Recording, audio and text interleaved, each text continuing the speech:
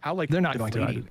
I know, but like they're not going to win the House. Even no, I'm just saying like pollsters, they have to cover their ass, and they can't make these kind of declarative statements because anomalies do happen, and when it does happen, everybody dunks on you for years. But they're not going to hold the House. We're going to win the House by 15 to 25 seats. I'm saying, and I do think we're flipping that Senate. But Pisco, and maybe we can dive into some spicy conflict here.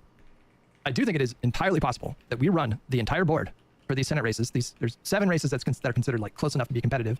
North Carolina, Georgia, North Carolina, Alaska, Texas, Maine, not Georgia, Ohio. I don't think Georgia. Oh, you don't even consider that? No, Ossoff's got that. I think Ossoff has that. Yeah, he's up by like fucking 10 points, and the guy, you talk about like, bro, that guy has sexual aura unlike any man I've ever known. Jesus. He is so powerful. Like I can feel my cock move a little bit when he just like looks into camera. Have you seen some of the clips of him where have you seen the clip of him like the person's running down the issues and asking him, do you support Medicare for all? Do you support this? And he's saying no, like very casually. Have you seen that clip? I think I saw like 10 seconds of that clip. Yes. He knows what he's doing. The way that he's looking at her, he knows. He's weaponizing his powerful his aura. He's mugging. He knows that every homosexual man or bisexual man and heterosexual bisexual woman who's in his presence wants to fuck that guy. He knows, and he knows. I know your point before you made it. Your point is they run the board. Is there a meaningful difference between prediction markets and gambling? I mean, the two meaningful differences is that theoretically, there might be, theoretically in the long run, you might not have to be a loser against prediction markets, I guess, if you know enough. And then the big thing would be that there is arguably some yield of prediction markets to the public good, although I don't know if that's been verified in terms of you can make more accurate predictions by following them versus like gambling. I don't think produces any like even a theoretical beneficial side thing. It's just a thing that you do because you like to gamble, I guess. Except for Michigan. Yes, I am concerned about that. Yeah. What are your thoughts on it? So my thoughts are that El Sayed is running a very competitive race. That Mike Rogers is a minimally effective candidate, more so than people like Dr. Oz or who was out of Georgia? Holy shit, Walker. What was his? Oh God. Walker? Yeah. No, Mike Rogers he seems like a stronger candidate. When you watch him on camera, he comes across like a serious person, and yeah. Yeah, and Rogers like narrowly lost, I think, against Alyssa Slotkin in the last election, if I'm not mistaken about that. Yeah. So it's a close race. I mean, it's a competitive race in a time in which Democrats need all the edge they can get. But I think it's a very winnable race for El Sayed, and I think that the national conditions are such that to me it's not like Rogers is favored to win kind of thing. And I think right now he just cleared Rogers in the average of polling as well. And so I think that as time goes on, as there's consolidation, I think he'll be in a good position to win. But is it possible that he loses Michigan? Yes. And I think it's a big test for the DSA because they never had something like this before. It's always been a theory of the case, right? Where Bernie Sanders, he would have beaten Trump in 2016, or it would have been easier in 2020 for Bernie. And so there has been this constant refrain from more lefty places that the more moderate candidate isn't necessarily the more electable candidate. And this is a true test because this is a true purple state in a competitive arena where it actually is favorable to Democrats. And so yeah, I think this is critical for them. What, if you force me to put money on it, like $50, if you force me to bet $50, I would bet that El Sayed is going to win. I think it's going to be close. It feels like it's going to be a close race. That's just vibes. I have no data to support this, but it's just a purely vibes-based analysis. But I think he's the only one I think that's pulling down right now for our Senate races that are flippable. I don't know. I mean, it's not impossible. It's not like foregone that he's going to lose or something, but I think it's going to be tough. Says something about the state of things that I feel more confident about Alaska than Michigan. Like I might even feel more confident about Texas than I do Michigan right now. And there have been a couple of non-internal polls that have come out in the last week that show him slightly ahead. So I'm glad to see that. I am certainly not rooting against El Sayed. I actually think he's a much better on paper candidate than some of these other like DSA people. And to be clear, he's not DSA.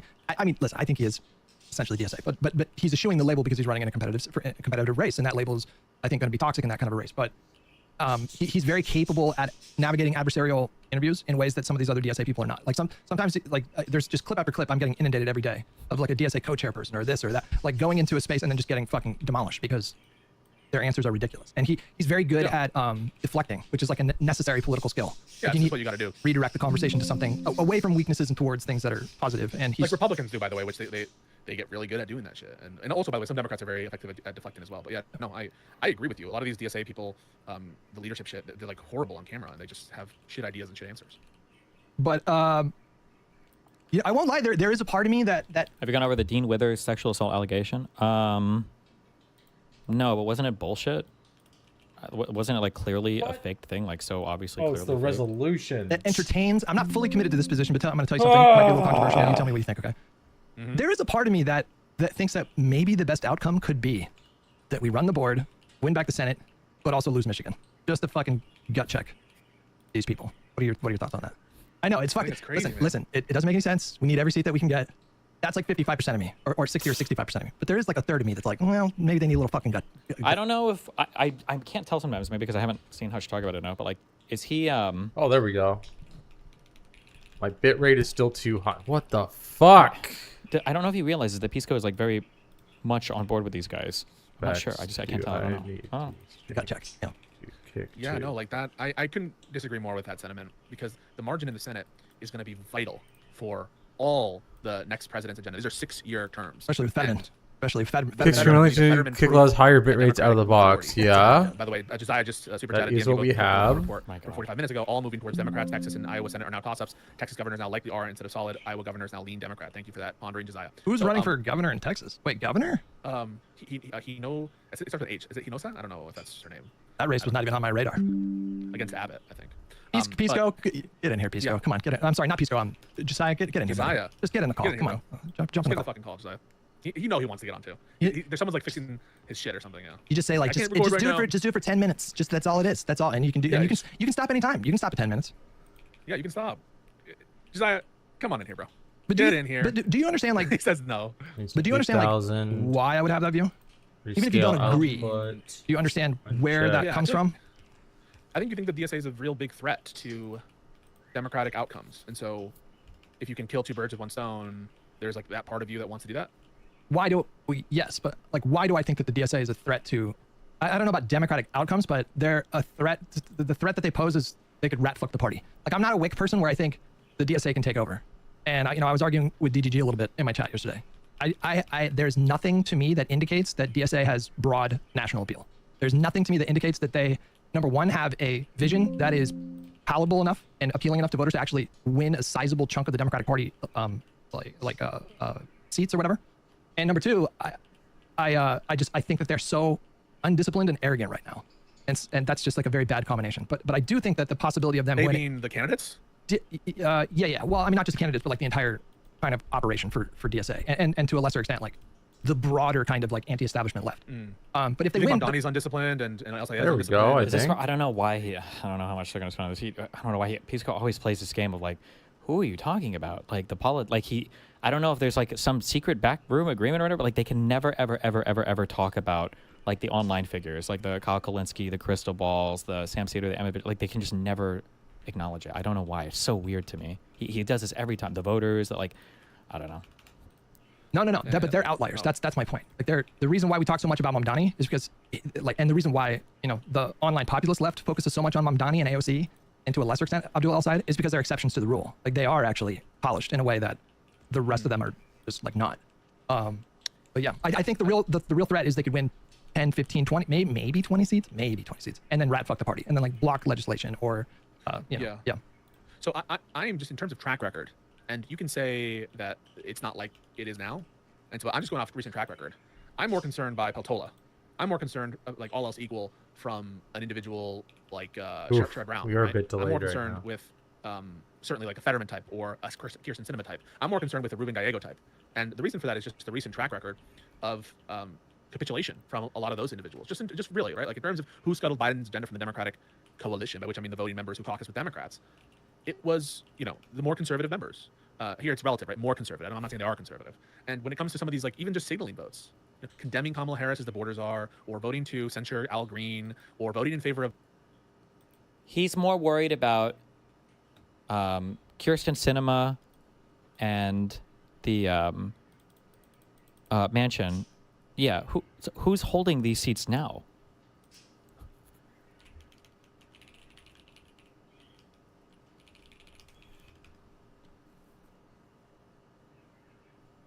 Feels still a little bit delayed, but we are good. Okay. And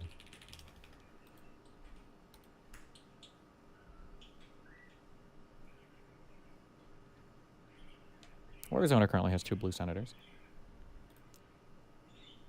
And then West Virginia has 2 red senators. I think Manchin was like he was supposed to be like the only type of person who could hold like a Democrat that could actually win in this place, right?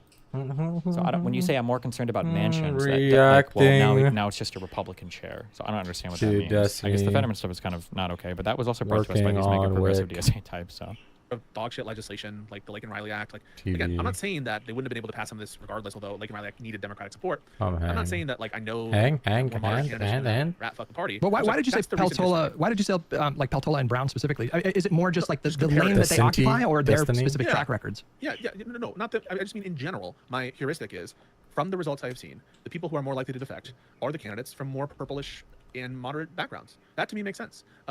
yeah, but that's by virtue of them being in more purplish moderate areas, right?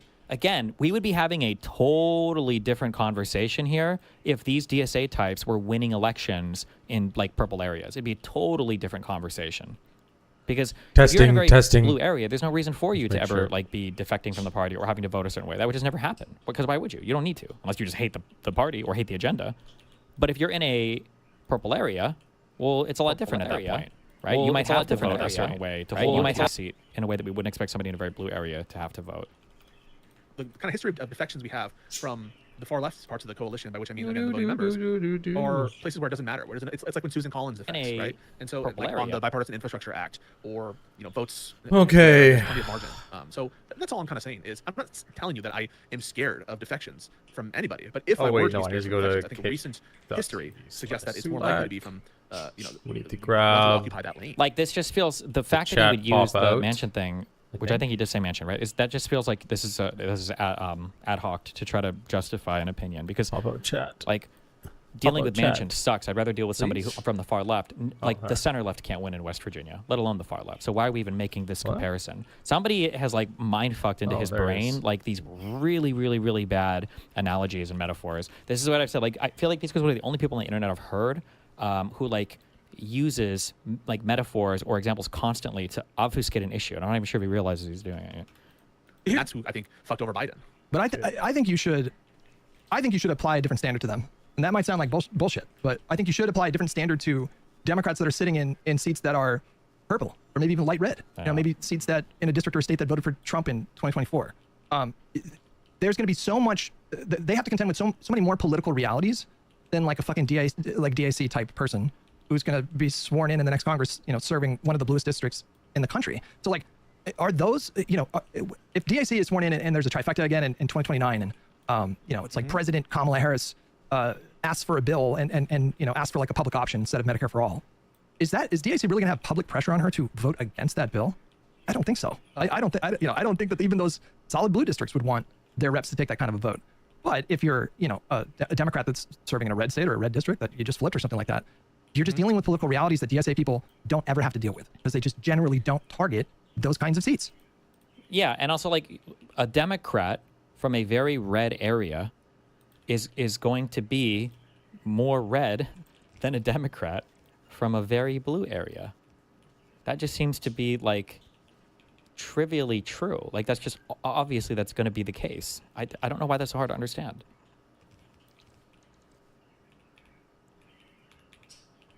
Can somebody real quick? I was trying to do this last night. Okay, when you place like a bunch of pump jacks down, right? Let's say I place like 50 pump jacks down, and I want to figure out like the shortest distance to connect all the pump jacks with pipes. Can somebody like write me out like an easy formula to do it? It shouldn't be that hard to figure out, right? Yeah, if you're asking whether I have different expectations for people in more competitive districts and different windows of tolerance for such people, the answer is yes, I do. But I thought that your concern was about who is literally more likely to skullfuck a Democratic president's agenda. And I just think, regardless of whether there would be a better justification, if the more conservative lane or the more moderate lane were to do it, I grant that would be more understandable. I grant that it would be more justified. But I just think that they have shown a track record of being the ones who are stopping the Democratic president's agenda from fully getting through. That's in Obama, by the way, and that's in Biden. And that's just, I mean, you really can't it's find less, other. but it's less so with Biden. Like, but Obama had way more internal defectors with the Democratic caucuses that he was dealing with in the House and the Senate. And, Sure. and Biden, Thank you, Stain. I love you. Jesus Christ. the overwhelming majority of the Senate. I mean, the House, like Pelosi did a fantastic job of like whipping the votes every time. And the Senate, that was just a completely different situation because 50-50 Senate, and two of them I'm were. not saying anything more or less. Yeah, I'm not saying anything more or less than that. Given the track records, who am I actually more afraid will vote down a piece of legislation that a Democratic president recommends, and maybe for justifiable reasons? But the person I'm more worried about scuttling that agenda is someone in that lane. Like, this is just such an irrelevant point, though. Like, there's literally no point in bringing that up because a lefty is just never going to be in the position to do that because they're not running in these races. They're always going to be more like a conservative Democrat is going to be a bigger threat to the Democratic Party's agenda than than like a super blue Democrat. But like they're going to be in different races. I don't know. And that's not to say that they shouldn't be in that lane. I'm just telling you in terms of what the fears are. I'm not really fearful of El Sayed voting against like a public option because he couldn't get the best thing. I haven't seen examples. Not Syed. I agree with you there. I agree with you on Syed. So then I don't understand really the fear as much. Maybe you're saying Darlisa Chevalier. She is someone you fear that from. I think Chevalier is going to be a massive liability to the Democrats. Right? But it's more than just the legislative agenda, though, Pisco. It's about the news cycles. It's about the perception of the party. I mean, that's another like equally important factor in this discussion. You know, and DIC is just loony, like just the worst. And like Fox News is going to run 5 hours of programming a day on her the second the next Congress is sworn in because she's so bad. And I just, you know, like what's give me like, you know, when you think about like that kind of toxicity, I just don't think, when I think of like moderate members of Congress, I just don't think of like that kind of toxicity. Like I think she's going to be more toxic than Manchin. You know what I mean? I mean, Manchin didn't endorse Kamala. Manchin said that like, you know, was talking shit about Biden publicly. Either did DIC. Manchin left the party. Yeah, but Manchin also like kind Manchin of didn't he like kind of rat fuck the Republicans so we could get the infrastructure bill passed? In a small bit here, we're going to listen to WIC, which is the AIPAC and anti-Semitism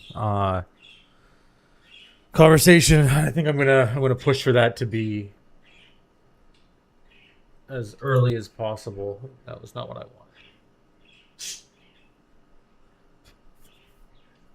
wanted. Ask for Manchin, like, and again, these people are in different seats, so we're gonna have a different expectation for how they should act, right? You know, he really fucked over Biden in major ways, and then didn't even run for re-election.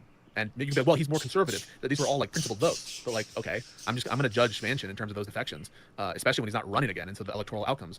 I'm going to judge him on who he is. And so, like, okay, maybe you can grant in terms of who appears better on TV, who's more of a reputational hazard. I'm going to grant you every day of the week that, you know, on average, I think many of these DSA members are, you know, my heuristic is more reputationally risky, but not always the case, right? Sometimes I think that we underestimate the degree to which some of our more moderate lane officials are like hated and disliked. You know, right now, again, I guess Mamdani is the exception, so let's exclude him. You know, but AOC outperformed Kamala Harris in Queens.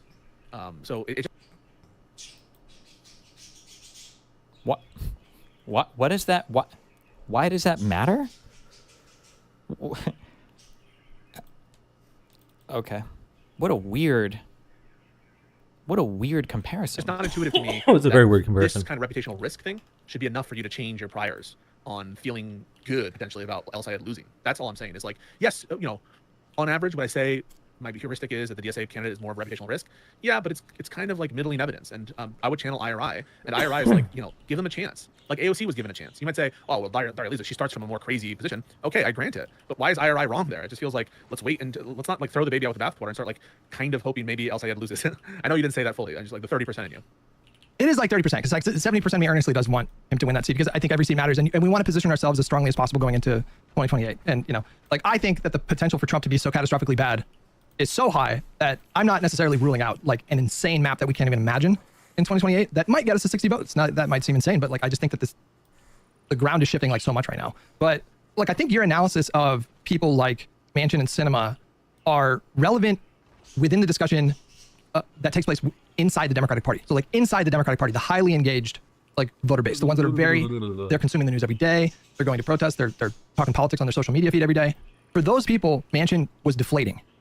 And I can get that, like I can understand that perspective, but only if I imagine thinking from just within the Democratic Party bubble. I think like when you know, what is the main reason that voters give right now? I mean like all voters, not Democratic voters. What is the main reason that voters give right now for the Democratic Party brand being shit? Too far left. I don't know, weak and effective. No, not pushing back hard enough against Trump. Like that's within the base. That's within the base.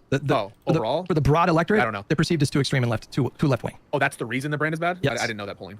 I just thought that was like, you know that. Come on, like you know that polling. You've seen the polling. No, I've seen the polling of the following question is, do you think the Democratic Party is too extreme? And I know that the answer there is yes. I haven't seen the polling that it's the reason the brand is as bad is the biggest reason. What did I do? Uh-oh. I can't hear you. You're breaking up. Oh no. Uh-oh. Uh-oh. Uh-oh. Hello. Better. I can hear you. Yeah. Right now. Okay. All right. Okay, perfect. Okay. So what I was saying is, I have not seen the polling that among the reasons the brand is bad, relatively speaking, it is because they're too far left. I've seen the polling that says people think it's too far left. I'm not denying that. The polling I haven't seen, contrary to your implication, is that it's the biggest reason why the Democratic Party brand is so bad. Well, Uh-oh. sure, that's fair. I don't know if I've seen No, that polling no. either. I mean, but that's my Oh, I sense. thought you asked. That's my sense of things. I think like the problem of the party being perceived as too extreme is a really big fucking problem. And when you think about Joe Manchin, did he contribute to that problem? No, obviously not. The only reason why he fell out of favor with West Virginia voters Shit. is because he supported Biden's agenda. Now he obviously stymied some major provisions of the legislation that they passed, but his numbers fell off of a fucking cliff when he supported the infrastructure bill and the IRA, because it's coal country and there were massive subsidies for renewable energy projects in those bills. That's what that's when his so I grant that, popularity 100%. tanked. So I just grant that. I just think Pisco, and then I just wanted to say one more thing. I think you should judge Manchin in the context of him having been a senator from a state that voted Trump by 42 points. And that's a Jesus. different analysis than someone like AOC or DAC, right? Yeah. Yeah, I think, I don't know if you heard me. I said I would, right? Did you hear me when I said that? Maybe not. Oh, I didn't hear that. It sounded like he's saying he is like judging them principally on their votes or something like that. I didn't hear him. No, I don't know. You were cutting out a little bit. Okay. No. All right. So to reiterate, second, yeah. I would give different justifications and a greater window of tolerance for people to defect given where they're from. I said that very clearly just now. Okay. Before. Okay. But that's why I think you should be said- more concerned about. Sorry, I keep interrupting you. Go ahead. Yeah. No, like, I thought the question was, I'm fearful of them fucking over our agenda. I didn't know that you're like, I'm fearful for them fucking over our agenda for unjustified reasons. Now, if you say that, then like, okay. Then What? granted, but you, as you sort of stated the fear, I thought you were just stating the fear in terms of the absolute effect and not the relative justification sort of priced into that. Well, I just think you should expect that senators and representatives that are serving in more conservative regions don't are know going about to have a more conservative track record, and they're not going to support That's my every point. provision in the legislation. You don't have to like it, but I think you should accept it, and I think you should treat it as inevitable. Like, you can't avoid that. There's just I'm no. not, there- I'm not putting like any normative or like judgment on it. All I'm saying is, if you fear a given thing, right? If you fear fucking up legislation, in terms of who the risk is, it's some people more than others. That's all the point is. And you gave the perfect explanation. Yes, people from more purple and conservative areas are likely to vote more out of conformity with the Democratic president, all else equal. So yeah, I think that's just granting my point there. In terms of the overall, I don't know if you're now affirming though that like you think among the reasons for Democratic brand issues, is it or is it not your affirmation that like the perception of being too left wing is the most impactful reason? That I think it is for independents, because like when you look at independents specifically, obviously Republicans are going to have their highly partisan bent, but independents overwhelmingly feel, I think, I'd have to double check the polling, but I'm pretty sure it's like between 60 and 70% of independents think that the party's too extreme. And so when I grant that, but just from a relative perspective, Oh you're my not saying that God. it's the biggest. We don't have the data for that, right? That's what I was saying. I don't know the data about. He's I just don't technically correct Yeah, I here, don't but know I if don't that- know. haven't seen that. No, If- to I me, don't know how you that's do intuition, polls. so I could be wrong. But I don't think that like independents have a negative view of the Democratic Party because they wanted the Democratic Party to do more, or go faster, not or be more extreme. I'm not sure either, right? That's why I think that like that's an interesting polling question to ask other people who do have a negative. I'm view. on it. Like, so now we have to be totally agnostic on it? I mean, I don't know. I've got Claude on the job. Okay, Opus 5.0. Let's I take don't a think pick there is again, going to be a but- poll that addresses The exactly only thing I'm what trying to do, Hunter's saying here. the only reason I'm bringing up is like I haven't seen that. That's all I'm saying. I'm not lying that I haven't seen that polling. Like I've seen the polling that the people perceive the party as too left. Sure, yeah. That's Yes. the polling I've seen. Yeah. Well, so I don't know. Like, when I look at the type of candidates and the type of like people that are running as Democrats and winning in Democratic primaries and who are very well positioned to become a member of the Democratic Party in the next Congress, when I look at moderates versus like these DSA types, the rhetoric is so different. Like when I listen to these DSA candidates, it's very obvious that they have just unbridled contempt for the Democratic Party, and that to me feels like it's a liability in a very material way. It's like impossible to quantify, but that to Not me, any Senate candidates, right? no, I think El Sayed, I don't love his rhetoric a lot of times, but he doesn't go as far as these other people. Like he He's doesn't. like embracing the Haley Stevens he's like not. He's trying to consolidate support. He's talking to Obama, right? It's not Yeah. like he's going out of his way to make enemies, right? And like, listen, I get it's a different standard, right? Like this might seem a little slippery, like very convenient logic, but I think there's a different standard here, because I am in favor of candidates just tossing the Democratic Party under the bus. If you're going for like an Yeah. R+5 seat or an R+10 seat or something like that, it's fine for them. You should welcome and applaud when you see a candidate saying, the Democratic Party has forgot about the working man, blah, blah, blah. That's smart. That is smart if you're targeting a district that maybe like we lost. It used to be a part of the coalition at some point, during the Obama years or whatever, and we lost it during the Trump time. That's fine. But if you're running in a safe blue seat and you're talking about how like the party is this abysmal failure, that's when I get a little pissy. Like Ossoff does. Ossoff, I think it makes sense again in Georgia. Like those are competitive races. Like I don't like hearing it. There's a part of me that's like, fuck these guys. Democratic Party's actually pretty good. But then there's another part of me that's like, I get it. I get it. Like you're dealing with a hostile electorate that have a very negative view of the Democratic Party, and it's become somewhat ingrained during the Trump era. It's calcified into this really negative opinion. We talked about it on the pod, but I keep going back to this. There's been polling done where they poll like different policies, and the support for the policy went up or down like 10 points, depending on whether or not the pollster asked, included the fact that it came from a Democrat. So just like being tied to the Democratic Party is so toxic that it can drive support for a policy down 10 or 15 points. So that's a real brand problem. And I don't think you're going to get around that problem running in a competitive race by telling people, oh, no, all the things that you thought are wrong, actually. I think you do kind of have to affirm people's like feelings, their negative feelings in that kind of a spot. But what's the value of doing that in a fucking D+30 district? What's the harm of doing it in a D+30 district? What's the harm of undermining the party and like? Because in your D, I can't believe I did that. It's so your stupid. D+30 district should be your biggest party cheerleaders. Those should be the people who are the most like trying to champion and build your party. They're the ones who are in the safest area to do so, of course. Playing into you don't think the poster children of like the DSA aligned or DSA endorsed candidates are doing this, right? You don't think AOC is doing it. You don't think Mamdani is doing it. You don't think El Sayed's doing it. I don't think that you think. But you keep going back to these outliers. But you're. Yeah, this is always so. Like again, the way, and it's not just Pisco that does this. There's a lot of people that do this. These are always my biggest fears. Like he's justifying right now the fear of the guy who holds the door open, right? Oh, what about Mamdani? What about Mamdani? What about AOC? What about Mamdani? We can always go back to those people, and then we can't address any of the other crazy people that are getting in under their leadership, under their Hey, Ella Pepper, right? how you doing? Oh, what about these moderate people? Welcome in. Sorry, I'm just just. like, okay, I just made a big mistake. you got it. Focusing on the outliers. Yeah, who is doing that? Screwed up a little bit. The candidates I've seen, Valdez engage in this kind of rhetoric. Maylott is a little more chill than them, but she kind of does it too. And certainly DAC. Like DAC, I think literally like viscerally hates America and the Democratic Party and capitalism. I think she's, that on her works. little Marxist project because she thinks the revolution's still coming at some point, and it's all very silly.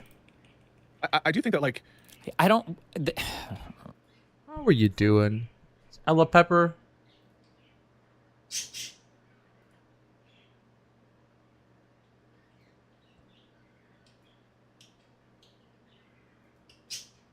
Okay, we're gonna do some new reads here in a small bit. Hopefully, I don't think I missed you too far. I don't think I missed you. I think you. There's also a red flag. I feel like every time you hear somebody make a strong claim about like a lefty belief, I feel like Pisco just like kind of hand waves it and just walks on. Like because he asked that question, and if Hutch wouldn't have been able to answer, Pisco would have just said, "Yeah, this is why my position is that this just isn't a real issue. I don't think it's a real problem." But then Hutch did give an answer. But then Pisco has something to say about it, and he just moves on to the next thing. It's like everything is like a gear check in an RPG, where if you don't have the gear, you just like die. But then if you have the gear, you just like. Hopefully you can hear me. I think you can hear me. I think. Show a sign of life if you can hear me. What's going on here? Why is the PC chugging?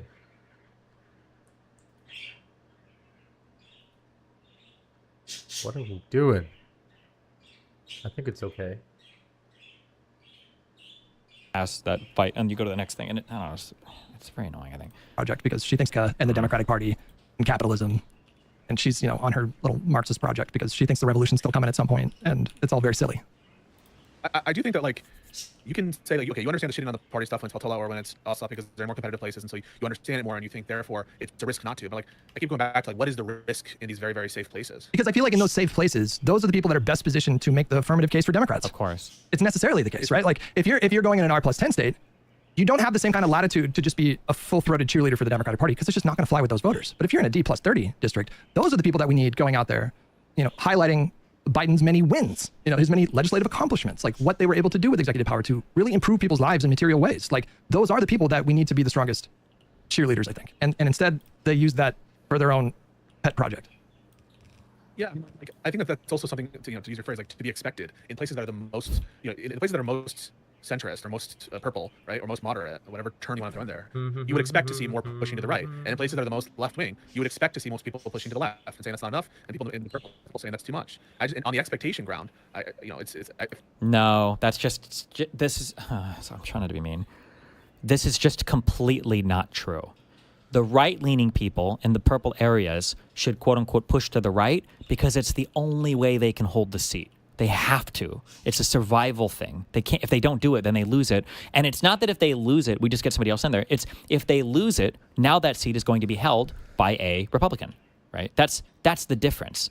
Is that if these people decide to not champion the party in these areas, well then fine. But then whoever comes next, in the super blue areas, right? If AOC left, or if any of these crazy DSA people left, it would just be replaced by another Dem. That'd be fine, right? So they don't have to be as anti-party in the safe areas than the people in the vulnerable areas are. Like it's. I feel like it's mirrored, right? Like that's what you would expect, and those are the people that. No, it's not mirrored at all because the super blue seats are not going to be lost to Republicans. Oh my God. Naturally account for. So maybe you think like, well, it makes more sense because they have those kind of pressures in the general for the Republicans, but those Democratic candidates have pressures in the primaries, right? And they want to win their primaries. And I'm just going to tell you, right? Like there are a lot of people who think, I will say. Now we can get to the real Piska argument because everything you said before was bullshit. Now my guess is the next thing's going to be, there are people who do feel like the Democratic Party brand is fucking ass and it's fucking terrible and horrible and they just fucking suck. This is, I think, a more honest. This is the actual argument. It was close to the majority at some point who thought the Democratic congressional leaders had net disapproval among Democrats, that their leaders in Congress net disapproval. And so this sentiment of being... But why does net disapproval, why would that matter for local races? You don't run the entire party in an individual area, right? You don't run on net approval or disapproval in a particular area. Aspirate at their own party is not like an isolated phenomenon. And it's one that you're aware of too. So just in terms of expectation, I would expect to see that in these areas. And I just don't know, like, what's the huge harm? Where has that been felt? Where are we seeing, like, this existential thing, such that we feel like Lee at El Sayed, like potential 30% Lee at El Sayed losing? Like, I'm just not seeing what the issue is there. The massive unpopularity of the current Democratic Party brand. I think the glee would be because these people very openly... Actually, before we unpack that, are you using OBS right now? Yeah. What bitrate are you streaming at? Yeah, it's only 2800. It's Japan. Could I ask you to drop that down to 1500 just to see if maybe it improves the Discord connection? He's trying to It'll still snark look it. fine. It'll cut the stream. I had it low at like, so I kept having issues until I upped it to 2700. The internet will literally cut out. On the stream. Okay. Yeah, sorry. Okay. Well, I mean, it's workable. It's workable. It's fine. I'm sorry. I think the reason why I might feel like a little bit of glee if we ran the board and took back the Senate but lost Michigan is because I just very simply I don't trust that movement at all. And maybe we can use this to like dovetail into the Vanguard thing because it's related. I just don't I don't trust these people. I think they have a fairly delusional view of like where the country is at, and so that skews their expectations of where things should go, and it also plays into their grand narrative that I've talked to you about before. The grand narrative being that they're these like salt of the earth. Okay, we're going to not listen to we're going to go listen to Wick during this APAC stream, which turned out to be kind of crazy. Oh no, wait, we're gonna watch it on the web player because the web player.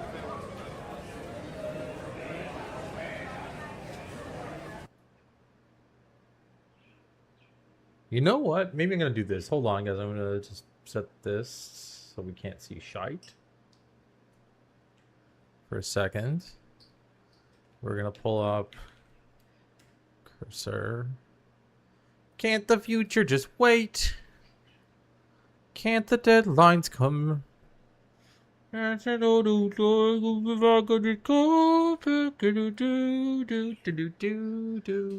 rate at which time flies by.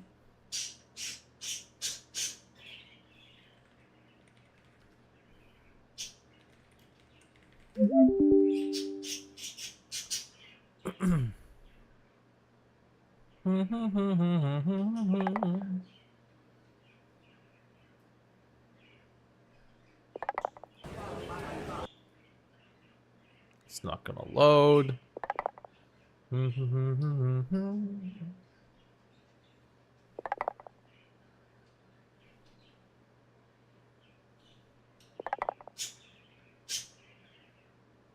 I really hope there's no fucking errors. I really hope.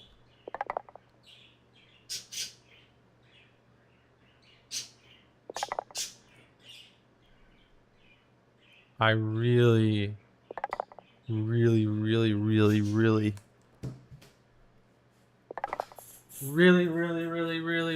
hope.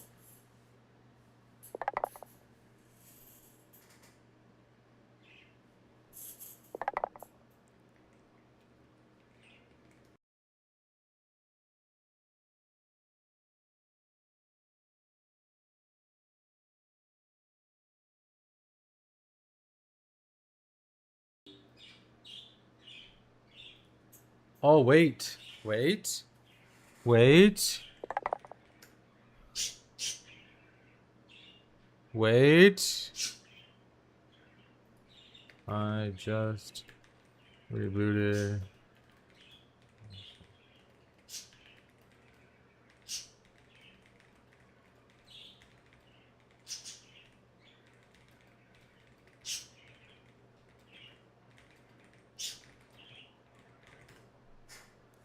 Wait.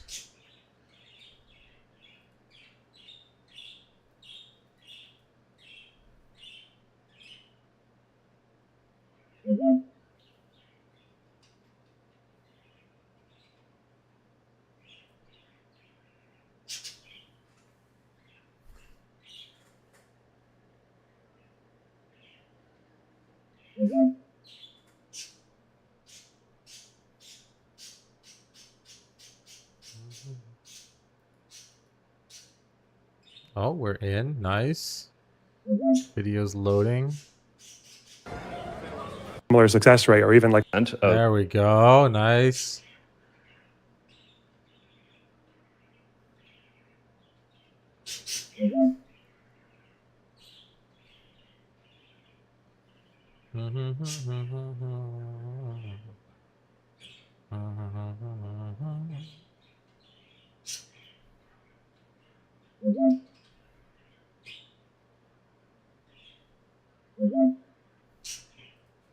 Ensure any jobs that were cut off yet.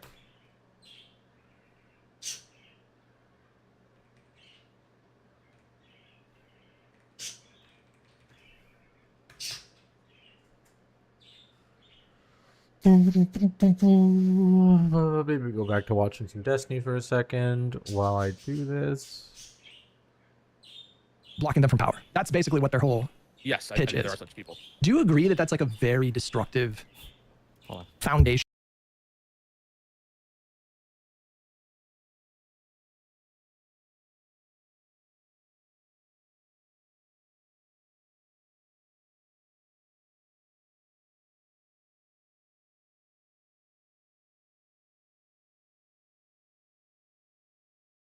Of it. I mean, I feel like I saw destructive results of this narrative in 2016 and 2024. You know, Based on what? the constant negative coverage of Hillary Clinton and Kamala Harris. Like just the framing of them as being a part of Oh, this. from the influencers. From I guess we're kind of conflating a few different things here, but like it's all related. When I think about the politicians and then like the media ecosystem that sort of prop up those politicians, you know, they're like separate things to unpack, but there's a lot of overlap there in terms of what I think is destructive. Yeah, so they're destructive again. I think it's gonna have to be cashed out in terms of some results, right? And so in terms of what they're saying is destructive, 100%, and oftentimes ill-informed, yes, 100%. In terms of it causing any harm, that's something I don't have a strong intuition for. Like To that's me, something it's I just- would want to see evidence for. I don't know, man. To me, it's almost like self-evident, the harm.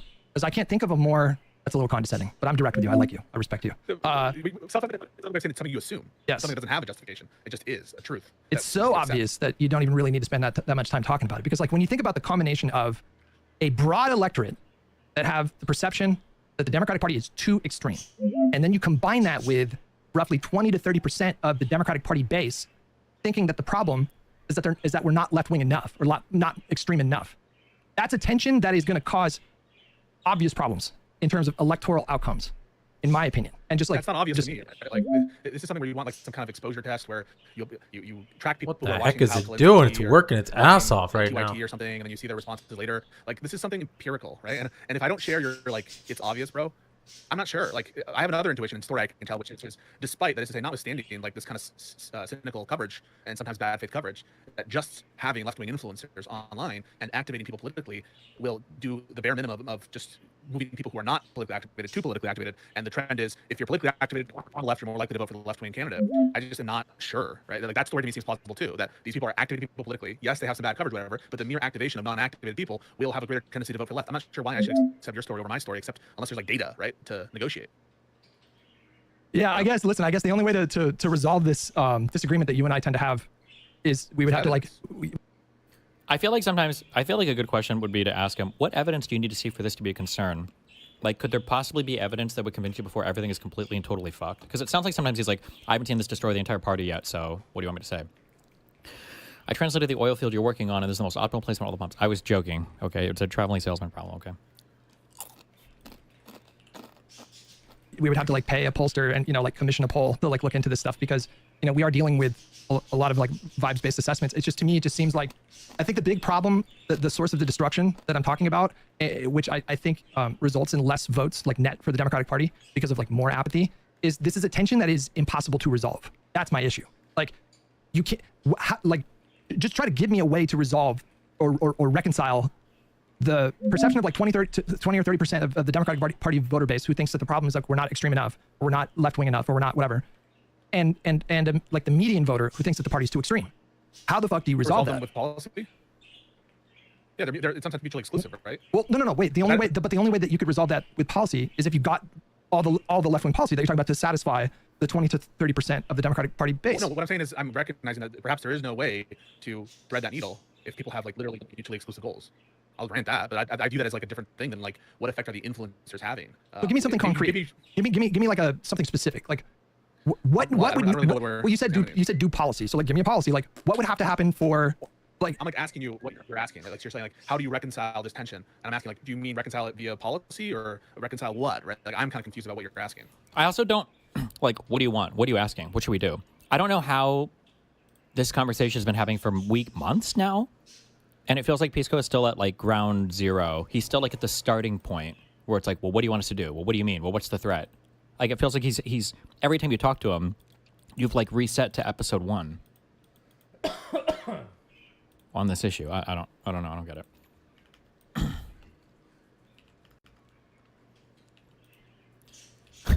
So one of my favorite snarkers,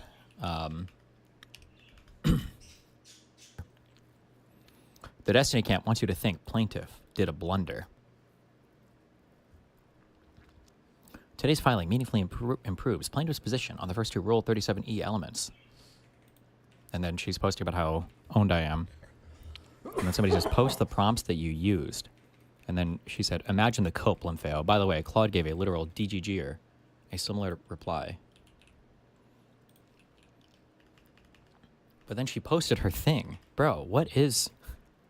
Do people not like have any understanding of like what bias or anything is? So what can you find me on this case? That's a fine question, I guess. Okay. Next question. I also love it when people like typing in like caps lock and shit to the bots. He has a spoliation hearing today where we know he deleted a bunch of logs and tried to recraft some logs. Thoughts on how that will go if true?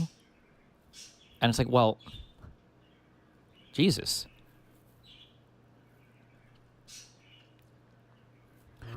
He was malicious the whole way through. Okay. If he attacked, doxed, and did everything he can to hurt all parties involved publicly and bragged about it, does that show intent?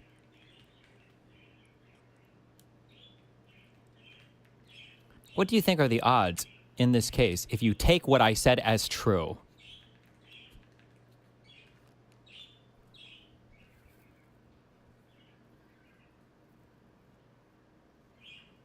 Still analyzing? Oh, there we go. Importing. Yeah, that's running. 55 to 65% chance of meaningful sanctions. She's still only like barely beating plus 50%. With all of the loading, Jesus.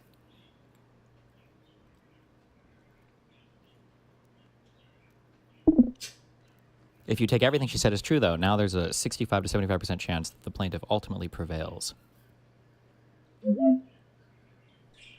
Important caveats. These odds treat your description of the public attacks, doxing, and bragging as established fact and assume the forensic/deposition evidence of deletion plus reconstruction holds up. In reality, the defense contests both the intent and the underlying spoliation, and the court has not yet ruled. Timeliness remains a real procedural risk for plaintiff.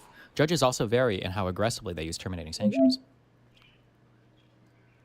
Net assessment under your assumptions, Bonnell is in a clearly losing position on the spoliation issue, and that lawsuit put him at a substantial disadvantage in the case as a whole. The public pattern of malice you describe is exactly the kind of evidence that makes an intent finding and resulting sanctions significantly more likely than if the case were limited to quiet private deletions. What about that judge in particular? How does she usually rule? Cuban American. Uh-oh.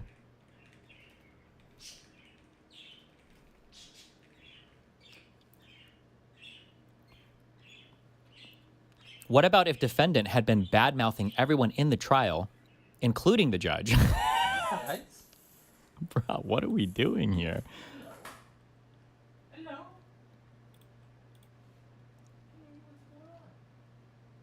Do we know at what time is the spoliation hearing today? How long do those hearings usually last? It's been 2 hours now. So did you hear what happened? Plaintiff got an extra week to submit stuff. Apparently the judge was annoyed at plaintiff as well. She said if it goes to court, it would be in 2027. What are the odds for MSJ, in your opinion?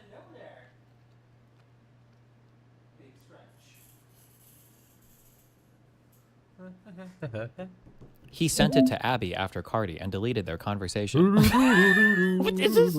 Are these people real human beings? Are these people bot? This is more of a bot than Grok. There's like one person in this conversation failing the Turing test, and it's not the robot. Jesus.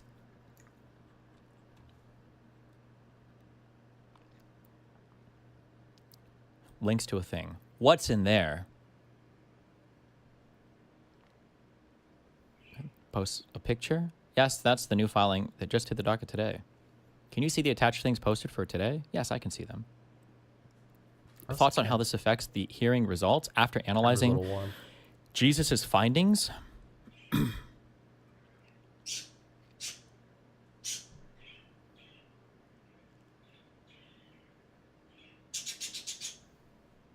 He did not hire a specialist defense to counter Jesus.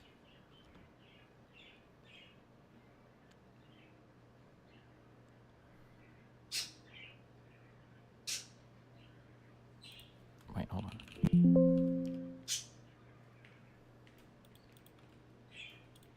Oh, fuck. But if he publicly maligned everyone, including the judge, the whole time, the odds are stacked against him. No? Oh my God, this poor bot is being molested. So now with everything you know, what odds do you give the spoliation hearing to end up as, and what about MSJ?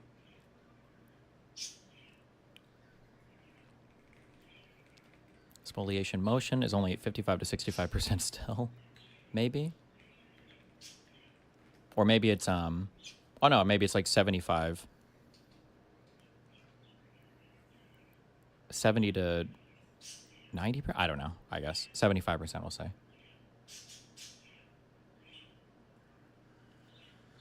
MSJ granted, down to 35. MSJ denied, up to 65. And then mixed, 10%. I'm going to... What are the odds for MSJ if spoliation happens? ... 0? Any news? So, ... Oh my God.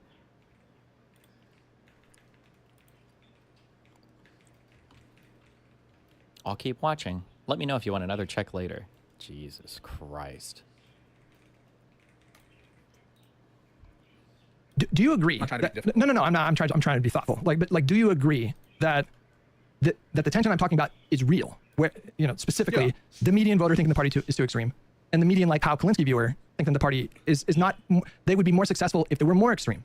Like, do you agree that that's a tension? That's my strong intuition. I haven't seen specific data on that, but I share your intuition that people who are likely to watch Scotland teams probably think the party is not far left enough. So is that a tension? And by tension, you just mean ideological policy or reconcile what? Right? Like, I'm kind of confused about what you're asking. What happened with the do-over day?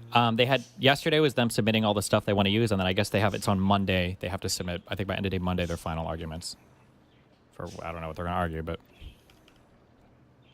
Do you agree? I'm trying to be difficult. No, I'm not. I'm trying to be thoughtful. But do you agree that the tension I'm talking about is real? Where, specifically, the median voter thinking the party is too extreme, and the median, like Kyle Kalinske viewer, thinking the party is not. They would be more successful if they were more extreme. Like, do you agree that that's a That's tension? my strong intuition. I haven't seen specific data on that, but What is I share your specific intuition. data? I think Like, what do you think are you're ever gonna likely to see watch on that? Scotland teams. You probably think the party is not far left enough. So is that a tension? And by tension, you just mean ideological incompatibilities or directional incompatibilities? So I think the answer is yes to that. Well, Okay. you can think that the party is not left wing enough, and I don't even have a problem with that. The problem is the delusion. The problem is the delusion that the median voter is where they're at, and that delusion, I think, is they have to maintain that delusion, otherwise their whole narrative just crumbles. And to me, when I think about the framing of the criticism of the Democratic Party from these types of people, it's just like so beyond criticism. Your conversation with Vanguard was like a really good example of this. And the most telling part of that conversation, I didn't watch the whole thing, but I did watch the section where you pushed him a little bit on the Shapiro thing. He's like, I'll look into it when they're the nominee or something like that, right? That gave the whole ball was game so away for shocking. that was just like a throwaway comment from him, but to me that was so I think telling. he doubled down on it a little bit more too. Yeah. Yeah, that was him saying, we will knowingly or unknowingly smear any politician Without that doesn't pass our research purity on it. test. That to me is like a pretty big problem. That's You think? Yeah, that's a 100% it is. force that I also don't understand. Like, Peace will say, yeah, he agrees with that, but it feels like he doesn't really feel very strongly about it. No, it feels like he doesn't care that much, which is it's always hard to match. Where he'll say, it sounds like he's giving an indication that he thinks that this is an issue, but like not really. I don't know.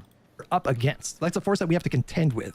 Those kinds of statements, flippantly suggesting to- that yeah. Josh Shapiro covered up a murder, and this is something, as you know, that is you could Yeah, I fact check. share You your could position. you could fact check that in 30 seconds with a Google search. It's just a ridiculous. Well, I think you should. The circumstances are bizarre enough that I took the time to like go through a bunch of autopsy analyses and to do some case. Like I agree that you could just look at Claude or whatever, or you could just do a Google search and shit. But the Wikipedia page on that, at least the last time I checked, it was kind of unhinged. The Wikipedia page kind of like strongly implied that this was a murder, and I just don't think the evidence is strong there. So I might contend with you a little bit about how much it takes to actually run no, it wait, around, but that's not what you Wait, can, what? Hold the on. Wikipedia page kind of like strongly implied that this was a murder, and I just don't think the evidence is strong there. So I might contend with you a little bit about how much it takes to actually run No, it wait, around. but that's Does Pisco know where those strong contentions come from? Does he think that those just like randomly happened there by good faith people, or certainly he's aware that the people that watch the Vanguard are the same people that are trying to like sabotage all the Wikipedias, right? that's not what you could fact check in 30 seconds. The thing that you could fact check in 30 seconds is that, now correct me if I'm wrong, but Yeah. Shapiro was the attorney general at the time, right, of Pennsylvania? No, What was he? he was. So are you asking when the suicide happened or when the investigation happened? When the pressure campaign happened to reclassify the death as a I can't say self-unaliving the word because it got demonetized Oh, okay, yesterday. So don't use that word. I don't know if you did. Did you? Wait, no, I don't think you did.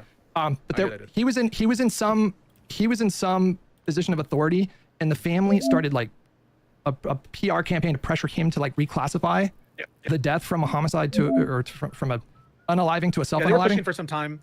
They were pushing for some time, and yes, they one of the times when there was a big push was while Shapiro was Attorney General in 2019. Right. And so, but the thing that you could fact check in 30 seconds is the Attorney General can't do that. That can only come from the coroner. They're the only ones that have the authority to change that classification. That's the thing that I think. I don't know what you dove into in terms of the details of that death, but that thing I you can think learn. the logic is not that Shapiro himself would change the determination there, but that they would like do more investigation and like see what the faults were that the that like in other words retake the investigation substantively and to head off like a good investigation. I don't think that the ask was so sort of limited to we just need things to report.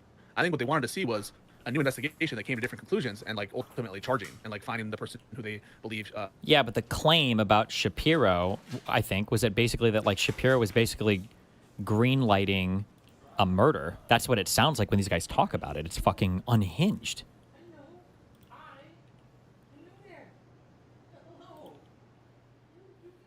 murdered or unalived their daughter. But I think that's the claim.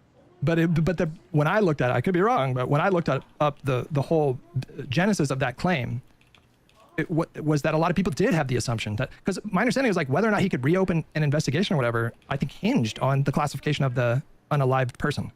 And he No, didn't. I don't think it did. So what happened was they transferred the case to Shapiro's office because the person who became like district attorney or whatever the attorney position was in the relevant jurisdiction used to be a lawyer for their parents, and so they transferred the case over, I believe, to the Attorney General's office. And so there was a push for them to like investigate harder. And in fact, just recently, last year, sorry, in 2025, they released a new medical examiner's report from Philadelphia. And listen, it's the Attorney General and the governor of the state. I mean, they have influence, and they absolutely could have run like a different investigation. And there were allegations of conflicts of interest as well. So I don't think it's like this categorically easy thing. Oh, because he's AG, the request was like innately delusional. Like, no, they had jurisdiction over the investigation after it had been transferred, and Shapiro's office was able to do that. But like, they're just wrong on other facts. They're just wrong on like some of the this is the Scott Alexander said this, he calls this like the non-central fallacy or whatever, where somebody debates like kind of like the technicality of a thing, but they're kind of like missing overall like the point that somebody's trying to make. And I think the example he gives is like somebody says that like MLK was a criminal, and it's like technically this might be true if he was arrested for loitering or whatever civil disobedience thing. But it's like when you say criminal, you're not usually bringing like loitering to mind. You're bringing like an arsonist or some violent person. And, you know, Pisco's saying like, well, they're just wrong on some of the facts, but, you know, like there were some kind of weird things. And it's like, these people, does anybody have a link to any of their tweets? They were basically arguing that he just intentionally let some woman be murdered.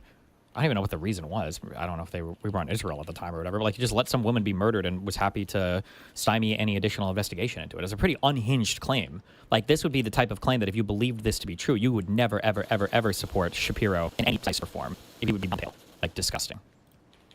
other things. They're just wrong, like it being an actual murder. I think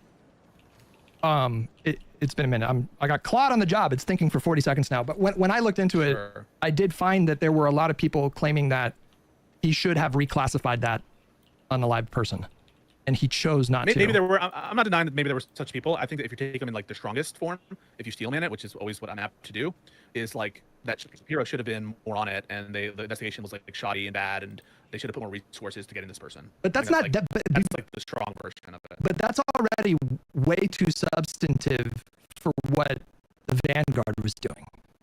Like what the Vanguard is doing, obviously, they don't like Shapiro. You know, he's pro-Israel guy, and that's like the big issue for them. So they have an intense bias against him, and something showed up on their. I think we can pause this for now. Is it for their own purposes? Kraut. Like if someone said Zionist or Let's see if I can find.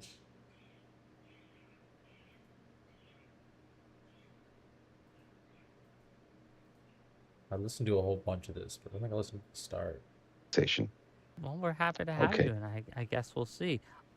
Maybe I should have clarified. We're talking more about modern day left, right? So he seems to be one of the many people right now where this is like when it comes to under what conditions is it anti-Semitic to criticize or focus on AIPAC? Is there ever a line or a time where it crosses? Overall, more broadly, do leftist streamers or people who are ostensibly on the left have a problem with sweeping for anti-Semitism? We're going to talk all about it. We got some great guests to do so, and I'm excited to give them the mic, have them introduce themselves a little bit, give opening thoughts, all these things. We're going to start with someone new to the channel, Social Society. Welcome, sir. So first of all, that's not a dog whistle, is it? No, Social Society SS? It's not. No. Okay. That's scary. I didn't do that. I want you to tell people who you are, what you do, and what are your thoughts on the subject at hand. Go ahead. Yeah, I'm Social Society because I'm a social democrat and I want a strong social welfare state in society, not because of a dog whistle. And I talk about politics on YouTube every day. I do 3 or 4 videos. I talk mostly about MAGA, domestic politics. I saw this kind of stuff, wanted to get into space, so I appreciate Wick giving me the opportunity. My position on this is I definitely think anti-Semitism is a problem. I definitely think it exists on the left. I'm not too familiar with streamers to have like a hard opinion, though I'm happy to go through the various ones and see what we think. But I wouldn't push back on anything like that. My main thing is I do think some of the critiques of people who critique AIPAC as anti-Semitism can be overblown, which I think kind of like hurts or can even like enable people who want to subvert that and do anti-Semitism with like AIPAC and stuff by critiquing those who are doing it genuinely. So that's kind of my position, and we can get into all of it. I'm excited to have you. Soypill, are you ready? Unfortunately, I mean, I'm ready, but I don't know what the hell's going on with my stuff. I can say my piece, but I'm just trying to find out how to go live and actually show Discord. You know what? I'm going to let you go last so you can focus on Yes, that. please. Thank you. Yeah. Lutterbox, what's your thoughts? I'm the kind of person who doesn't really like organized religion. I don't really like Islam, for example. But I also understand that it's very easy to, and I've never really had any problems with being against the religion of Islam, or even recognizing trends across the Muslim world that are problematic, whilst not being an Islamophobe. It seems to be very easy to do this. Up until about 5 minutes ago, I kind of thought progressives understood this as well, that there is a difference between criticizing something, maybe even incorrectly criticizing something, maybe even being a little bit too excessive when you criticize something. There's a difference between that and going into a territory of scapegoating, of a total disproportionality, of becoming so hateful of a particular group or a connected group or a subgroup of a group group that you become obsessed with them, or that you start to adopt this very vitriolic level of hatred towards them, and you hold them to a double standard. And I think every left-winger or progressive understands this kind of pattern and knows which red flags to look for when it comes to every form of bigotry. They seem to struggle, for whatever reason, with anti-Semitism. Thankfully, I come from a country where we have something called journalism and liberals and real media, where this kind of phenomenon did appear quite badly in the Labour Party under Corbyn, and it was held to account, it was challenged, it was aired out in the media, there were independent investigations into it, and now people of that ilk are just rotting away in the Green Party, so where they belong. So yeah, I think we can hopefully treat anti-Semitism the way we treat all other kinds of bigotry, because progressives are usually quite good at that. We'll see. We'll see. We're getting a little technical difficulties, but we'll get there. Hopefully Soypil can get with the program here. But first, we're going to give it to Kraut, my friend Kraut. Give us who you are and what your thoughts are. Go ahead. I make YouTube videos. I recently started streaming, and I came here with the description that you gave me of what was being discussed. I didn't look at all into anything APAC related. I don't know anything about that. I'm not really well educated about that. What I do know a lot about, because I studied it, was anti-Semitism in communist regimes. And in preparation for this stream, I looked into anti-Semitism in the 19th century socialist movements of France, which is often described, at least in the historical texts that I read, as the origin of leftist anti-Semitism. So maybe that is something useful that can contribute to this conversation. Well, we're happy to have you, and I guess we'll see. Maybe I should have clarified. We're talking more about modern day left, right? So the current left, but I guess we'll... Well, one can find old ideas frequently dug up and reused over and over again, and some things sometimes don't really seem to ever really change that much. Fair enough. Well, thank you for being here. I'm excited to get into it. And then last, there was Soypil. How's it going, buddy? Yeah, I can't get it working, so I'm just. I guess everyone who wants to see me, go to the Wick channel, subscribe to Wick, and watch Wick on Wick's channel. Basically, my frustration with a lot of this discussion in recent years has been there are a lot of valid criticisms of Israel and anti-Semitism, and there are a lot of invalid ones, and you're getting a lot of anti-Semites nipping at the opportunity to spread anti-Semitism, but also a lot of dismissive comments from people who would otherwise be supportive of things I think are important, because the critics of APAC, critics of Israel, get to dismiss that as anti-Semitic, and I think that's bullshit. And I guess I'm trying to come into this discussion and talk about how you can have criticisms of valid criticisms of any Jewish project or Israel without being anti-Semitic. I guess we're going to talk about it. We're going to find out. So, Lonerbox, let's start with you. Can you give us what's your, I guess, clearest example in this space of someone being critical of Israel or critical of APAC or critical of that project or Judaism even in a way that you find to be problematic or anti-Semitic, right? What's the clearest example you have? Like of an individual or a group of them? Either one. Pick. I don't know. Cenk, Anna, Dan Bilzerian, that Sean King guy, Hassan Piker, Kyle Klinsky. It's Crystal Ball, to name a few. Can you give us an example of some things that they've said that you find anti-Semitic? Yeah, Kyle is completely okay with people who believe in Zog. He literally just describes APAC as foreign money, which it's clearly not. He seems to be one of many people right now where this is like probably the only single issue PAC group that he seems to care about when it comes to donating to elections or into primaries. He seems to ascribe so much more power to these groups than they actually have. And when it comes to Israel, he's just like one of the first people to just believe every kind of like fantastical story about them, and he's willing to simp and completely launder the reputations and the ideologies of groups like Hezbollah and the Houthis and Hamas who fight with Israel. So I think if you hate a group that much that you're willing to, or a subset of a group that much that you're willing to give so many passes that you would never give if a right winger was doing any of it, then you seem to have some kind of bigotry going on there. Fair enough. Any responses to that, either from Social Society or Soypil? Social, why don't you go ahead, because I just fixed it. I'm about to go live, so. Yeah, I was going to say, I mean, with Cenk and Anna, I'm more familiar with them. Definitely agree. I think that they lost the plot a long time ago, if not always, never had the plot. I don't know if they were ever sane. With Kyle, I don't know him as much. What you described, I definitely would detail as playing into anti-Semitic tropes. I would only hedge, I guess, there because like I've never seen his content. I don't know much about him. But I think even more so than kind of what you were saying about giving a hand, or if you hate a group so much, I think it even kind of what you said sounds like it's directly playing into what I would call anti-Semitic tropes, like this caricature of like somebody standing above us and then minimizing all Jewish people to this caricature.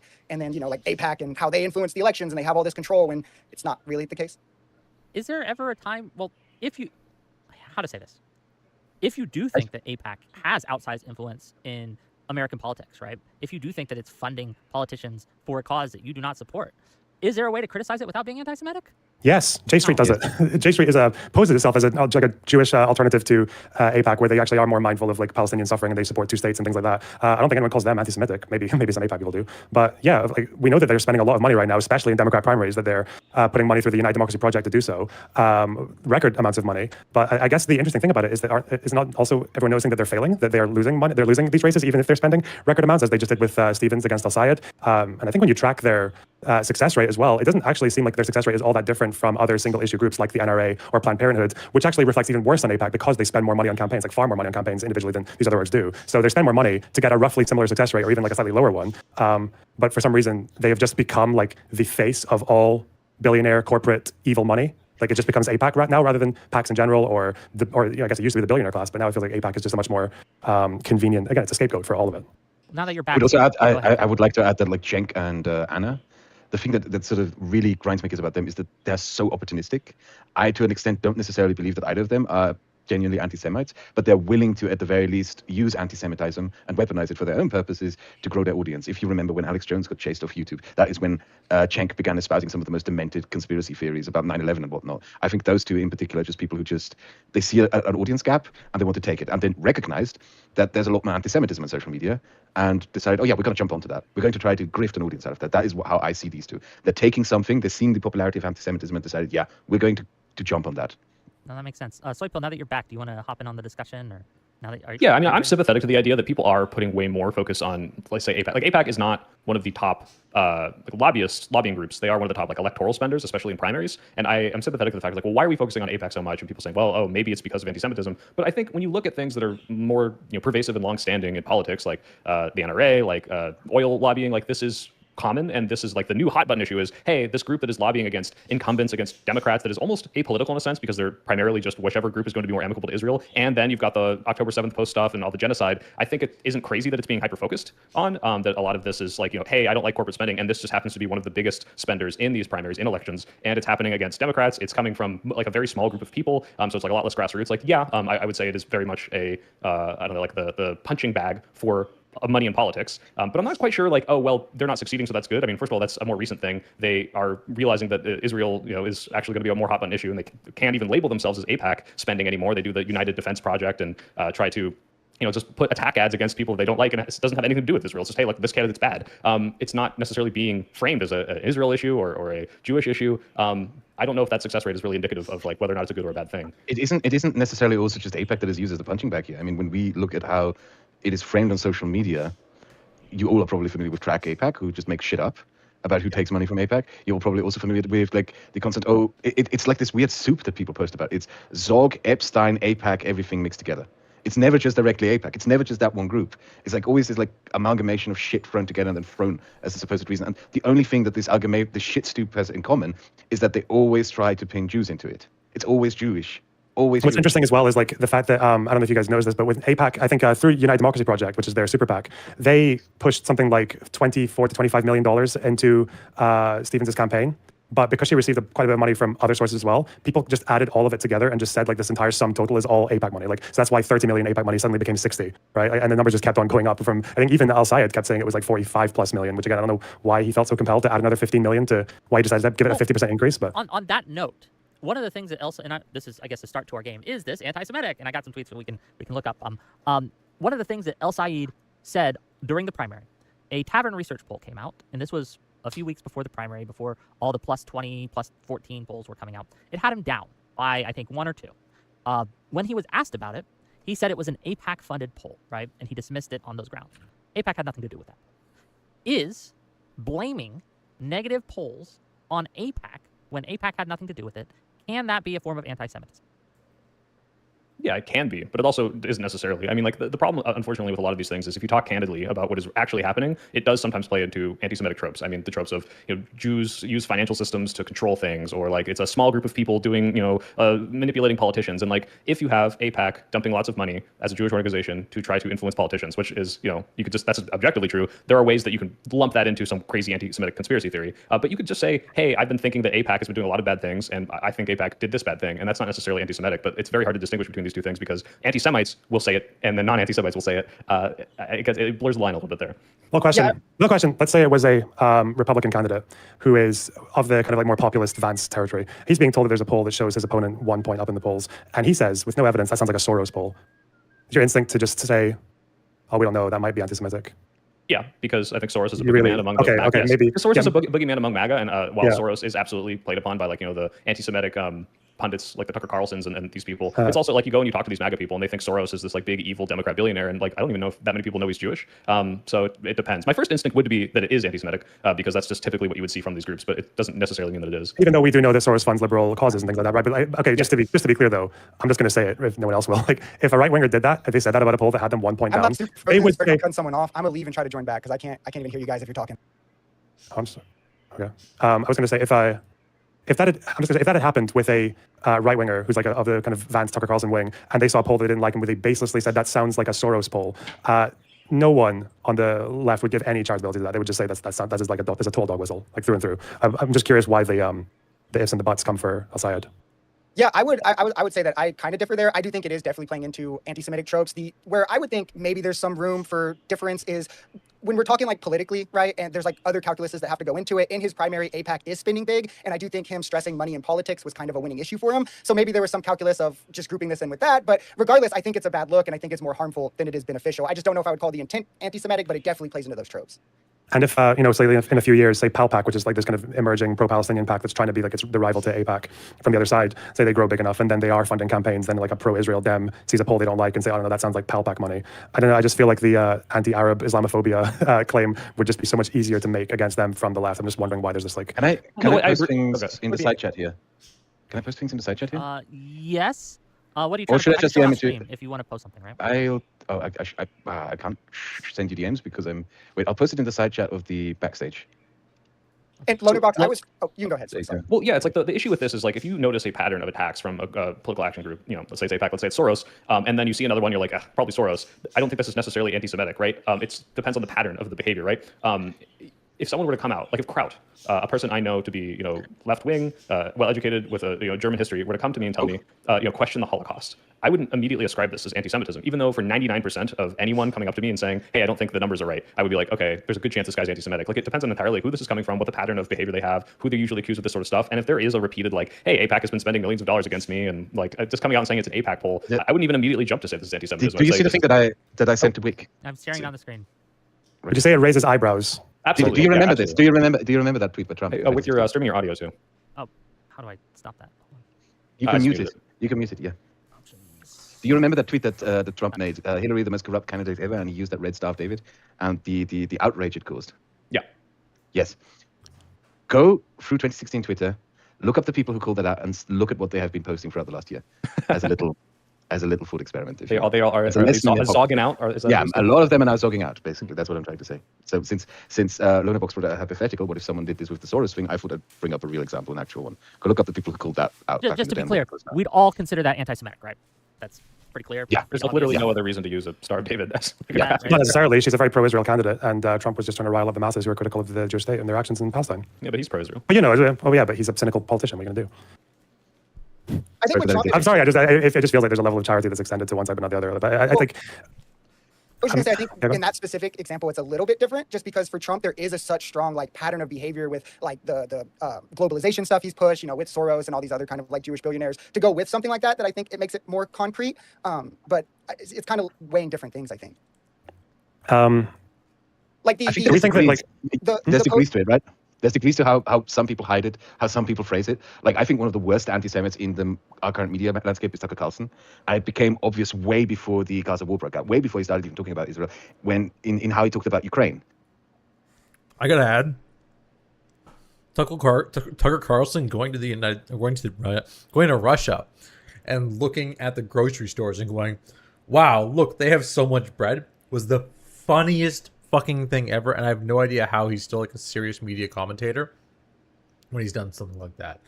Like, wow, look at how cheap everything is. Everybody also makes a quarter less. Oh, let's see, question Tucker Carlson, like hundredths less than what he makes. That's wonderful. Specifically, how he framed Zelensky as a Jew who sacrificed Christians for a globalist cause, which is, when you say it like that, it just obviously sounds anti-Semitic, but it's not how he says it, right? There's degrees to hiding what you actually want to say. There's degrees to which you can sort of serve it covertly in. And Tucker Carlson is really, really good at sort of covertly serving anti-Semitism to his audience without them even realizing it. While others, I would argue that a lot of these Zog posters, the leftist ones, are not really good at hiding their anti-Semitism, but they just sort of, they do the thing that a lot of right-wing people did in 2016. This sort of post-ironic bullshit posting. Oh, it's shit posting. Oh, it's meme posting, when it's actually not meme posting. Let's get some examples, okay? I got our little game here, and I found a few tweets. I'm going to share them on the screen. I'm going to start off easy. What I think is, and maybe this is just my opinion, pretty obvious, and then we're going to go to less obvious, okay? Let me see. Let me make it big for you guys. Oh, this is as big as it's going to get. So the representative says, I'm an anti-DSA Democrat. Proudly, unapologetically forever, crush the DSA. Gato Fuminate replies, Jewish Zionists, absolutely hell-bent on demonstrating that they're a singularly toxic force in American politics. Lamau, every single one of you needs to be purged from all positions of power and influence. So, is this anti-Semitic? What are you thinking? Yes. Yeah. Yes. I think it is, and it's funny because it's a one-word difference, and it's Jewish. If they had just said Zionists, and I think there's a lot of ways you can critique Zionism and not be anti-Semitic, I would have said, no, I mean, they just don't like the project of what Israel's doing right now. But the fact that they added Jewish, and like for what reason, like other than like call out their Jewishness, like I think that's pretty clear. So, well, hold on. I would- In the hypothetical, they left out the Jewish. You would say that's I probably don't not know. anti-Semitism? What? I would say Yeah, no. I don't think it would be. Like, would if think someone it said still is. Zionists are hell-bent on demonstrating that they're a singularly toxic force in American politics and need to be purged from all power. If someone said that Yeah. Zionists, Yeah, no, that makes it like singularly hell-bent, purged. It would be anti-Semitic still. this is the bind that you get And I again think with. most Well, you of just us- said Zionists, so it's not going to be all Jews. It's just going to be most of them, I right? think most of us here know I who have team, Catholic this, is. this would still be anti-Semitism. I want that on the record. Okay, well, as the 1v3 now, or 4, I guess, just because most Jews believe in it necessarily makes it anti-Semitic? When it's kind of like a crucial part of Jewish identity for most Jews, then yes, it's But not just like a it depends random on thing that depends they on don't like have. what they're, again, this is why the word Zionist is so frustrating, that's because not I how- think you would that's not agree. I think That's part not of how it is most Hold on. anti-Semites You use the guys, word look, anti-Semite. I love the energy. Y'all are excited to get in here. I want to hear Soy Pill finished, then I want to go to Kraut, and then we can get Social Society in here. Go ahead. Right. So like the issue is Zionism means a lot of different things to a lot of different people, especially when you look at like polls that show like, what is it, 70-something% of people or Jews are like Zionist, right? Does this mean they want a safe place for Jews in the world? That's Zionism. Okay. Okay. Well, that's like a completely normal opinion. And if someone were to say something akin to all Zionists should be treated like Nazis, it's like, well, holy shit, just for wanting to be safe, that's fucking insane. And that's probably a little anti-Semitic, if not really anti-Semitic, not a little. Versus Zionism as it exists, hey, I think we need to maintain an ethnic majority and we should continue to purge people to maintain said ethnic majority and kick people off their land to do this ethnic majority. This is something that a lot of people, I think, could rapidly disagree with without being anti-Semitic and say, I don't care what your race is.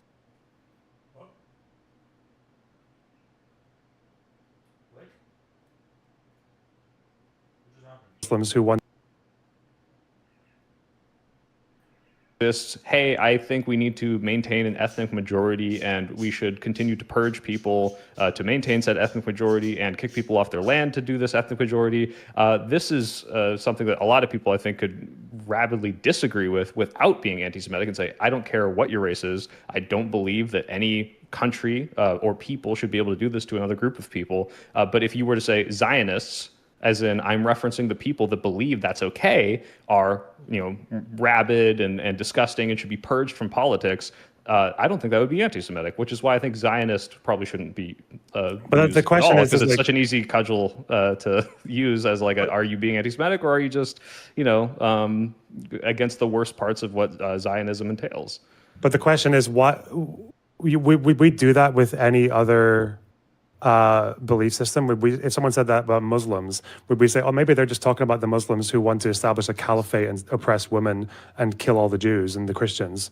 Well, Like, you said no, we earlier in this wouldn't. discussion that you hate Islam, right? Yeah, I don't like Islam, the Okay. religion. Yeah, but again, it's okay to say you don't like Zionism or you hate Zionism as well. I don't think that's necessarily anti-Semitic. But I think if I was going to a place of like where that person was saying that they're a singularly toxic force, then that does sound like you're giving them power that they don't have, like an exceptional level of power that they don't have. You are singling them out. You're scapegoating them for, I guess, every other toxic force in the United States. And you're also saying that you want to discriminate against them. You want to purge them from Purge them. power in public Purging life. is not extermination. Purging is also sort of getting rid of something. Purging is an exterminationist language. If especially this was when it comes from a 2016, communist. if this was 2016 and the tweet said MAGA is a singular toxic force and there are only like 2 or 3 MAGA politicians and they need to be purged, I would have the exact same argument. Even if like on. 70% of white people liked MAGA, right? MAGA is not an ethnic, is not tied It's to not a any sort of collective, it's not a ethno-religious protected identity. class. Yeah, it's not, or it's not like a, yeah, it's not a Neither national is identity. Zionist. Well, it's not a national identity. It's not like something that an entire religious group or an entire ethnic group or the majority of an ethnic group considers to be like kind of essential to at least quite a Again, lot we're of their hiding survival. behind the wide spectrum of like what Zionist means to people. When we look at the majority of Jews, do the majority of Jews support the ethnic cleansing of Gazans? I don't think so, but a majority of Jews probably say, I want a place in the world where Jews can go in case of the worst, you know, types of things like in the 40s were to happen to them, right? Like these are very different terms, and saying, I think Zionism is disgusting. That's why I don't like using the word Zionist. It's like, this is, I think we it's can an infer- all-encompassing Do you think, thing. okay, so just there's a on problem a that they're guess, making- without, do you think that Gato person, when they think Zionist, they think Jew that just wants a safe place in the world Oh. versus Jew that wants again, to destroy all the Muslims and kill it? Yeah. Exactly, and we're getting on this hypothetical where I'm like, yeah, had they used different language, I might have said they weren't anti-Semitic, but like they are. It's not just different because of the language they It's like use. They said we Jewish Zionists. we all know who Gato Fumador is. We've interacted with him Yeah. before. Like, it's kind of absurd to take one statement of his and sort of not compare it to any other statements or to what his personality is. You know that he's a bit of a, not just a bit, he's quite a bit of a Jew baiter. My understanding is, yeah. Yeah. Which just goes back to my point about patterns of behavior and who they are outside. So Social society. Go ahead. Give us what you got. Yeah, I would say there's two things on it. I think the rhetoric definitely plays into anti-Semitism, again, because of how it permeates is different than other kinds of bigotry, where like a lot of bigotry is about like, I guess, minimizing or making the people seem lesser than. Anti-Semitism really is about like creating this caricature, like an elite that's above you, and then reducing the entire group of like Jewish people down to this caricature. So when they're saying things like a single existential threat and using language like that, I don't think Jewish is necessarily what makes that anti-Semitic. And the other big thing is I think outcomes matter as much as intent in conversations. And if so much like the majority of Jewish people are Zionists and you want to purge Zionists from our democracy, well, that's going to discriminate against Jewish people. So I think that that's a bit anti-Semitic too. So that's where like my disagreement would be, why I would think that is anti-Semitic regardless. Would it be? I have a question. Would it be like anti-German in the 40s to say like we should purge Nazis from our government because like most of the country was Nazis? I wish Kraut was here. I am here. I'm just smoking. Oh, okay. Yeah, because I want your input on this too, specifically. I don't No, think it but would that's be also for the same anti-German. reason that people who spoke that way about ultra-Zionists are going to be different, right? Like, Ultra Zionist being. well, because Zionism is really just Jewish nationalism. Like at its foundation, it's the idea of like there being a Jewish state in the same way there's a German state. So just being, it's like saying that, I don't know why we go from Nazi when really the analog would be German. Like, No, I mean, if you Zionism is a belief. There are eschatologists, there are American Zionists that are not Jewish. It is not inherently tied to Judaism at all. it's not think it's inherently because tied to of Judaism. It just because a happens. lot of Jews want to be able to self-determine because Jews want to have a safe place in the world does not mean, first of all, not all Jews are Zionist, and we're going off polls. I assume if the polls. I think that if you're you referencing are the went ones I know into of. I think if you went into like late 19th century Ottoman Empire and said, "Oh, there's fucking Armenians who want independence. They need to be purged," like that might be a comparison that I could make. But again, we keep picking like ethnicities, right? If I say Nazis, which is Armenian there were- independence movement, there were also Armenians, probably some at least, what it is, remain part of the Ottoman Empire and were comfortable within it. It's like no comparison is going to be 100% accurate, but it is sort of at the top of my head the one that I could think of. And again, as mentioned before, and that is the really important part, in my opinion, is we know who Gato Fumador is. We know how he talks about Jews.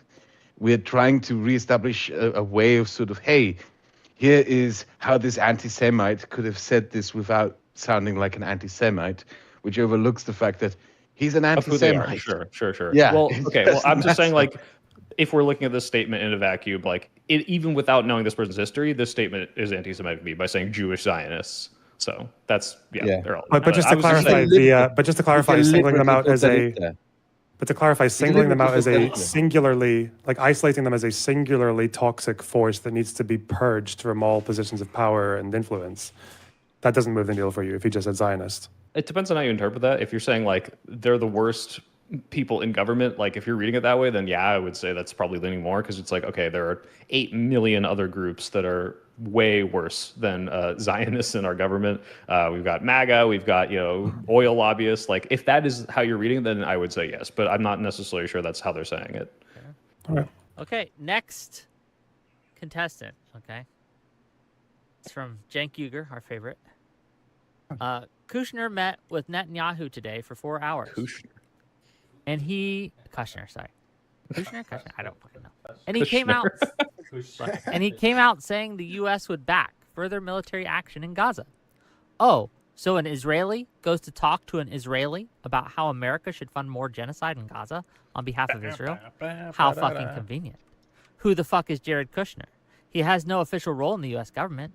Why is he promising our money to his favorite country on earth? Why is he giving guarantees on behalf of the American people that we love to fund more genocide? Who the fuck is in control of our government? It definitely isn't us.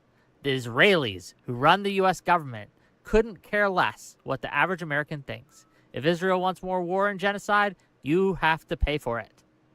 Is this anti-Semitic? Yes, because Kushner is not an Israeli citizen.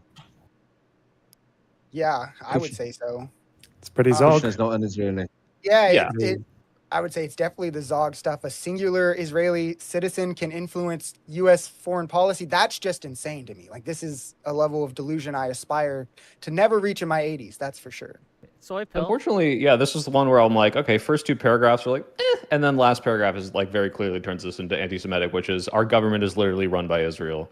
Yeah, like it's that this is just undeniable. Like I said, we're I starting. just want to point out that like I'm not exactly a big fan of Kushner, but just the fact that he calls him an Israeli even though he isn't is very significant in this regard. Well, You what's don't really just- frustrating yeah. about this whole conversation is like, let's say it was even worse. Like Cenk was like, these Jews run our government. You know, it's just like totally unambiguous. But then it's like, okay, but what are we talking about here? Like, take a step back. It's like, is this guy playing into anti-Semitism and making it worse by saying that Israel runs our government? Yes.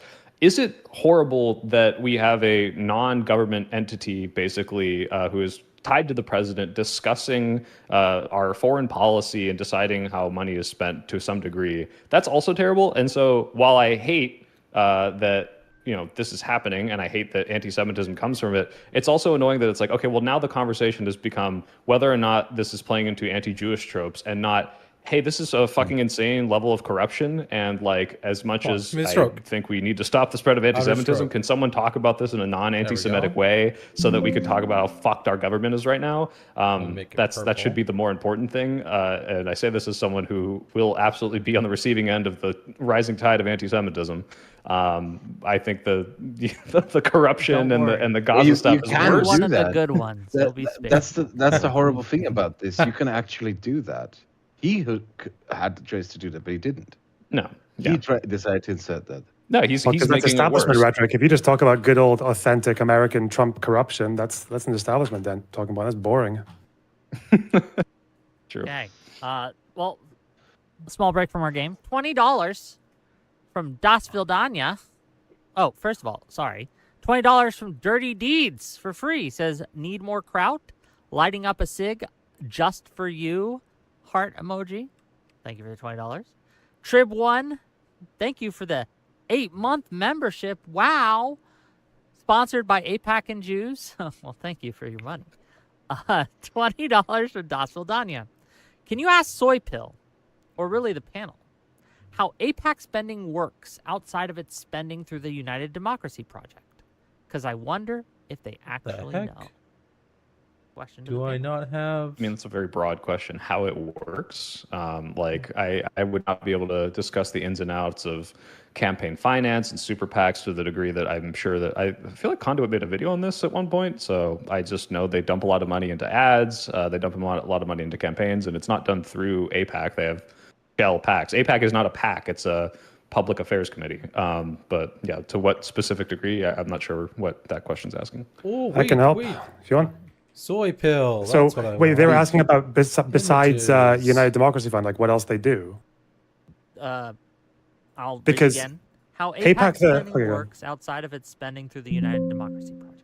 Right. Well, APAC itself is they're like a lobby group. So they, before 2021, 22, they were 501c4, so they don't have to disclose who funds them.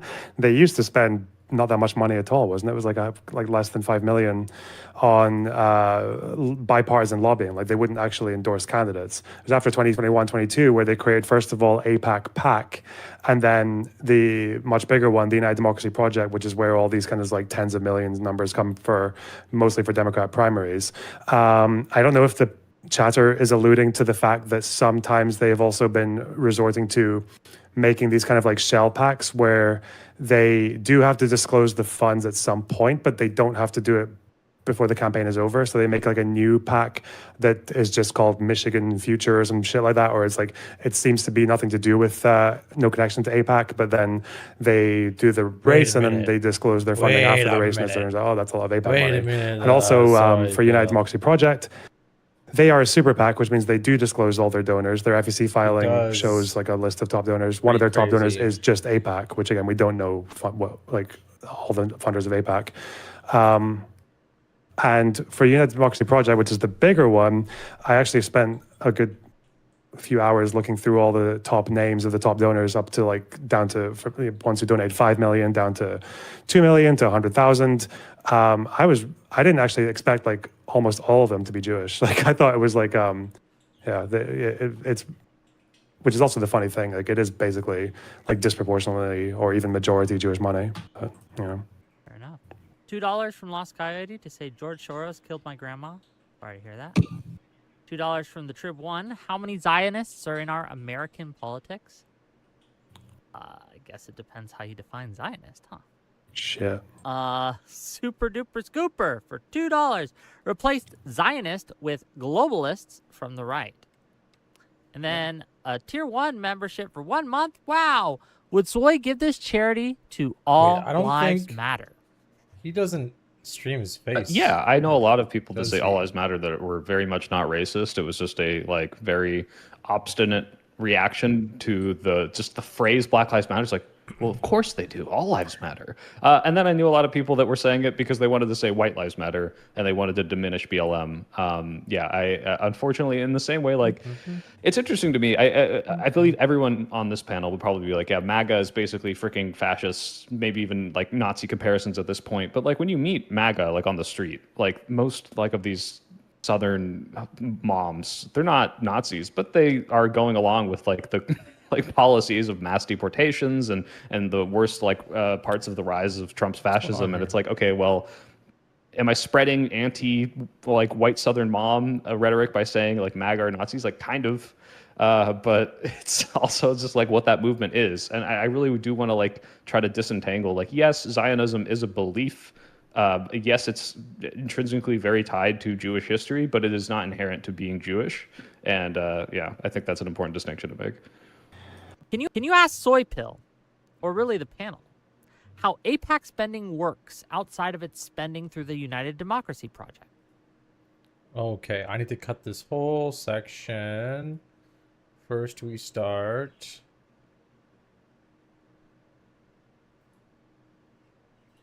Start here. Oh, it's not going to load. We're going to have to refresh the page. Flip. Apply window. No, that's not what we want.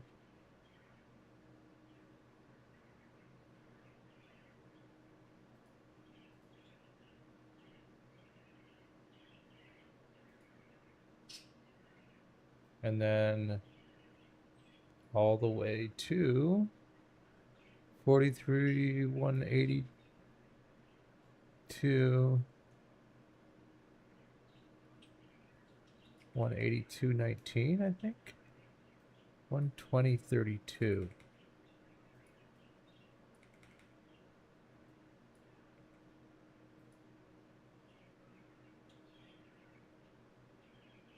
From 606.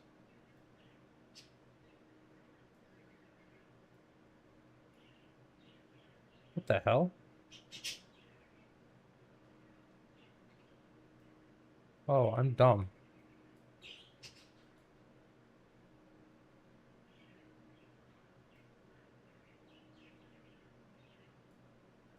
It's an entirely Station. And cultural, from the silly to the serious. And today, the topic is AIPAC anti-Semitism. It starts at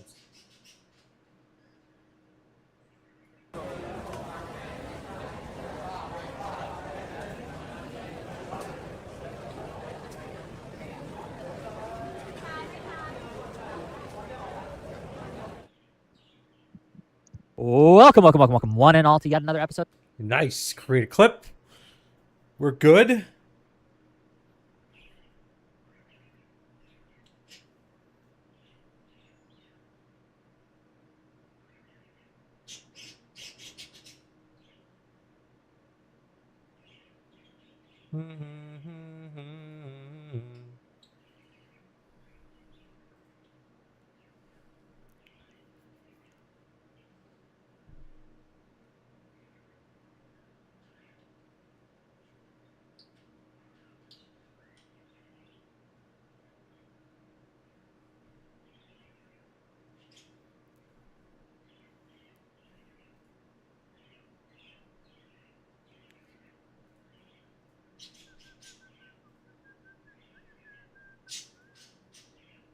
charge right now, in my opinion. But yeah, I think you're right. There's like a whole like ecosystem of snarkers that are just feasting off of this conflict and trying to make it worse. The trade with $5, I do think there is potential for Pisco's tactic to work, and I'm hopeful, but to me, 24 was the indicator, higher stakes and all that, vote blue. Yeah, I agree. I think that Pisco's approach at tact in certain conversations can have value. That can be the more persuasive argument, and that can be counterintuitive sometimes. But again, I feel and have felt very strongly that his base assumptions about them is just not quite. I think he's more bullish on them being persuadable than I am. That's for sure. But I wish people would evaluate Pisco's behavior bearing that in mind. That he has those assumptions about them, and you can think that he's wrong about those assumptions, but he does have those assumptions, and I take those to be sincere with the way that he speaks. And I think that people conflate that with like being a secret tanky and like intentionally sweeping and covering for malice. We call that blind spots, right? Someone who has blind spots is in a very different camp than someone who's like intentionally malicious. That's why I kept on bringing up political punk. I think that guy is misguided. Don't think he's malicious. Swarm with €2. Pisco, give us. I'm not getting off yet, guys. I don't know why you guys we're doing a whole reaction right now. I'm gonna watch the video with Soypill and Lorna. Anonymous chatter with $20. My fear is DSA wins some seats. Falsely take credit for any Dem victories on healthcare, ICE, etc. Dems need to be clear. Public option and ICE reforms were part of our platform before we lose enough seats to get strong armed. I do think that like the I do think that Valdez and DIC, and Kiros is a bit of a question mark because she's like a little bit more chill, a little bit better than them. I do think that Valdez and DIC would vote against the public option 100% because it's not Medicare for all. Unwilling support with $5. Question for Hutch. Has AOC been a net negative or a positive for the Dem brand? I think there's no question for AOC. Net positive. No question. Because she understands the stakes. Like she was Biden's strongest soldier in 2024. And then she became Kamala's strongest soldier. She gave an emphatic speech in support of Kamala at the DNC. So, like Bernie is a different question. Bernie, I don't know the answer to that question. I'm leaning towards net negative these days. I think Bernie, I fucking don't like that guy anymore. He lost me. George with $20. Brown voted with Biden 98% of the time, supported gay marriage in the 90s and has been pro-union and is one of the more progressive members of the 21st century. Pisco should really check his voting record. Yeah, I think Pisco was just kind of more talking about like the moderate lane, but yeah, I think Peltola and Brown caught some strays there, but his point, I understood the point that he was making. Does value with $5? Yes, but the members who voted against the infrastructure bill were the squad members. Contribute $2 to basically have Wick's take for Michigan is wild.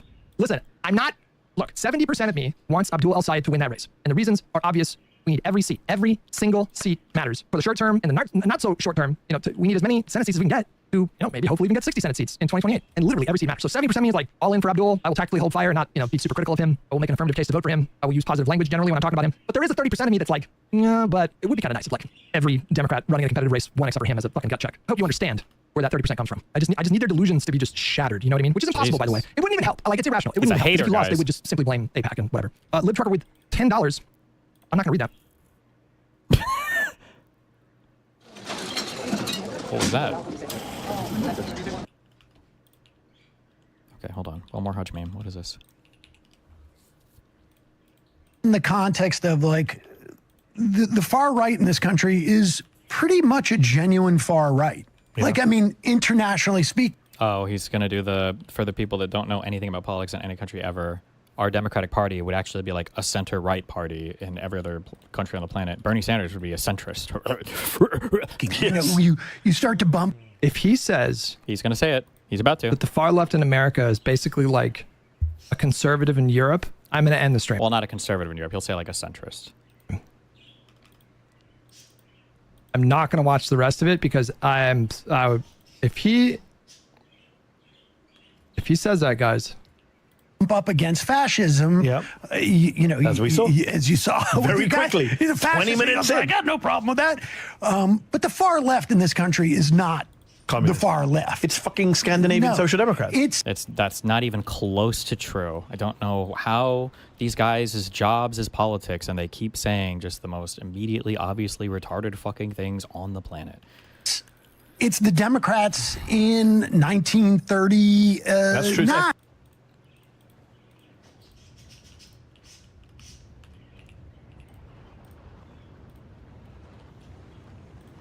Rip. He just wanted to leave. That was an excuse for him to dip that day, guys.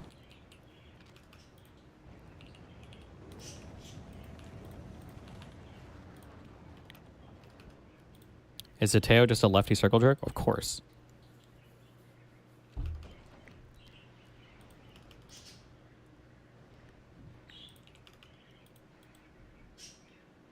Jesus Christ. Wait, what? Out to Dean Withers. You might recognize this one. Here we go. Hey there, Dean Withers. What's it like debating Trumpies? I'm 1,000 miles away, but tonight you look so kirky. Yes, you do. I hope your neck don't hurty too. Don't hurty too. Oh, Charlie Kirky. Oh, Charlie Kirky. Oh, Charlie Kirky. Oh, Charlie Kirky. Charlie Kirky. What? This one goes. Okay. Okay. You watch my stream. Now that's what I call a cool story, bro. Centrist Democrat group plans $15 million effort against DSA. CC 2 out of 2 destiny. Welcome back to The Takeout. Republicans running against Democratic Socialists have found an unlikely ally, other Democrats. The centrist Democrat think tank Third Way has pledged $15 million to discredit the DSA movement between now and 2028. Its efforts will include information and social media campaigns, not the targeting of individual candidates. Jonathan Cowan is the president of Third Way and joins us now. Jonathan, thanks for being here. So you told the New York Times this includes candidates like Abdul El-Sayed, who are not part of the DSA. He won the Michigan primary last night. I don't even know what day it is. Does that mean this? We're going to get to a point in our politics where, like, most of the money going to these candidates is just coming from, like, other people trying to make spoilers. Oh, man.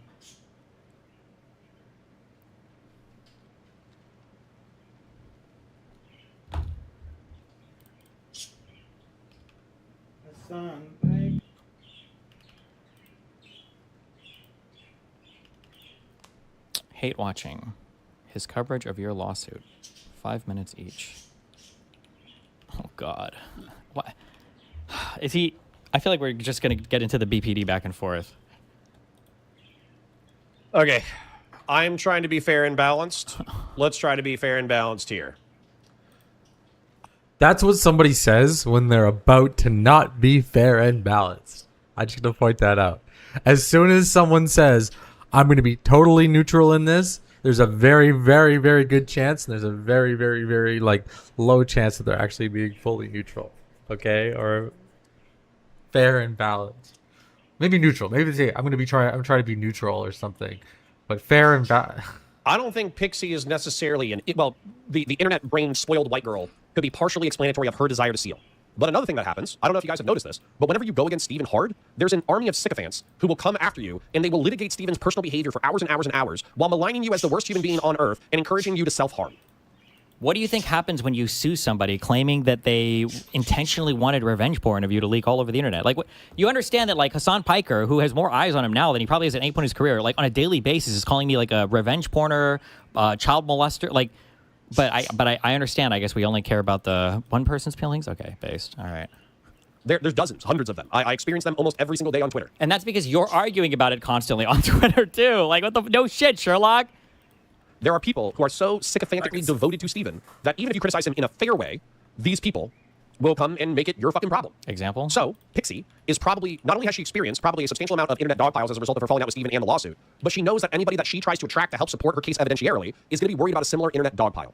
Now, my attitude... Oh my God, dude. Where are these dogpiles even happening at? You can't even point to them. They always point to these hypotheticals. Meanwhile, there's like 12 full-time channel, Kiwi Farms, fucking Twitter accounts, and everything that's like constantly covering every single aspect of my personal life, and then reaching out and harassing people in my personal life. But for some reason, like, these hypothetical, crazy DGGers somewhere are like the most horrible things in the world that one must suffer. Like, come on, give me a break. Would have been the inverse of Pixie's, and I would have said, hey, it's going to be tough. It's going to be tough in order to, get through this process, and people are going to dogpile you on the internet, and they're going to shit talk you and all that kind of stuff. But realistically, this is so important, and I feel like this is so important for this case to go forward, that I think that you should put your real name on this. You should put your real address on this. Wow, so brave that you should have to put your name next to an affidavit. You understand that, like, when you fill out an affidavit, that's like a promise to testify. You know that when you go to court, you're not going to be anonymous the entire fucking time, right? That it's not like we all go behind, like, cloaks and in the shadows and at nighttime, 1 a.m. court session to have a top secret hearing. Like, you should put your telephone number on this. And so, I think that this characterization by Stephen, I'm trying to be fair. I feel like this characterization by Stephen is unfair. That it can be true that the federal courts normally use sealed documents for forcible rape. Or they use... No! I think for maybe child rape, maybe, but we've seen rape cases being litigated. What do you mean? We know rape victims whose cases are litigated. It's exceptionally rare that a person's name is sealed, even in heinous crimes. It can happen, but, like, that's still an exceptional thing. Sealed documents for criminal organizations, or they use sealed like name a more serious thing, and that's what sealed documents are for. But to pretend that the internet dogpile is not a serious concern in this case... It's not! Courts are not concerned with serious... Courts are not concerned with internet dogpiles.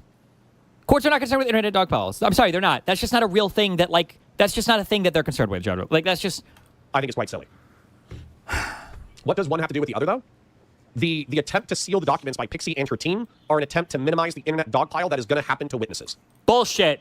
It's not. And you can tell it's not because of how reckless and careless they are with how they talk about everything. Oh, by the way, we're not going to release this woman's real name, but her Discord name is Abby MC. No, the goal of them sealing things isn't even to protect people from harassment. The goal of sealing this is to try to get me to trip up because they couldn't get their gag order. That's why. The reason why they seal everything is so that if I accidentally use a name, or if somebody accidentally posts something on my subreddit, or if somebody said in my chat, I don't delete it fast enough, they'll hold on to it for 12 months, which they've done, and said, oh, look, he's violating the fucking protector order. That's the only fucking reason. Everybody already knows who these people are. They all know who these people are.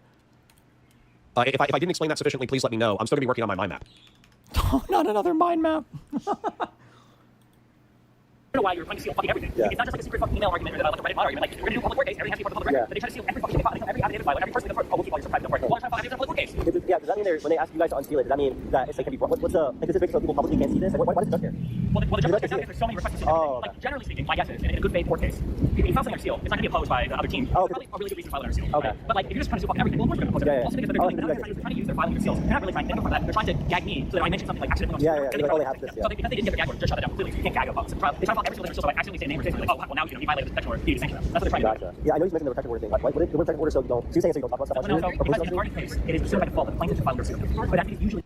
Seal doesn't mean anonymous, right? Not to the court. So for instance, whenever you go, and bear in mind, I'm explaining this from a law enforcement perspective. If I get something wrong and somebody who actually does civil court cases and they're like a litigator, or somebody does criminal court cases and they're a litigator, I would trust them, their opinion more than mine, okay? But I'm going to try to share what I believe to be true based off of my personal and professional experience. So Abby MC or whatever, or Pixie or Melina or Stasia or any of the people who are associated with this case, their full legal name, address, and telephone number are a part of their documents. Whenever you make any kind of statement to an American court, you have to do so, especially for criminal. By the way, Pixie has no fucking problem throwing my ex-wife's name all over the fucking court case that she clearly doesn't want to be involved in. Pixie has zero consideration for her. She put her in the complaint, and she put her full name in the fucking amended complaint. Where's the concern for my ex-wife? There is none, because she's a selfish, spoiled fucking child who just wants shit to work out for her and to try to, trip me up as much as possible. That's it. It's disgusting. The behavior is fucking disgusting. I don't know what else you're going to say. They put the fucking victim, the actual victim's name, in like 3 different filings by mistake. Like, it's disgusting.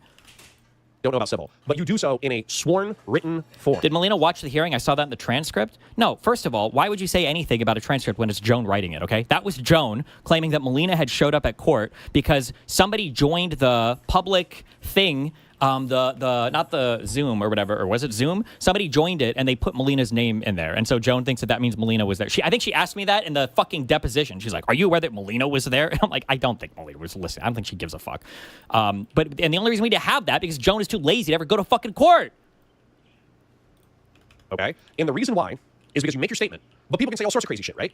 So what you do is you put your legal name, date of birth, phone number, and address on there. That way, if you lie on a sworn written statement and the court decides to make an example of you, they can call your phone number, get you to turn yourself into local law enforcement, or they can send cops to your house and they can arrest you for a false impediment. Or you have to do associated with this case. Their full legal name, address, and telephone number are a part of their documents. Whenever you make any kind of statement to an American court, you have to do so, especially for criminal. I don't know about civil, but you do so in a sworn written form. Okay? And the reason why is because you make your statement, but people can say all sorts of crazy shit, right? So what you do is you put your legal name, date of birth, phone number, and address on there. That way, if you lie on a sworn written statement and the court decides to make an example of you, they can call your phone number, get you to turn yourself into local law enforcement, or they can send cops to your house. No, that is not true.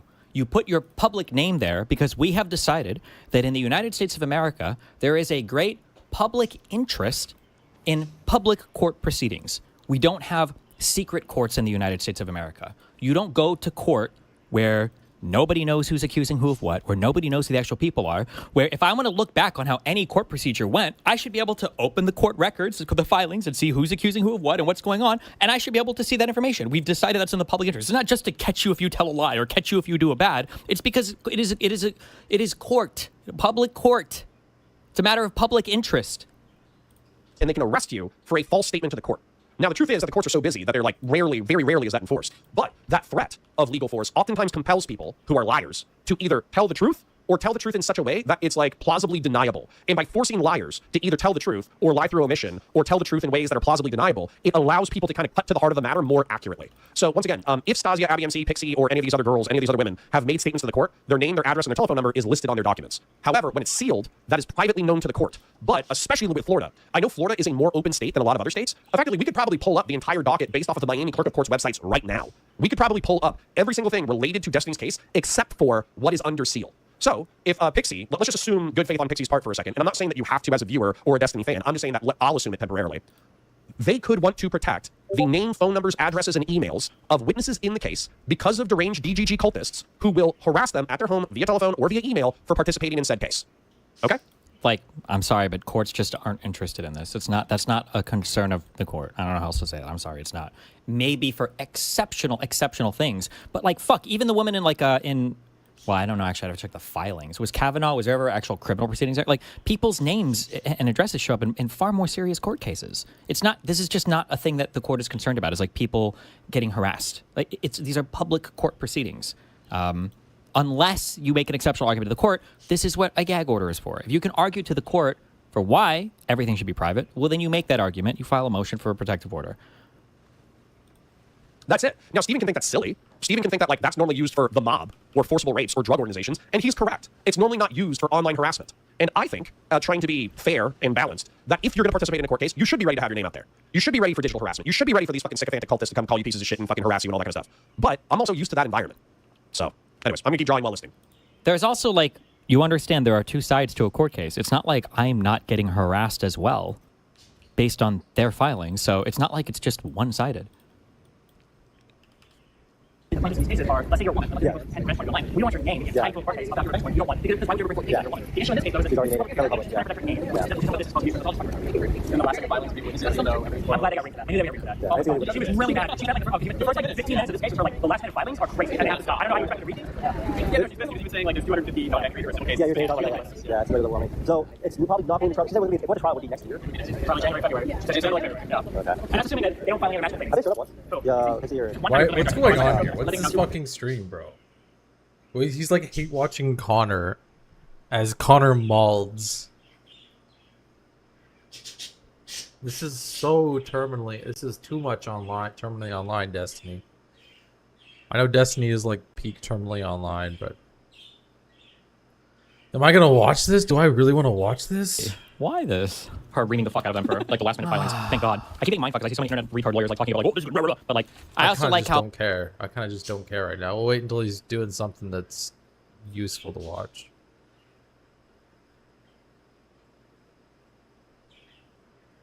Evidence is underwhelming.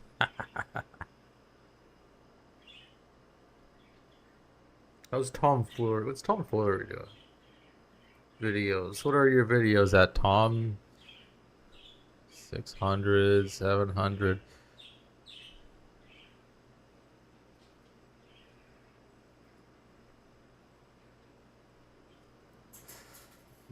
Cold air. Feels like there's no fucking cold air coming. And live, what's he getting? He's getting 1K, 600. Interesting.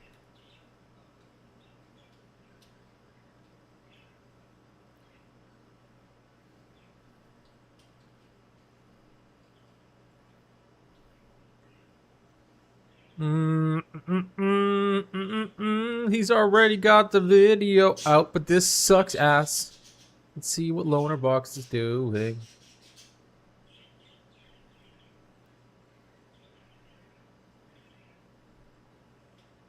Oh, these are good videos.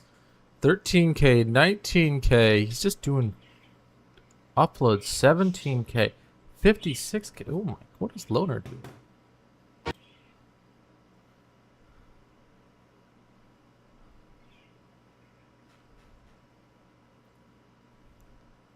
Wait, oh, he must have gotten one of Destiny's editors might have.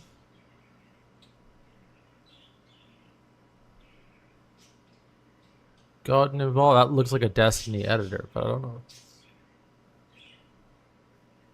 it's him or not.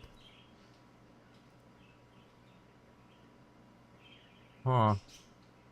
No, it's the Hutch section.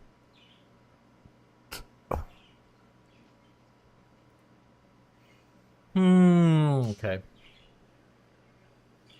Don't really care, don't really care.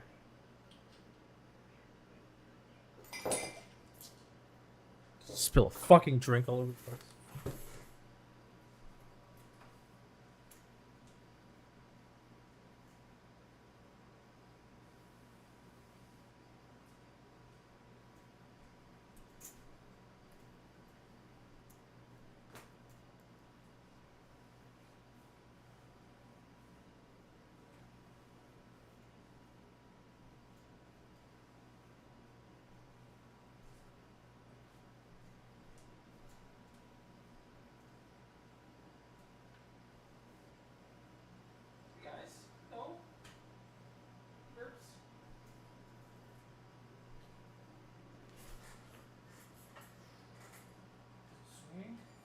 Swing it.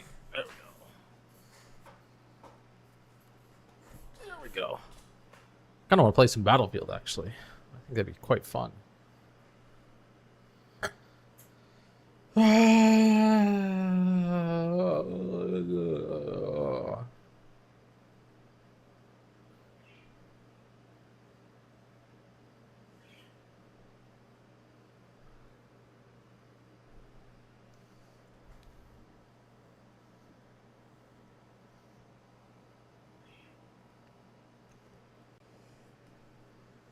Into this.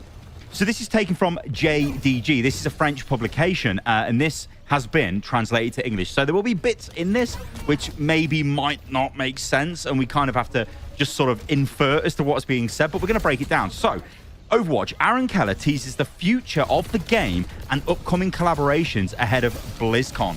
So first on the chopping block, well, that's probably a bad phrase to use, but whatever. First up, it's not getting chopped, so it's not on the chopping block. What am I even saying? I should edit this out of the video, but I'm just going to leave it in because I just don't care. If anything, that proves that I'm not AI, right? Because what the hell am I even saying? Anyway, speaking of which, BlizzCon 2026 will be held on September the 12th and 13th in Anaheim. Now, this makes me feel weird because it's normally in November. And I actually, I went to my first BlizzCon was 2016, and I was the mainstream of Sombra for the worldwide reveal. It was actually insane, right? I think I had 200,000 viewers on my stream. It was bonkers. Anyway, I'm not there this year, and I haven't been there for a few years. But anyway, this is a 10th anniversary celebration. Will be a major focus. And the director is clearly excited to see fans in person. He's announced a lot of fun things for the occasion, some of which will be surprises. And when I asked him if there will be some real announcements, the answer is a resounding yes. The team hopes to advance the story in an interesting way. So, what the hell could that mean in an interesting way? Well, I mean, he's not going to say we're not going to advance the story, right? They want to advance the story, and I think they've laid the foundations of this yearly narrative arc, which hopefully I think we're going to see a animated short of some description with Doomfist coming back into the fold or back into the story in a major way. Maybe Doomfist has got new allies. Maybe he's even allied with Ramatra. If you guys go way back when to Doomfist meeting with Ramatra on Temple of Anubis, like way back in Overwatch. Can I call it Overwatch 1? I guess I need to, but Overwatch 1 days. Maybe there's going to be sort of a renewal of that alliance between Doom and Null Sector. That could be pretty cool if you see that. But yeah, I think what this will be is the kickoff of the next story arc. Now, the complete insane way of viewing this is to go, oh my God, it's a Netflix series. Oh my God, we're clearly going to get animated shows. We're going to get all of this. I mean, we might do. It would be cool to see that, but I think they're probably going to lay the story foundations in an animated short for next year, which I think will be cool.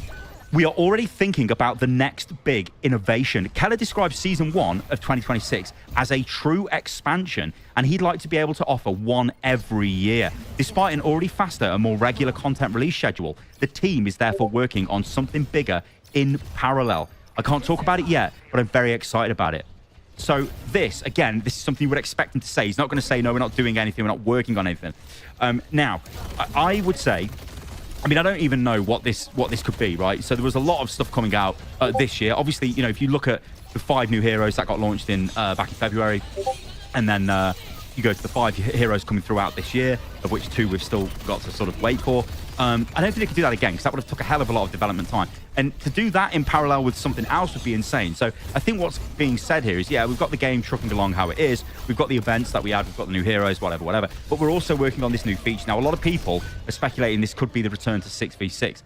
Maybe. I don't know. Like, I really don't know. I actually don't even know what the developers think about this 6v6 versus 5v5. You can play the game in both ways. I think for me, I have really enjoyed 6v6, but I've been playing a lot of 5v5 recently. So I don't know. Like, it's like I bounce around. I think it's because I'm playing a lot of tank, and tank is, well, it's just mega strong in 5v5. So it feels like it's almost like tank versus tank, and then everybody can do whatever the hell they want. If you lose the game in the tank matchup, then you've been tank diffed and the game's over. It doesn't matter what the hell anyone else is doing, kind of thing. So I don't know, but you guys let me know in the comments below what you think this could be in terms of a major innovation to the game. I think Aaron was talking about doing some stuff to switch up the way perks are actually involved in the game. Now, maybe there could be a world where we see sort of buildable loadouts for heroes, or maybe even taking some of the stadium, or the dregs of stadium, let's say, and adding bits of that into the game. I'm not sure how that could work, but I think they're trying to look at ways to make systems they've already got a bit more in depth, and I think perks probably is the main focus there. At least I guess that makes more sense.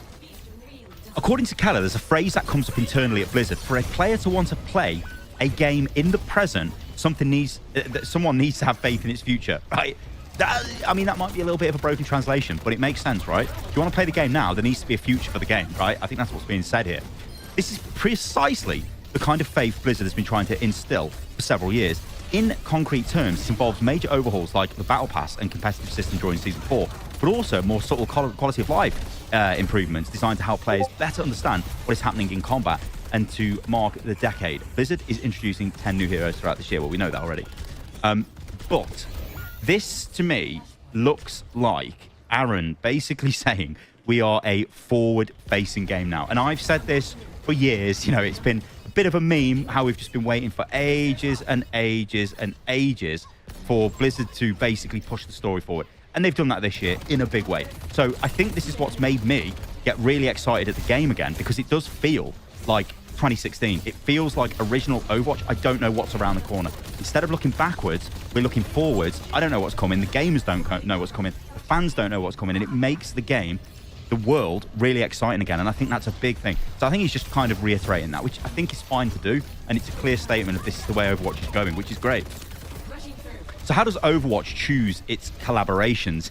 Collaborations are one of the most fun aspects of Overwatch, and after a recent poll asking players to choose from a list of anime, games, and movies from pop culture, the next collaboration is naturally a hot topic. For Keller, the keyword is authenticity, and the team's success stems primarily from their own passion for the universes they work with. That's why in the past they did a Porsche collaboration. Does anyone remember that? Or if you want to be a fancy git, Porsche, or I suppose a German that pronounces the name correctly, Porsche.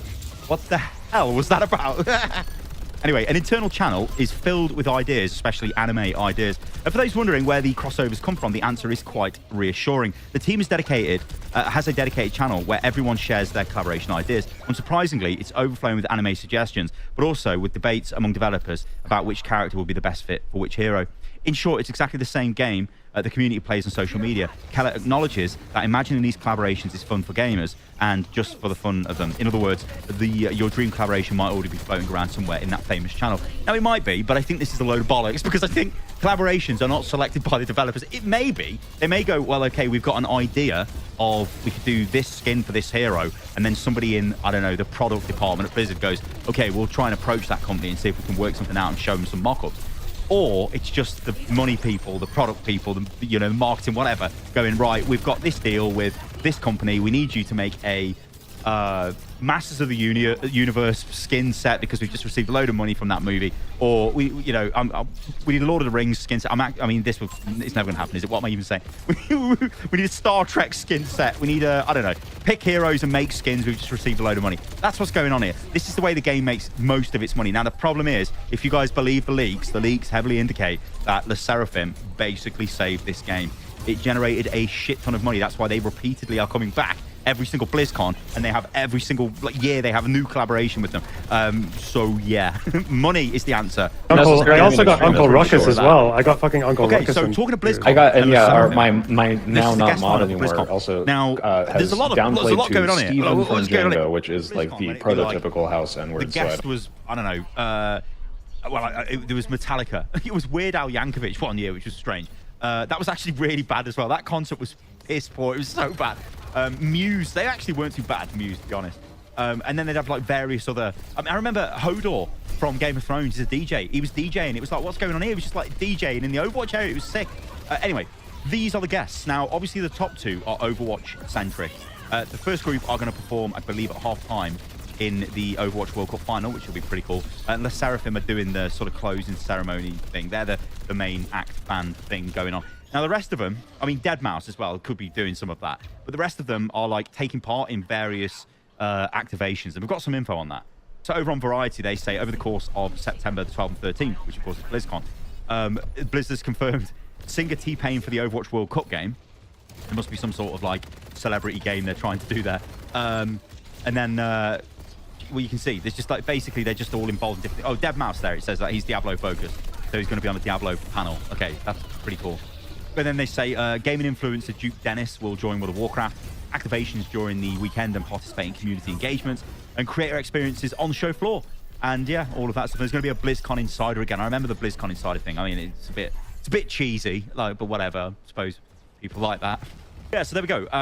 Overwatch, like at BlizzCon, I don't know whether, like, I almost feel like this BlizzCon there's going to be, I mean, there's got to be an announcement of new systems coming to the game. There'll be a showcase of work in progress stuff. They did this last year. I'm sure they're going to show us heroes they're working on, you know, heroes and ability kits that they maybe haven't made it to the game yet, but there might be strong hints that actually they are in upcoming heroes. Story developments, which I think is going to be great. I'd love it if there was like the animated series gets announced. I'd also like to see other adjacent, this is like going out there like on a massive wish list, but other like adjacent games would be really cool. I'm not talking a mobile game, I'm talking like an Overwatch game, but a completely different, like imagine like an Overwatch RPG or something. I mean, I think this is all pie in the sky. I don't think they've got the developers for this, but whatever, I can dream. My one's always been the Overwatch XCOM game. That's what I want, like an Overwatch tactics game. That'd be really cool.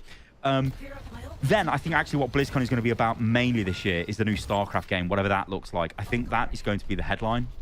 I also think for any WoW players out there, there's probably going to be a lot of discussion around the sort of WoW classic progression. So I guess the best way to sort of explain this, instead of it being, I guess you could say World of Warcraft is like vertical, right? So an expansion pack comes out, the story goes on and on and on. But classic, what happens if the Dark Portal did not open? Then we go horizontally instead of vertically, but you can still kind of still go vertical off that. What I'm saying is that it's like an alternate universe WoW, possibly. I think that's what we're going to see, and I think the code name for that is Colossus again. Was it Colossus actually? Maybe it was. I'm not sure. This is all from leaks. This is from leaks that I've seen randomly on Reddit and on social media. I think it's called Colossus. There was like a screenshot with a load of like leaked stuff with like Arthas RPG and stuff like that. What I'm saying is I don't think Overwatch is going to be the headline of BlizzCon, but I think there's going to be enough going on there to make us excited about the future. Okay, what about Demon? Now, I've been absolutely mainlining this hero like crazy. I don't think she's OP. I think a lot of people out there are also agreeing with that point because, yeah, she can be quite powerful if you let her do what she wants to do. I mean, you basically ignore the enemy tank, go into the back line, you're flanking, you're changing position with your movement, you're diving onto enemy heroes, and you're just trying to delete them as fast as you can. You love it if you see a Zen, you love it if you see an Ana. Basically, anyone who doesn't have an escape, you're going to go on them and absolutely wreck them. If it's Kiriko, forget it, because she's just going to run away from you, right? If it's Lucio, you're never going to catch him. And on the flip side, it's like you want Lucio on your team, you want heroes like Juno on your team, because you kind of do need a speed boost. Even though you've got mobility, you still need a speed boost to get yourself around. You've probably seen in the gameplay footage I've used in the background of this video. There's a lot of flanking, there's a lot going to the side, you know, going around. I'm never really directly engaging the enemy tank, mainly because it's Reinhardt. So this is where we talk about counters. You will get absolutely fucking wrecked by Reinhardt. You cannot go toe-to-toe with him. He will destroy you, right? Then there's a lot of heroes that absolutely batter you as well. Hazard, I think, is really good against Demon. Also, Zarya is quite good. I mean, you think, okay, well, Demon's got a shield and Demon can move, but you can't really touch Zarya. And Hog is absolutely crazily powerful against Demon. And so is Malga. But as you guys are aware, there's hero bans in the game. When you're playing comp, you're going to see the likes of Malga basically banned every game. Also Jetpack Cat. But this begs the question. I don't think you can't just one-trick Demon. She does have fairly high win rates at the moment. Across rank, she's basically the highest win rate tank until you get up into sort of, I mean, I'm kind of looking at the stats now, but when you get into like Diamond, then you start seeing Junker Queen taking the lead there. You get into the Master, and then you start seeing Domina, Hazard, Reinhardt, Junker Queen, then Demon. You can see what's going on here. These are tanks that are effective against Demon. If Demon can't really do anything, and she's by far the highest pick rate tank as well across every rank, and she would be because, well, let's face it, she's the new hotness, so everyone's playing her. But yeah, I found in myself, like, you know, I'll be playing, I'll try and play Demon, but then if the enemy team have got a Reinhardt and we need to sort of face up the Reinhardt, we're gonna have a problem, right? If it's something like Flashpoint, maybe I can get around with a Demon against the Rein, but again, if the Rein really wants to come after me, I'm gonna have a problem. If the Rein has got speed boost as well, I've got a big problem. He will destroy me. So like, it forces me to change, right? We're playing on maps like Neon Junction, you know, or King's Row or something.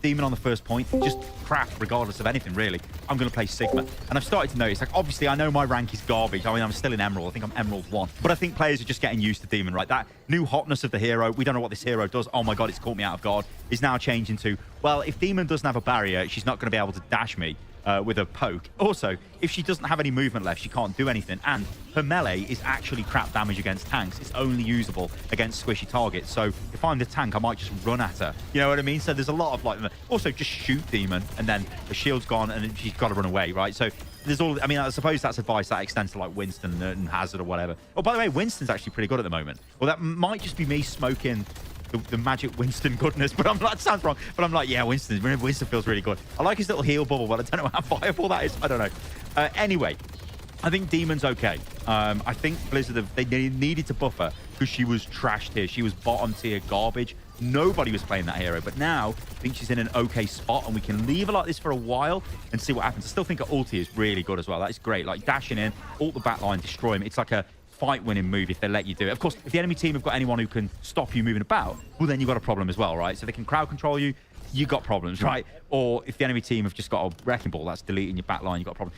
Weirdly, Sombra is super bloody annoying. I know Sombra's annoying anyway, but against Demon, Sombra annoys the hell out of me because she just hacks me and I can't do anything. If you can't move, you are dead. Right then, let's end the video on a bit of drama because it wouldn't be a Stylosa TM video without no drama. So apparently, people are finding Demon to be a bit bland. And I've got to be honest, I think I agree. I think Blizzard have been a bit safe with her, not with her design, but with her voice lines, with her delivery. Now, I've played a lot of her. I actually don't remember any of her voice lines, right? Now, that definitely was not the case for somebody like Sigma, right? What is that melody? Oh, yeah, what is that melody? Right? I know he's from a different era. Give him the knife! Give him the knife! Knife! I know it's different developers. There's a lot of differences, right? But when you look at Sigma and you look at his hero story, and even if you look at Ramattra, another great example of this, but do be aware, the reason why Ramattra's got so good writing is Ramattra was going to be basically the big bad of the Overwatch 2 story, but of course that never happened. That's why he's got like insane voice actor quality. Everything is insane about Ramattra, just insane on a level we can't even believe. But like I said, look at Sigma, incredible. You look at Demon, I'm like, okay, well, D.Va is like the cheeky sort of slightly toxic gamer. Demon is in a mech called Beast, and she's like a tank, the leader of the mech squad. She should be the most toxic gamer going. It would be, I mean, the memes, Blizzard, if you could have pulled this off, imagine her like saying loads of like, not abusive, but like toxically aggressive gamer slang. That's what you should have done, Blizz. But you've sort of erred on the side of, There's still time to fix this though, Blizz. We can still go back and we can still make changes. We can have new voice lines. You know, we can make her more, more of a gamer, let's say, right? You know, she should be shouting out like, you're mid and all kinds of stuff. Like, not just calling people noobs. I mean, that's D.Va's, I guess, expert area. But she just, I don't know. I guess she just feels like, hey, what's up, gamers? We're all gamers here. And I think you could do a bit more, Blizz. But anyway, the heroes, the actual visual design, the kit design, everything, I love it. It's great. It's what's made me stop playing Overwatch again. And again, it's part of the fact because it's pushing the story forward, right? But let me know what you think about this in the comments below. I think they've just played it a bit safe with Demon. There could have been a bit more out there. I don't think she's got any memorable lines. Again, this might be a problem of the fact that they've got so many heroes coming to the game. So we've got 10 heroes in a year. You can't spend 3 months on one hero designing the narrative for that hero. You're going to have to speed things up, I guess. Anyway, thanks for watching today's video, guys. I hope you enjoyed that. I've been Stylosa. You can follow me on everything, which is at Stylosa. I'll catch you. Yeah, I feel like a kid watching Stylosa talking about Overwatch. Yeah. Yeah, we're back. Okay, hold on. I think I can go like this. There we go. And let's go say hi to some of the birdies.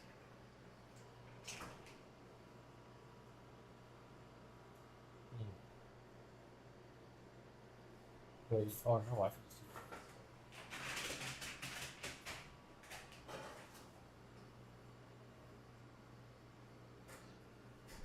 that might just like totally cool everything down. Oh,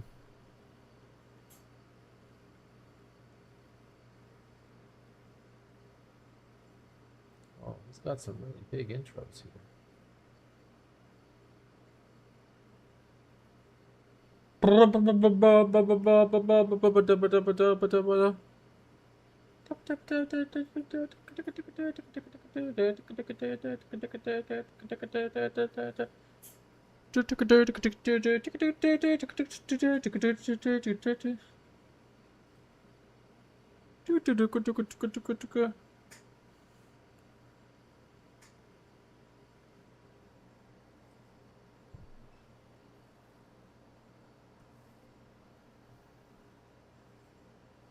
Okay, so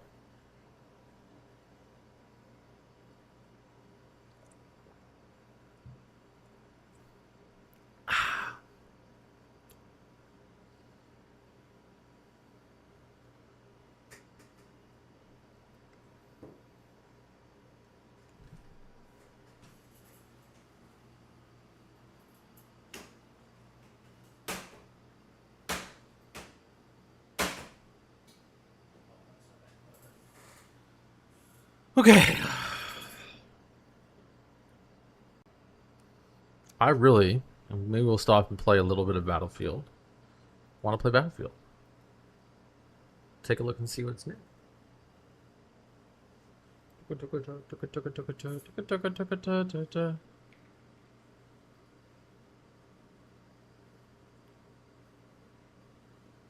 Oh, we have a big update. Oh, is this new content release? Season 4. Do we have to pay for new maps?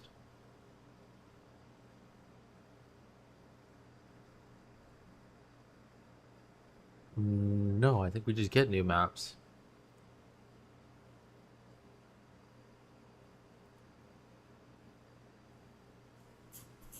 Hey guys. Hello. Hey. Hey. What you doing there?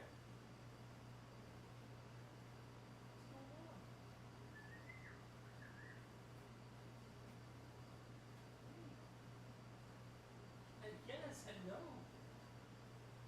How are you guys doing? Huh? How are you doing?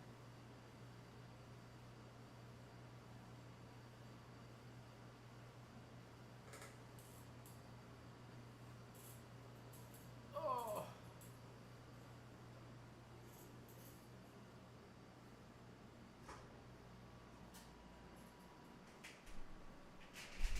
I need this cool air on me. Updating. How much? Why is this taking so? What's going on? Network speed, disk usage. Am I downloading something else? No.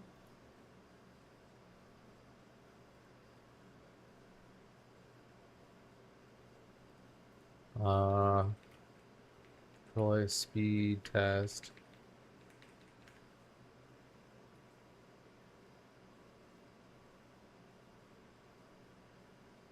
No, that's not it.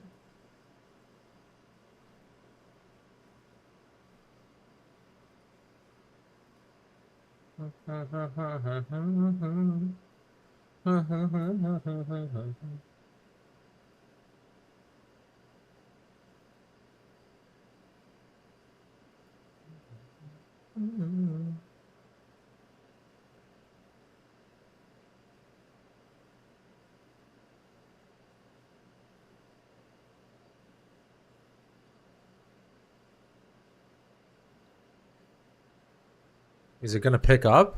Come on down. Really? A 41 gigabyte. No. It's not just downloading.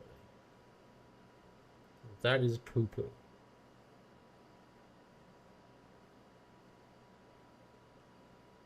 That is a load of poo.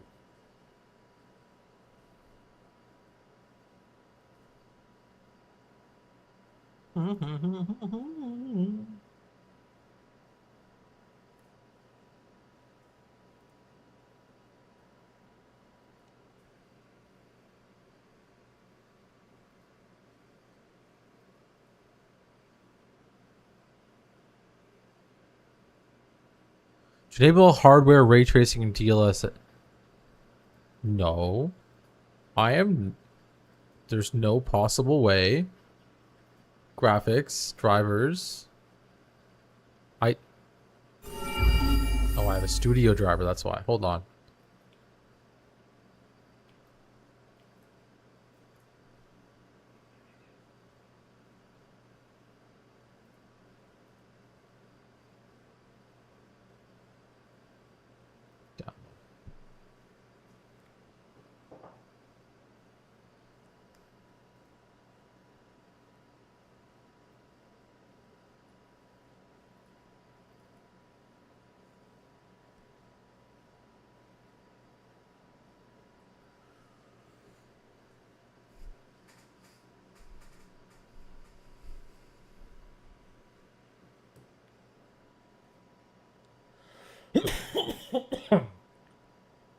How did this fail? I don't think campaign so I ran through Halo 1 for the first time last week, and I had a pretty good experience. It certainly showed its age at times, but overall, I left feeling like, yeah, I can see why people like this and why they were drawn to it in 2001. So I started going for the Platinum Trophy as I do, while writing the review, but this time through the lens of someone playing Halo 1 for the first time with Campaign Evolved. And then I ran into a roadblock. How do you authentically and fairly review a remake? On one side, if you judge the game by modern standards, you penalize it for remaining loyal to the foundations that defined it, likely the very reason it has a remake in the first place. But on the flip side, you excuse those outdated mechanics and design principles out of respect for its legacy, then you have to pretend that game design hasn't spent 25 years evolving. And this awkward balance is why Halo Campaign Evolved manages to be the most confusing type of remake, because it isn't just a fresh paint job in Unreal 5. Halo Studios have made fundamental changes, and this is where another question pops up. When does a remake stop being a remake? It isn't a new question, feel free to tell me in the comments, but I will use it as a catalyst to look at why I think Halo Campaign Evolved struggles to have an identity. After I rolled credits and put my notes together, I did something I never do. I watched videos of the game I was reviewing. I wanted to get an understanding from people that had played the original and how they were feeling about a full remake. And my biggest takeaway was just how odd my own notes for the game were, because I never played the original. So every video I watched would see me pause at one moment, look down at my notes and ask, wait, what? Like how I said, quote, the game feel was serviceable, but expected. Yeah, apparently the game feel from Campaign Evolved is closer to Halo Reach than Halo 1. Or how I noted down, quote, the weapon variety was limited, but fine. Only to realize the 3 or 4 weapons I thought they were bringing over from future Halos was actually closer to 9, nearly doubling the weapon selection. Or how I thought the game's encounter design and enemy design was underwhelming before remembering the original game had a health pack system, whereas Campaign Evolved adopted Halo 3's system. And with the inclusion of sprinting, it completely changes the original and intended game design of just enemy encounters and so much more. On the surface, the changes themselves aren't bad, but with each change, not only do you move further and further away from authentic Halo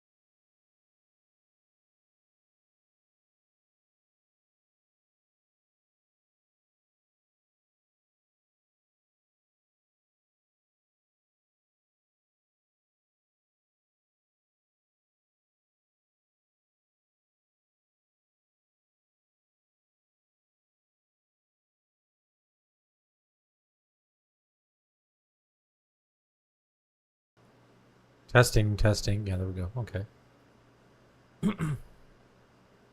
Interesting. It lost it. Let's see if this works.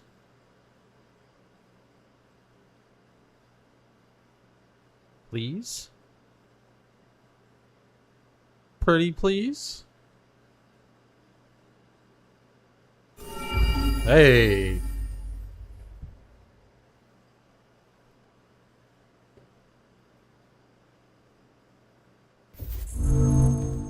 Achieved with CryEngine.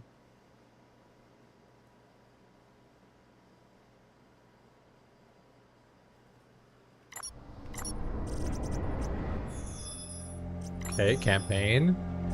New game. Let's do hard. Delta's gonna be crazy.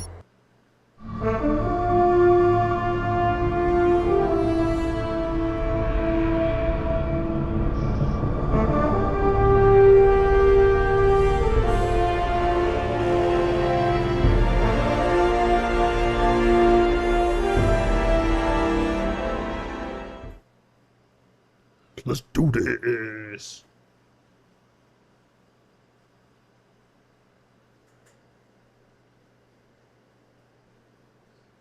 I feel like I should put my camera like split over here.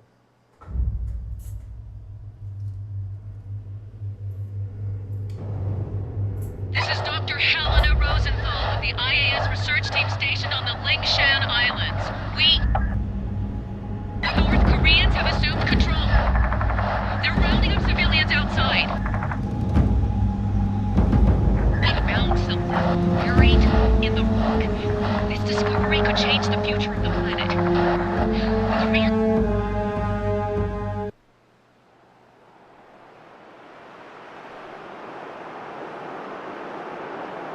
Oh, I feel like, wait, we should tab out. Go over here. Bring this to this side. Oh, really?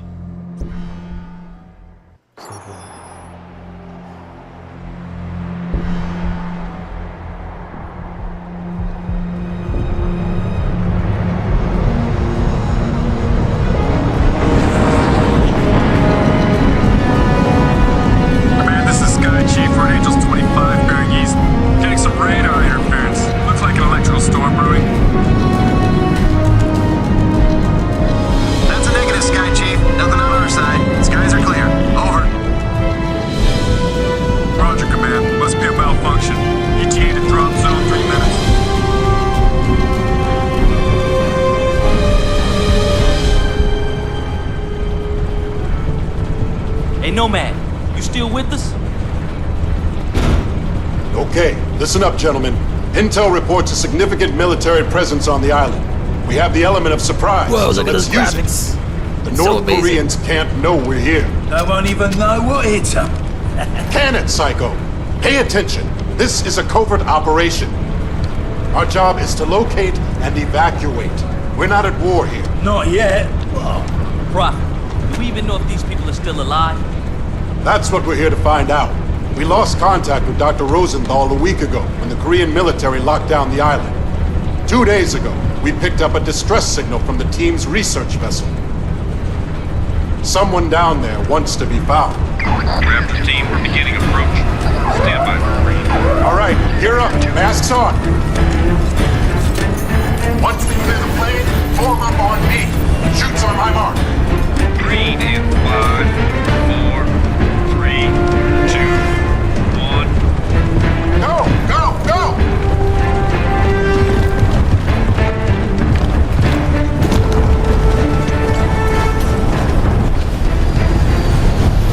See you guys at the LZ. We can see the whole map. It's crazy. JSOC's got us chasing archaeologists now. And this will be a cakewalk. Holy moly, that's loud. 1 second. Options. Audio settings. Let's just turn this down a wee bit. Down this just a wee bit. We check our graphics out. Advanced graphics. I think we can run Crisis everything, honestly. I can't HC. Oh no, wait. Advanced graphics. Display. We can go up to 120. That's nice. Apply. Optimal settings. Let's take a look and see. Change system to high spec. No, we can go higher. We can go way higher. Is there a one-click update? Unfortunately. No, gotta go to advanced. Can I run Crisis? Why can I change object detail? That's really strange. Can it all run Crisis? I'm pretty sure it can.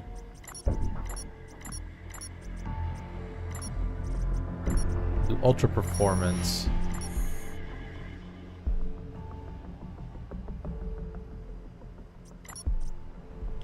Okay. Experimental ray tracing boost mode.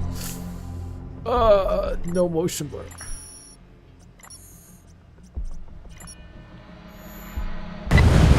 I've heard of this guy. He must have found something big to buy all of this heat. Whatever. $50 says this Rosenthal ain't the real reason we're here. Look it up, team. Stay focused. We got limited intel going in. Upcom's being moved to the USS Constitution. Till they're 5x5, we're on our own. Shoots on my command. Go! What the hell? You see that? He lost his chute. My chute's gone. My damn chute is gone. I've got no main, no reserve. Keep it together, kid. Oh no! Your suit should absorb the impact.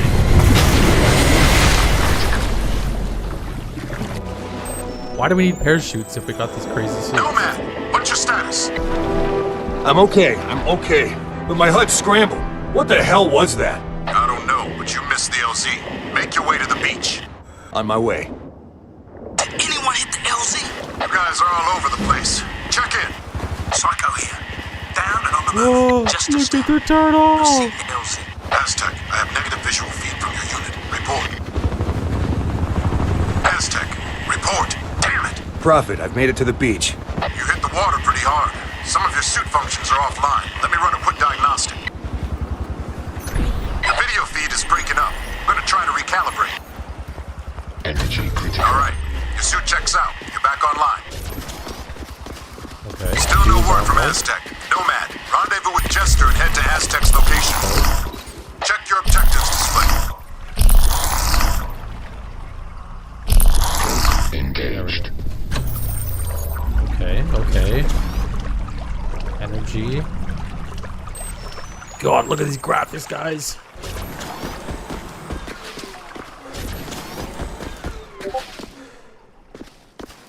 Isn't it amazing? One sec. Oh, I got a message. Let's take a look.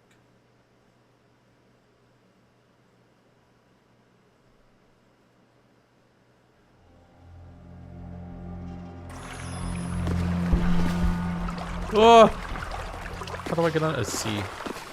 I'm not reading, I'm sorry. What do we got? Can I just pop these? I can. Oh.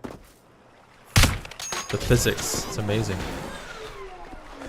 Make sure your silencer's attached.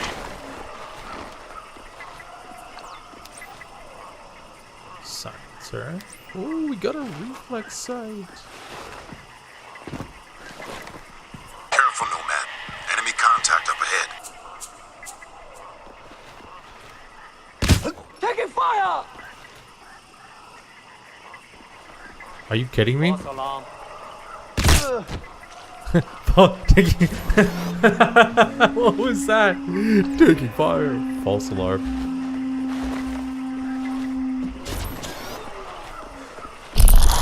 Engaged.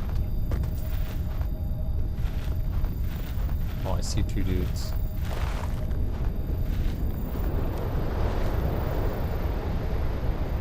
They look kind of friendly.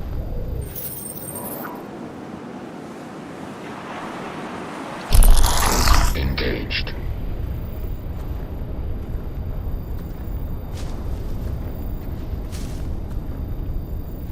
I'm almost certain you can see me here.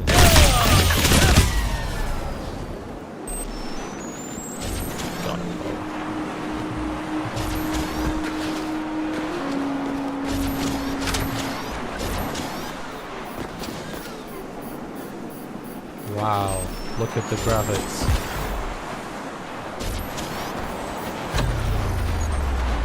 Look at the... This is Aztec. You copy? I read you.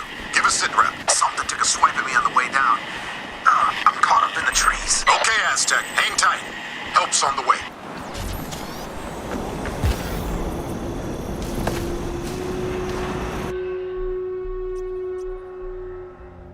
Options, game settings. No? Is there a field of view? Did I miss a field of view? I didn't. Sensitivity, crosshairs.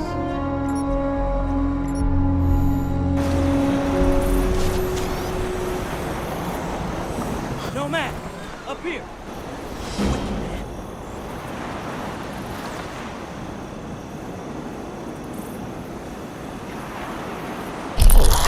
Engaged. Isn't that wonderful? Come on, let's get to Aztec.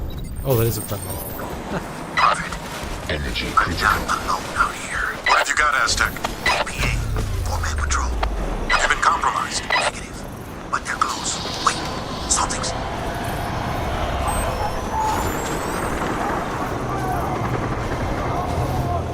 Aztec, talk to me.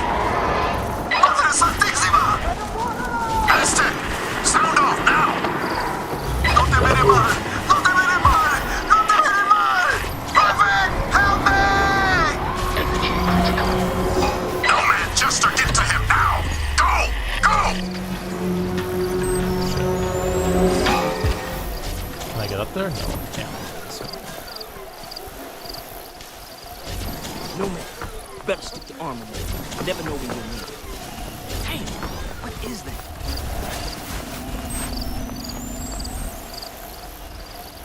What's what? What do you see?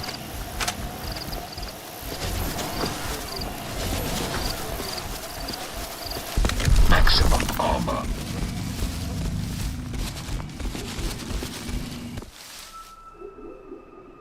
Oh, corpse. Oh, it's so cute. I love what they done with the place. What the hell happened here?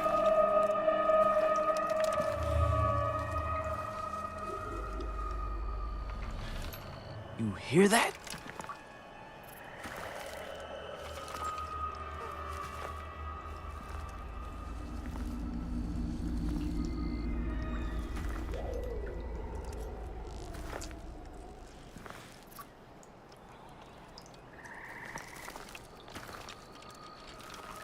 I don't like this, man.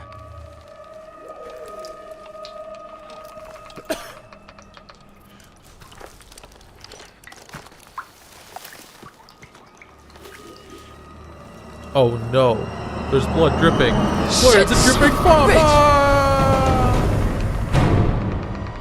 Tester, report in. What's Aztec status? Man, those things tore Dead, through him. boss. Damn it. What the hell is going on out there? I don't know, but I don't think we're alone out here. What have you got? KPA? Negative, sir. We got 4 dead Koreans, but there's no way Aztec killed them. Something else took these guys out. Tore their bodies up bad.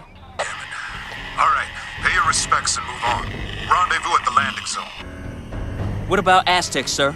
We just gonna leave him hanging here? Negative. I'm gonna vaporize. We can't allow the Koreans to get their hands on that suit. Stand back. Damn it. I never get used to that. Adios, amigo.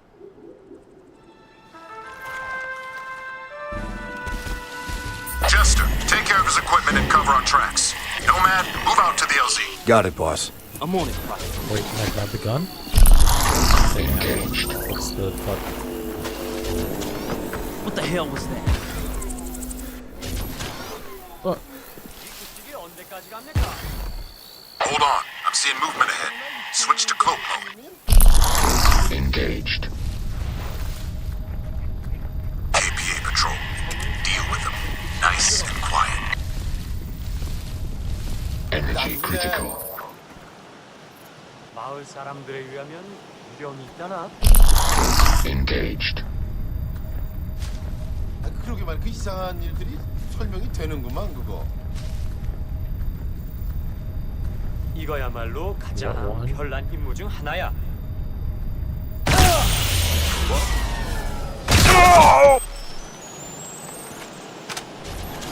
Two, okay. Easy. Energy critical. Nomad, I just lost our comsat to JSON. Our whole tactical display's down. The KPA must be using a GPS jammer near your location. Find it and take it out. Copy, Prophet. I'm on it.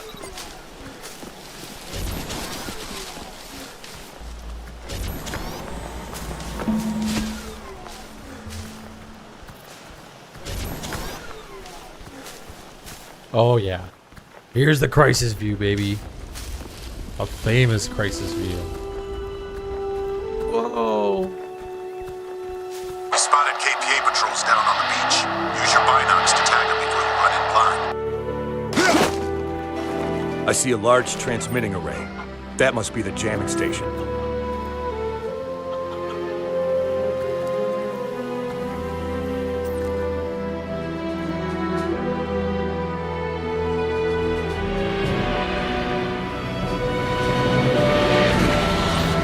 Just that dude?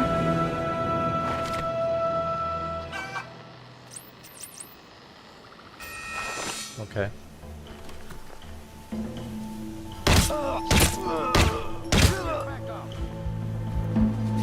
Oh. Probably should have snuck around. They've called in reinforcements. Enemy units headed your way. Critical.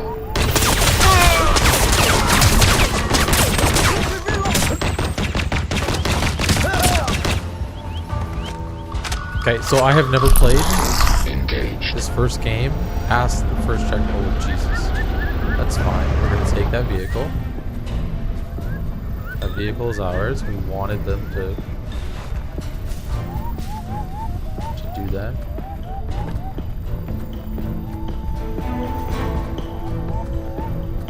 Energy critical.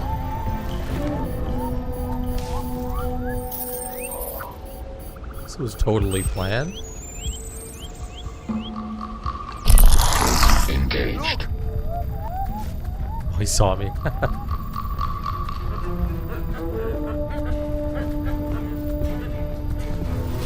Lost contact. Won't get far.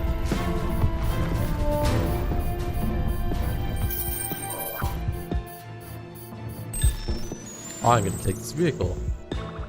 We're gonna go for a little spin. Oh, he saw me. He saw the movement.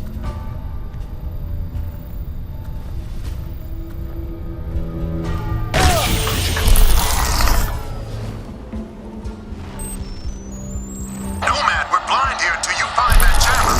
Engaged. Be okay.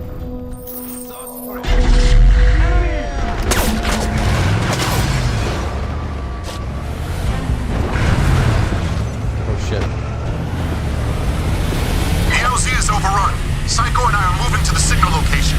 Nomad, there's a checkpoint blocking the path up the valley, so deal with that first. Transmitting the coordinates now.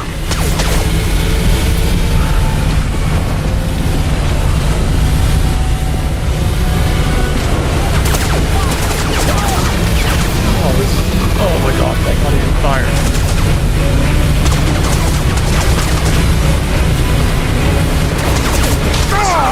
Track the distress signal to a valley 3 clicks due east. Psycho and I are inbound.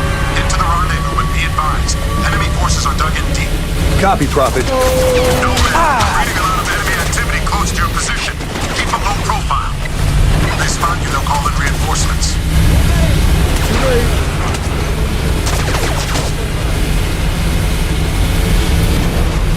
Nomad, JSOC indicates that the KPA have a command post on the Eastern Peninsula. I need you to infiltrate and check for intel on enemy emplacements. I'm uploading the coordinates now. Roger that. We're short on time, Nomad, so make use of your speed move.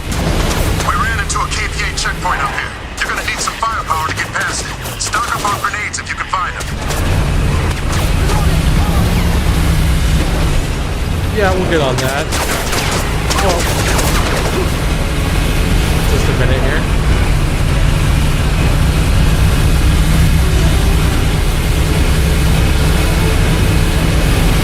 Nomad, you're closing in on that command post. I suggest you switch to cloak and sneak in undetected.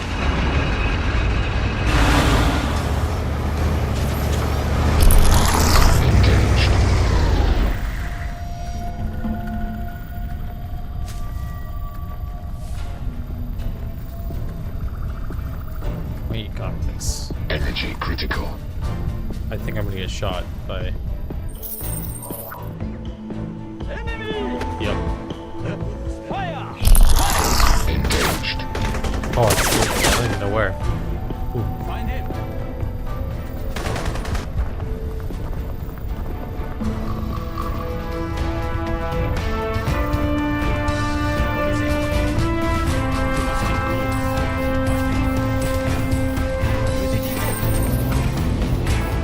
Where did you go? Where you shot? Oh, I can see the world mini map. Oh shoot! Let's just let them do their thing. Said we need to find some grenades. I don't know if we're gonna find grenades up here. Oh, there's that checkpoint. Energy critical. Which I think is just over there. I don't know if there's anybody. Oh, there is. Oh shit.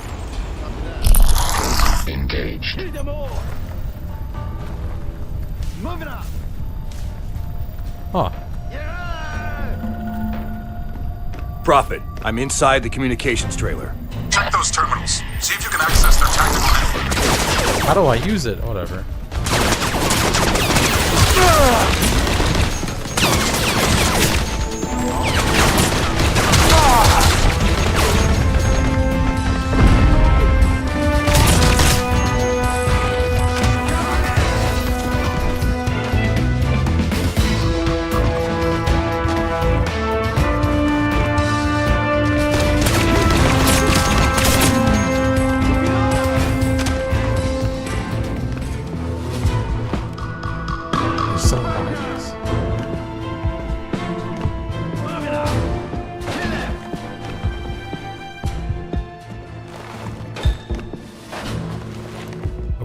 What is the user? Got it.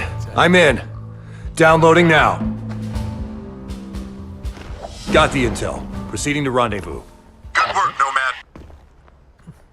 Wait, take what? According to these reports, they evacuated the entire civilian population in a matter of days. What the hell are they hiding? It gets better. Looks like General Ri Chong-kyung is in charge of the whole operation. If you thought this would be easy, think again. Kyung means business, and he's got the KPA's elite special forces unit watching his back. What was the...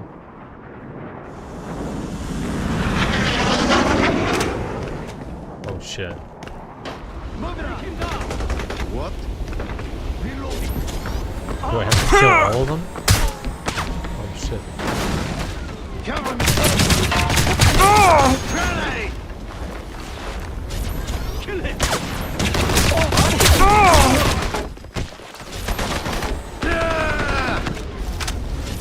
Cover me! What?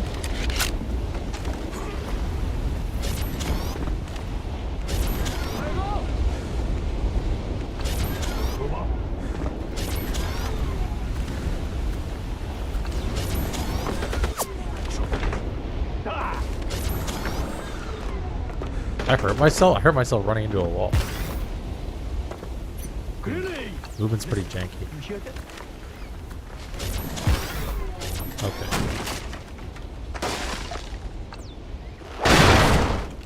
Grenade! Grenade! He's close. Oh.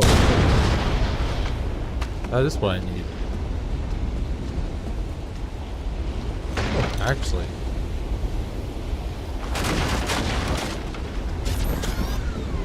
So it's a widest slug grenade. Okay.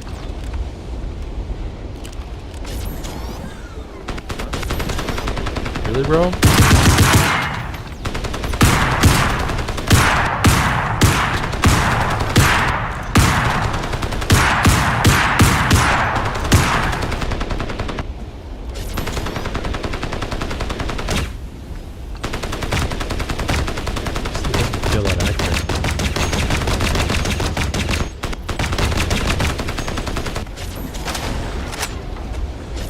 What the heck?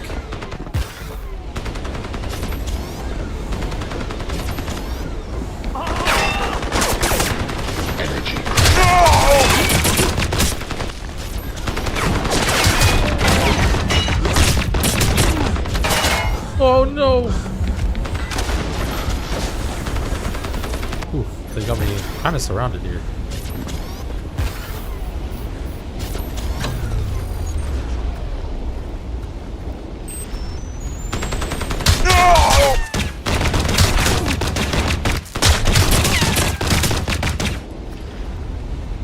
Couldn't even see him.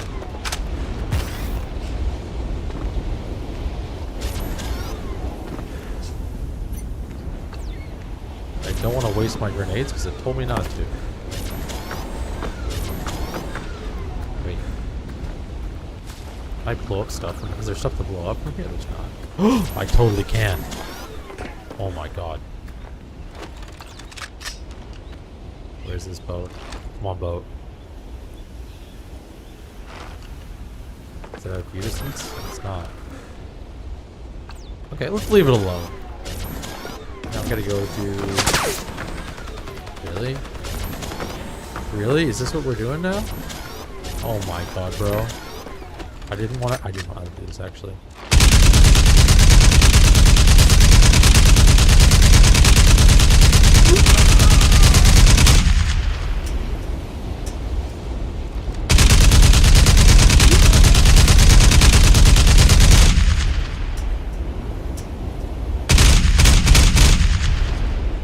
Okay.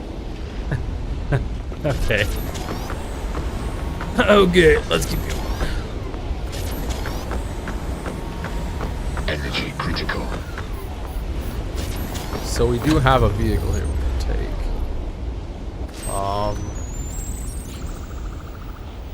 Can I move this map around? Can't move the map around. So we need to go... We can go up the mountain.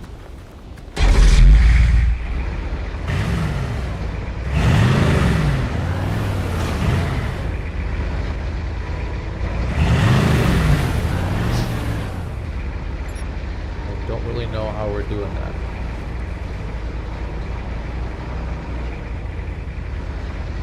Oh wait, is that a road? That might be a road we can take.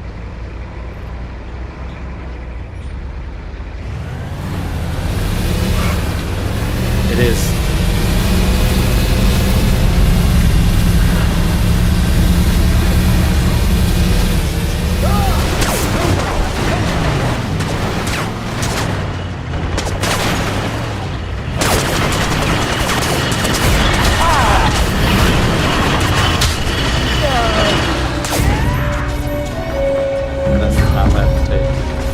So, take these guys out.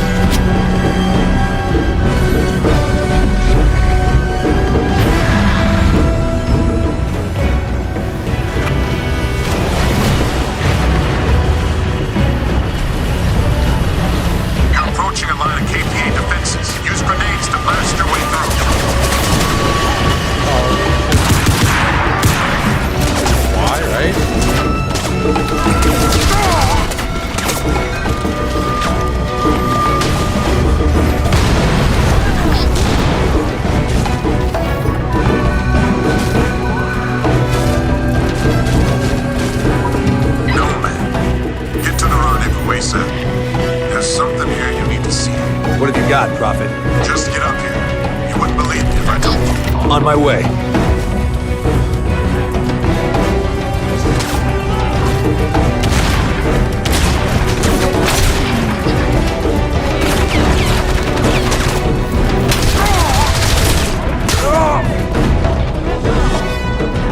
You're approaching a line of KPA defenses.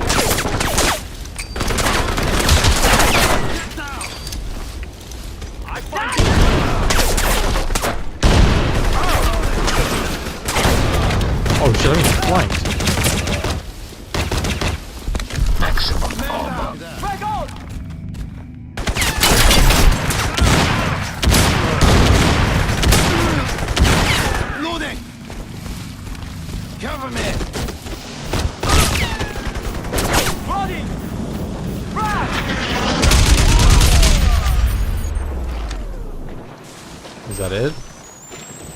We gotta pick up more ammo? Yeah, we do. Exchange shotgun. We pick up more ammo off this dude. Oh shit. Fire!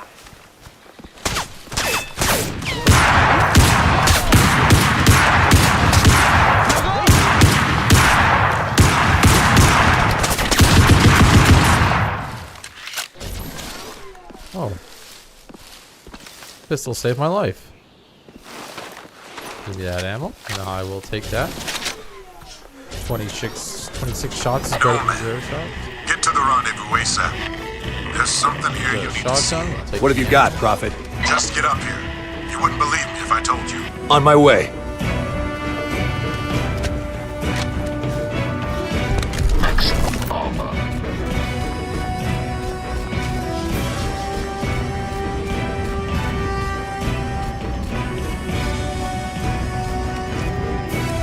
Did I kill them all? Did they all come down?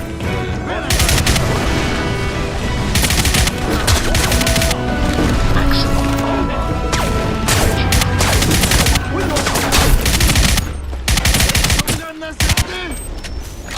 Moving up.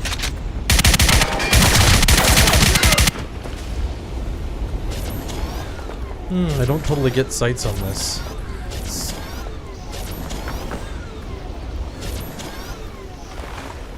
Ammo. Do I have to destroy this thing? What do I gotta do?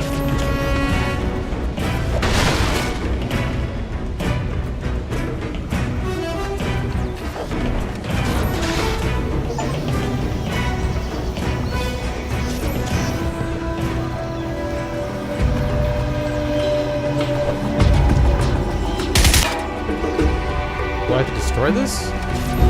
What do I do?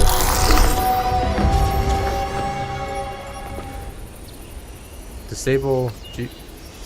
Did I fail at? Oh, we did signal location.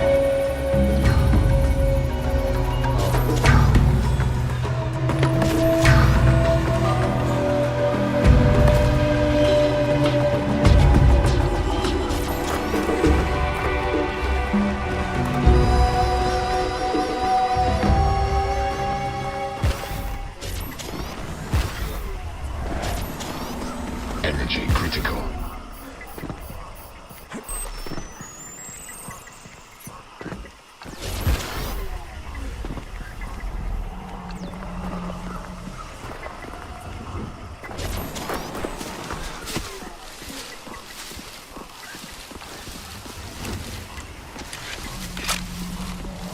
Got the dualies.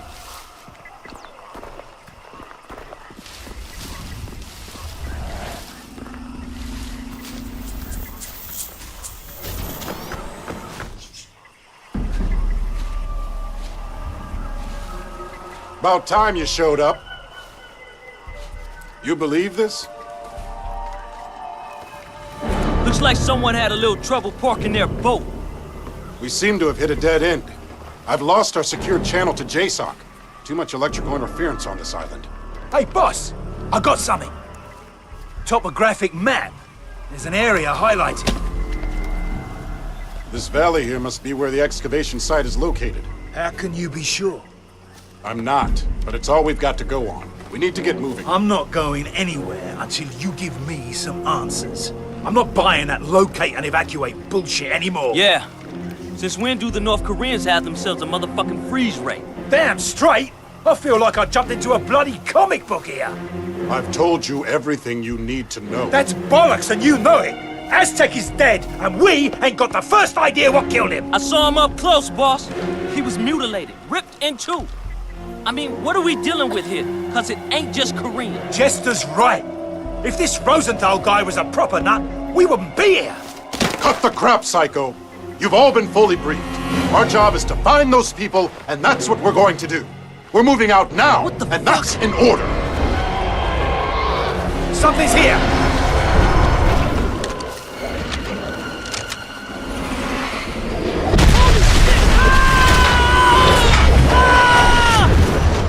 It's got Chester! We have to go! We have to go now!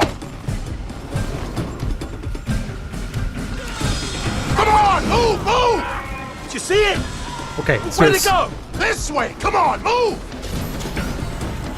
Let's do this.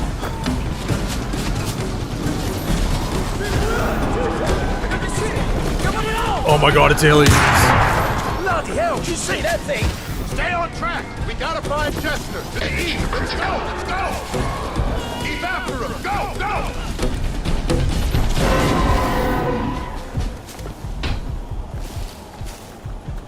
Come on! We need to find Chester! Let's move out!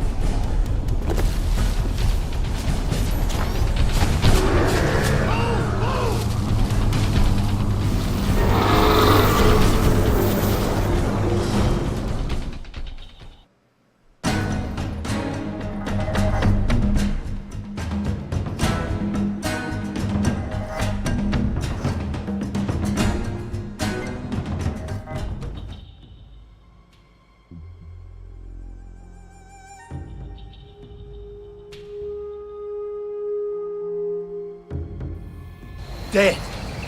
Son of a bitch. God damn it! What's happening, boss? We're dropping like flies. I'd tell you if I knew. You have my word. Stand back now. I'm gonna vaporize.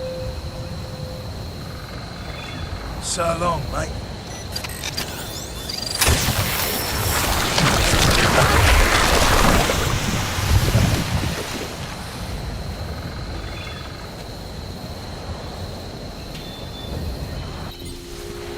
Eyes open, boys. KPA Comm Center up ahead. Watch my back, Nomad.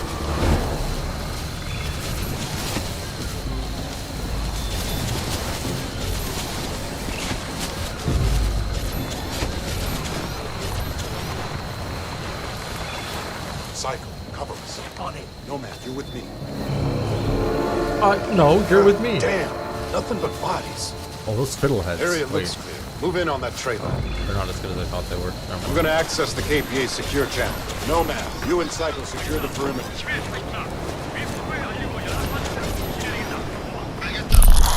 Engaged. All right, listen up. The KPA are holding a civilian hostage in the village about a click ahead. Could be one of Rosenthal's troops. Nomad, I need you to infiltrate the village and gather any intel you can. I'll stay here and monitor incoming comms. Your priority is to find that hostage, understood? Understood. Cycle will provide support as soon as we're done here. Okay, I'll just go do all of the work. That's fine with me. Holding up my map. Oh, the village up ahead, okay.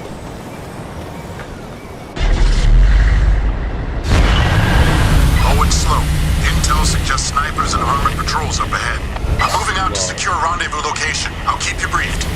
Nomad, I'll take the high ground. Confirm when you're inside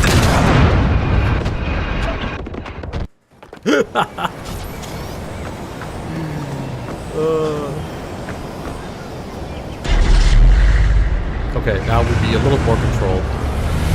Going slow. Intel suggests snipers and armored patrols up ahead. I'm moving out to secure rendezvous location. I'll keep you briefed. Nomad, I'll take the high ground. Confirm when you're inside the village. Hey, wait a minute. Wait a minute, who's driving that? But it sounds like General Richan Kyong is in charge of the whole operation. The guy behind that massacre a few years back. Why would he be here? I don't know. But watch your backs. These guys are hardcore. No, I can't. You're approaching a KPA radar station. Find a terminal and access the tactical network.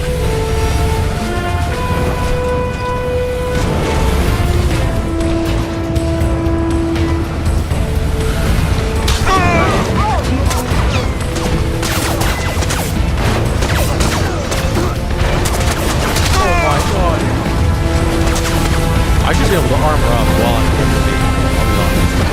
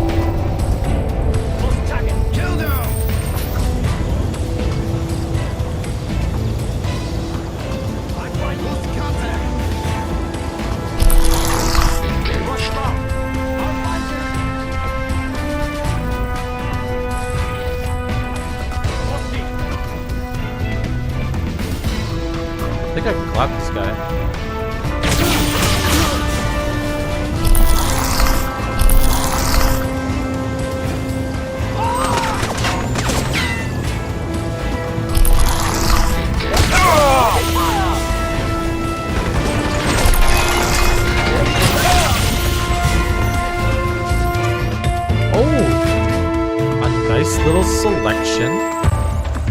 Heads up. We now have exact coordinates. The contact is being held in the school. Check your nav. They're tracking something on the monitor. Looks like a naval fleet heading our way. Must be the cavalry. An entire fleet just for us. That's not your concern. Stay focused on finding that hostage.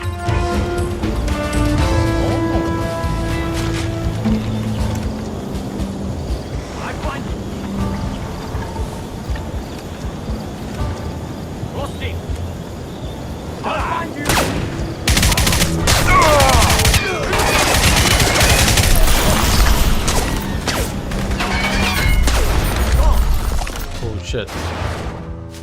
Gonna hide here for a sec. Where is he? Maximum armor. Reloading. Lost me.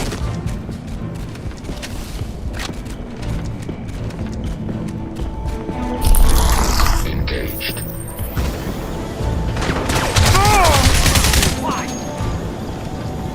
Maximum armor. Critical.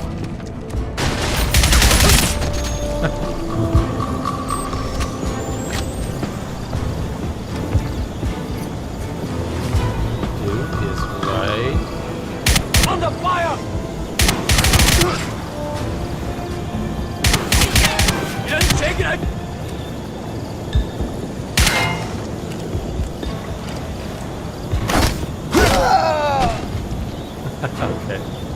Okay. Okay.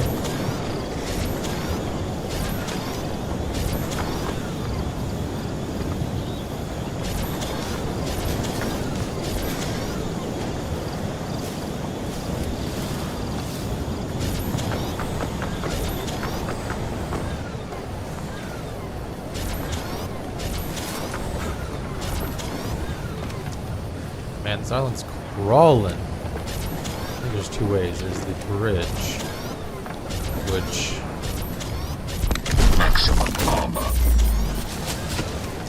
I'll be honest, doesn't look too pleasing. And then I know there's like a minefield over there. I have seen.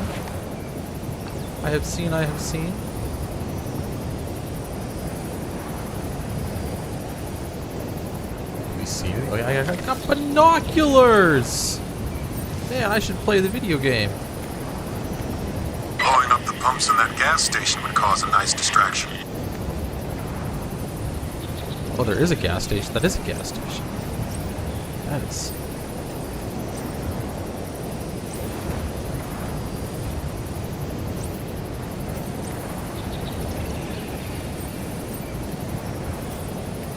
Okay.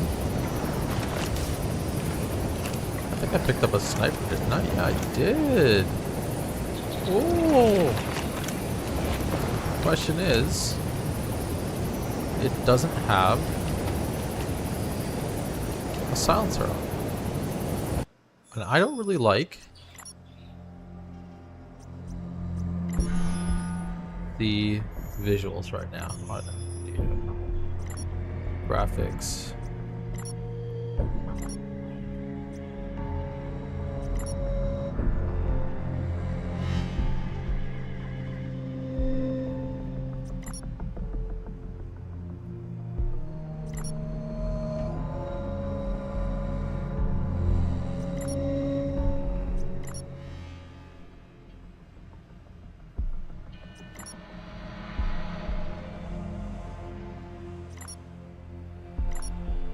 I don't know how to feel about that.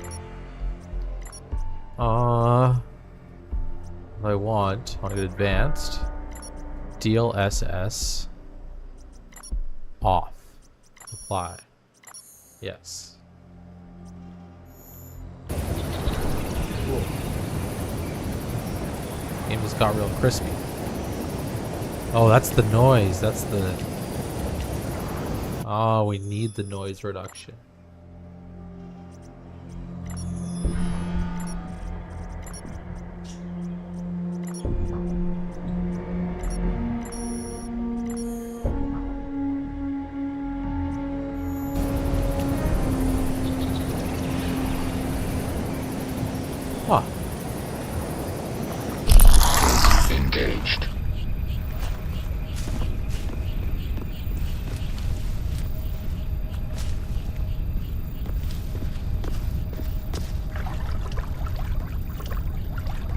can get across here. Energy critical.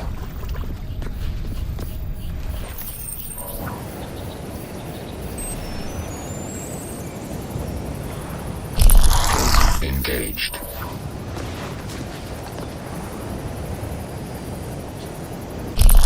We might just be able to roll right in the front door.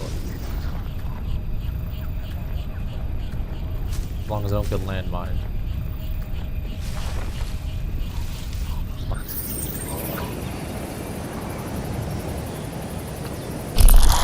Engaged.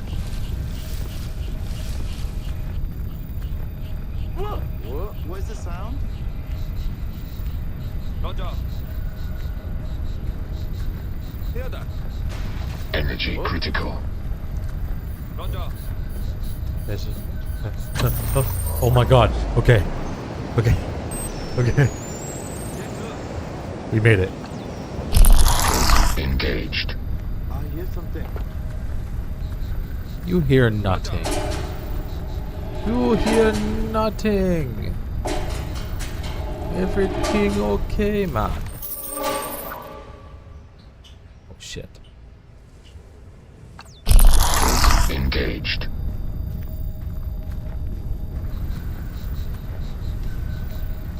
Huh? Just do it. Just do it. Bro, get back.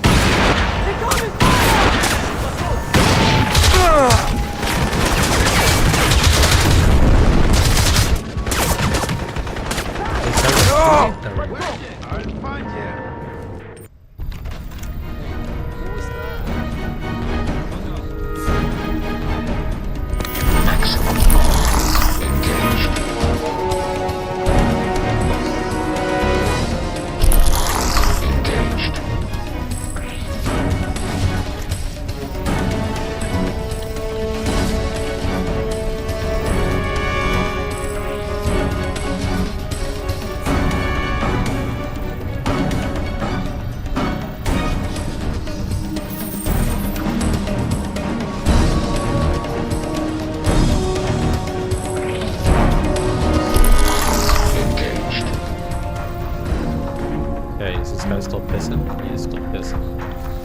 We gotta go around him.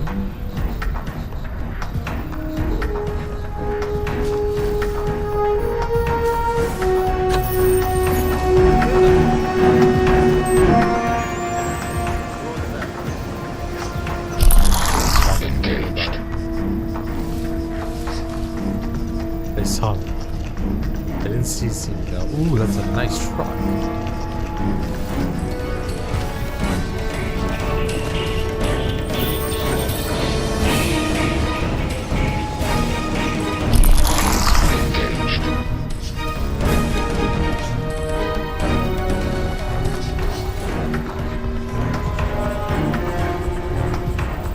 Okay, we're gonna have to do something with music. Oh my god. Rawr.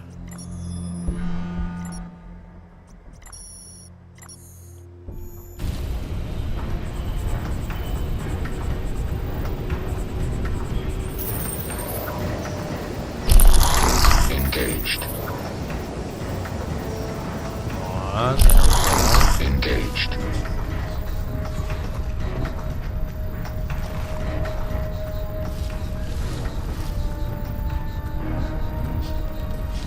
Oh, that is. Energy critical.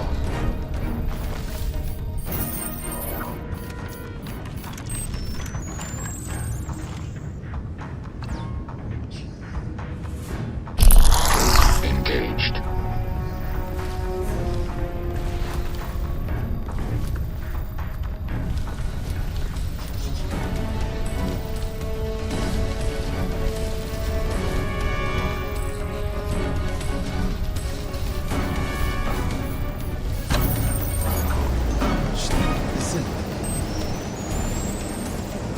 Oh, there's somebody on the side of that.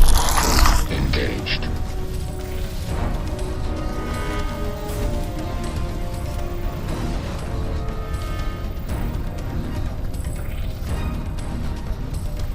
This is way too risky. Energy critical.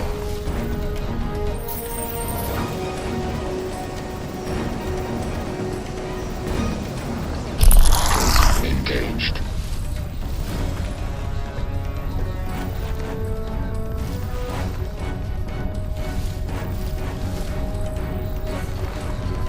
Maybe. Can I get it through a window?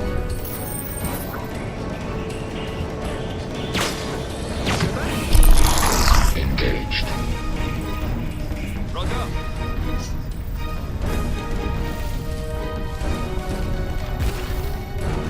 You on the way?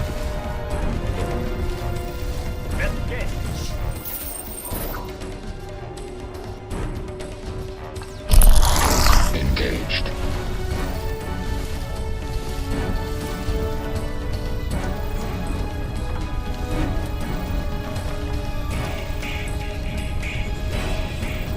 Nomad, secure the building. I'm right behind you.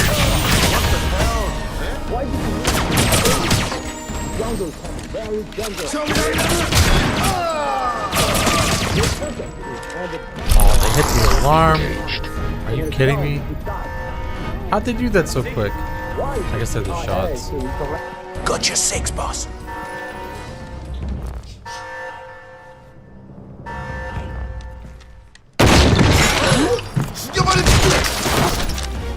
Prophet, we've located one of the archaeologists. Easy, darling. What happened to you? I'm okay. It's not my blood. Badowski, something tore him to pieces. We thought no one was coming for us. What took you so long? Well, we had a little trouble finding your boat. Our boat? Our boat's gone. I contacted Langley a week ago. When no one came, we made a break for the harbor, but something doesn't want us here. Something out there is killing people. Where's the rest of your team? Badowski's dead. The others are still at the excavation site. It's east of the heli base above the falls. You have to help them. They don't know what they found. Can you take us there, love? Sorry, love. I'm not going back. I barely made it out alive. Listen to me. We've been monitoring Rosenthal's work. He was excavating a statue in the jungle. Only it's not a statue. It started transmitting a signal. It led us to a structure in the mountain. Rosenthal thinks it's evidence of a dead civilization. We're not so sure.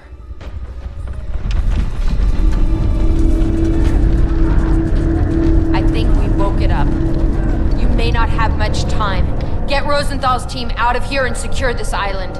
Whatever this thing is, you can't let the Koreans have it. I hate to break this up, but you've got trouble inbound. Part of an armored division is headed your way.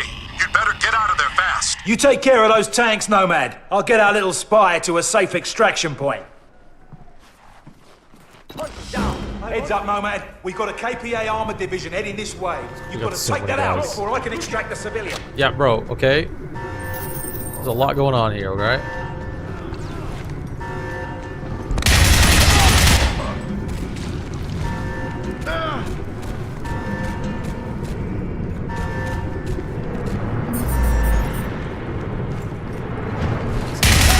Let's get to the ceiling. Come on! Oh my freaking...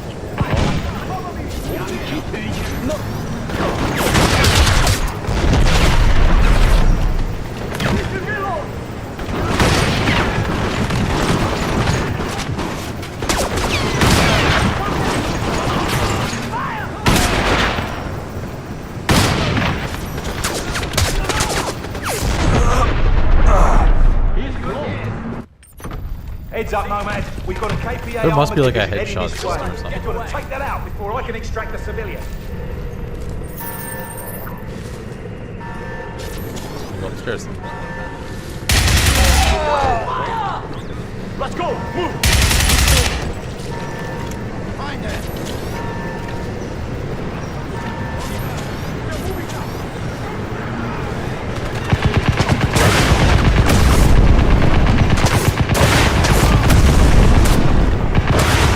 Nomad, I'm still seeing armor out there. Clear a path. I'll get the hostage out.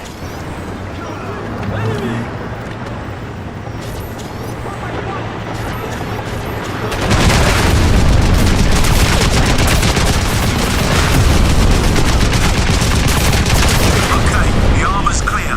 We're getting ready to move. Nomad, proceed to the rendezvous point. Roger. Okay, where's this one? Is this way? What?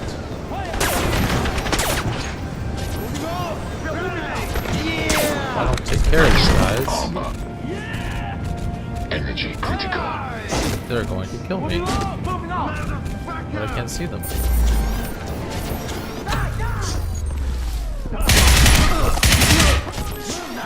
Yeah, he can't. Maximum.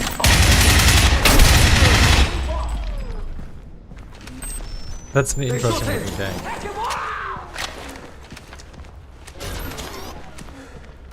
Maximum armor.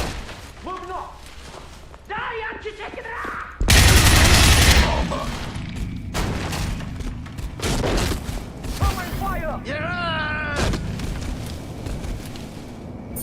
I can just get out of here, I think.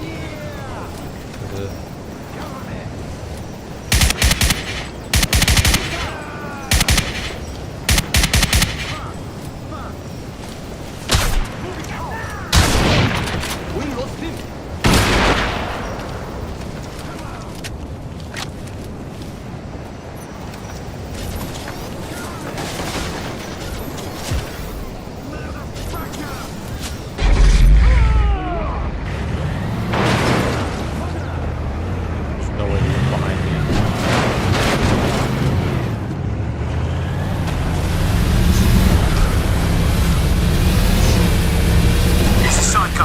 I'm en route to the extraction point with the hostage in tow. Copy, Psycho. Report in when she's safely extracted. Nomad, I've located one of the research team. I'm transmitting my coordinates. Get up here fast.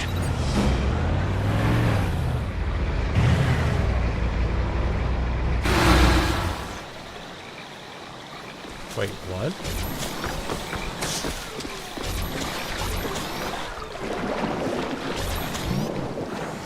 There's gotta be a secret here, right? Energy critical.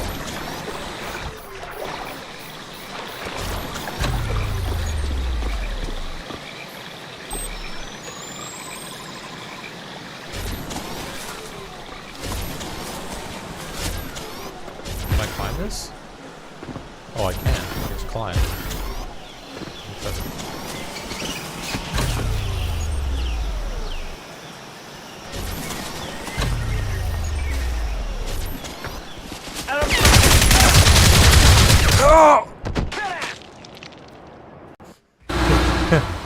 Okay. Okay.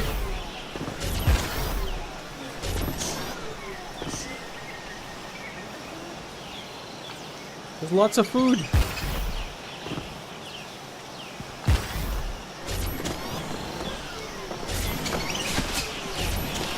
Whatever that bird is, sounds like my bird's fighting.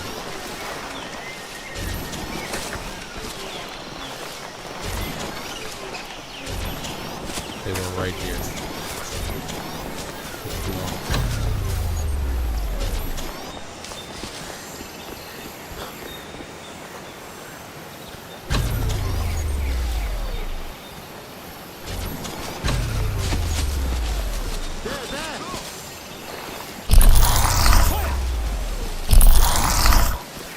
Why can't I go up?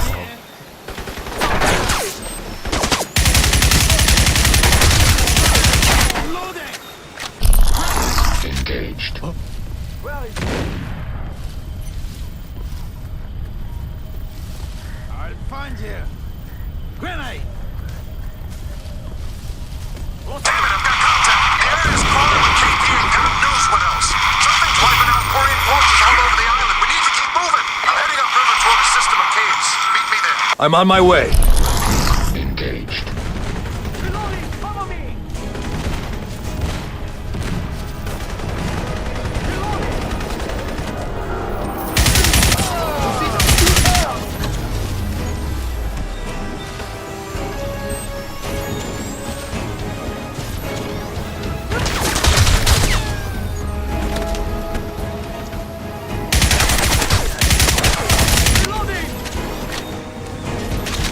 Maximum armor.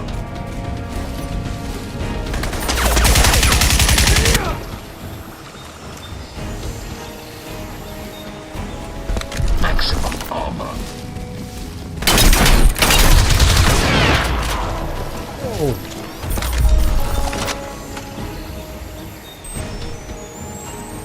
I'll kill you for fun!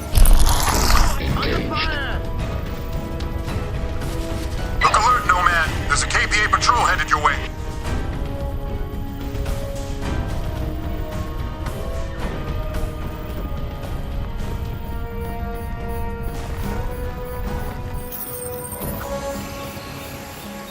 Oh, I see him.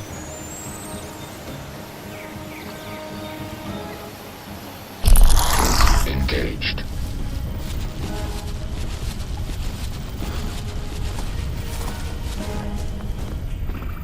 Energy critical.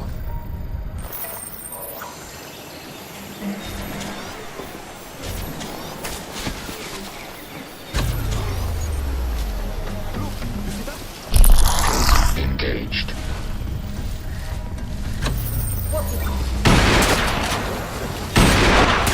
Oh my god, I saw this I shot. spotted hostiles on the other side of the river. Proceed with caution. Engaged. You must be close. Grenade! I'll find you. We are moving now. Energy critical. Where is he?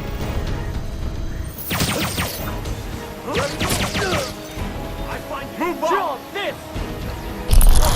Engaged. Lost him.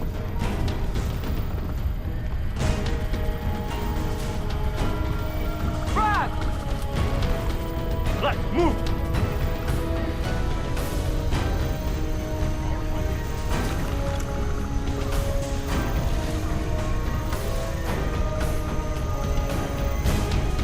Fight like a man! Let's go!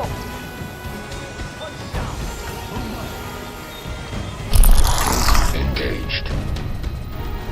But I just barely make it out. I think I just barely make it out.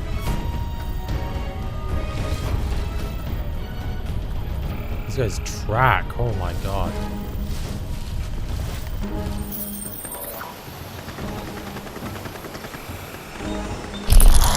Engaged. There's more. Holy shoot.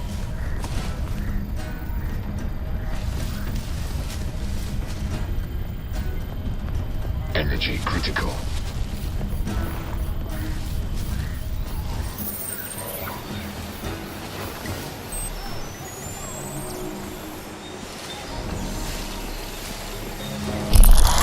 Engaged. I thought I heard one of them yell open fire.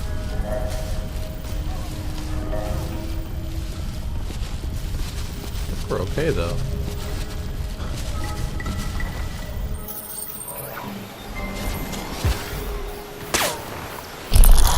Engaged.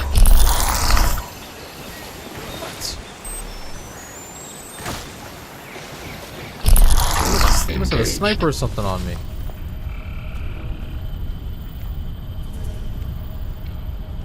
Oh my god, the dude.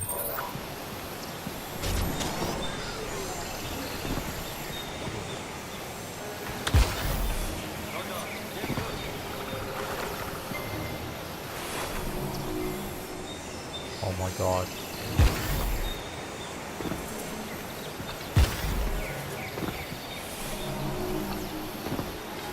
I don't want to die.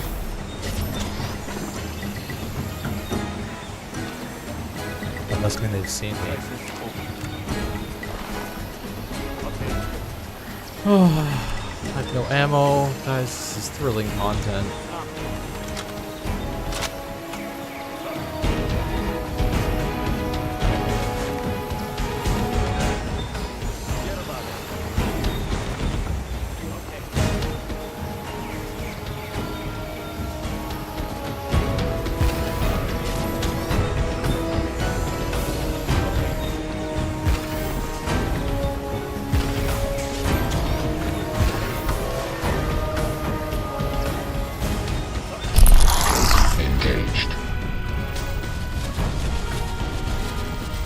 made it. We made it. We made it. We made it. Energy critical.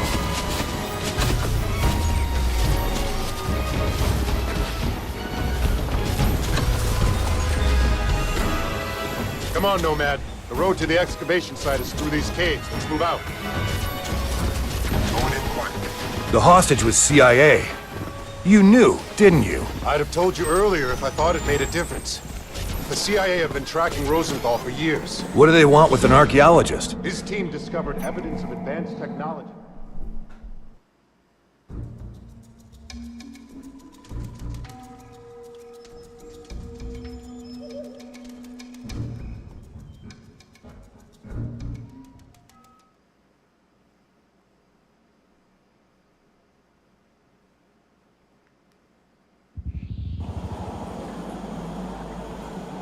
The situation's foosball. I still can't reach JSOC on the secure channel. Must be another jammer. We need to find it and take it out. Until then, we're on our own. The highlighted area of the map is about 3 clicks up this valley. The sooner we are off this rock, the better.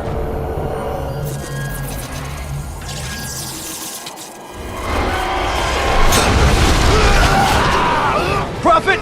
God damn it, Prophet! What the hell? Prophet, you read me? Come in, Prophet!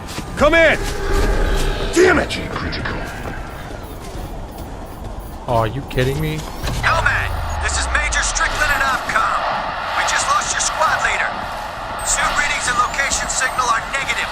What the hell's going on down there? Prophet is MIA. I repeat, Prophet is MIA. I've got 2 men down and something just grabbed Prophet. It dragged him into the jungle. He's gone. We're gonna pull you out of there, son. Sit tight and I'll get a bird down there to you ASAP. Negative, sir. I can still complete. I've got intel on Rosenthal's location. He's being held at an excavation site somewhere near a Korean military base. I'm going after him. God. It's your call, son. But our GPS system's being jammed. We can provide no tactical support at this time. If you can locate and disable the jammer, I'll run a satellite scan of the area and see if we can locate that excavation site. Copy, Major. Much appreciated. Engaged. Where'd he go? Flush him out.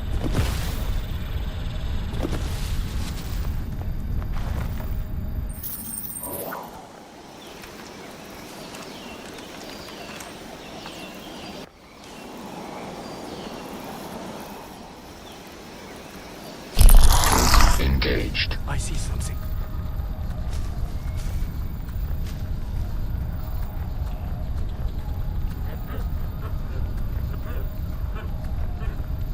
Oh, this is really bad. This is really, Energy really critical. bad.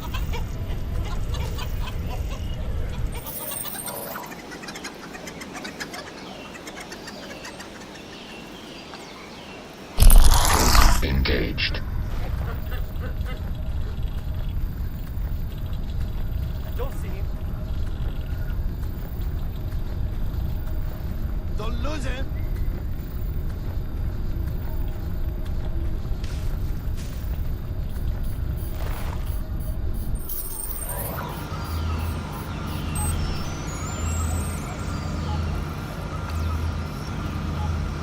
Disable the North Korean GPS channels. This is engaged. What?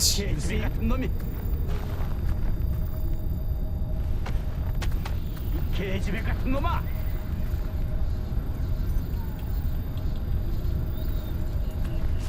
Can I just blow it up? Must have been the What is he shooting at? Scared him. We lost him. Engaged.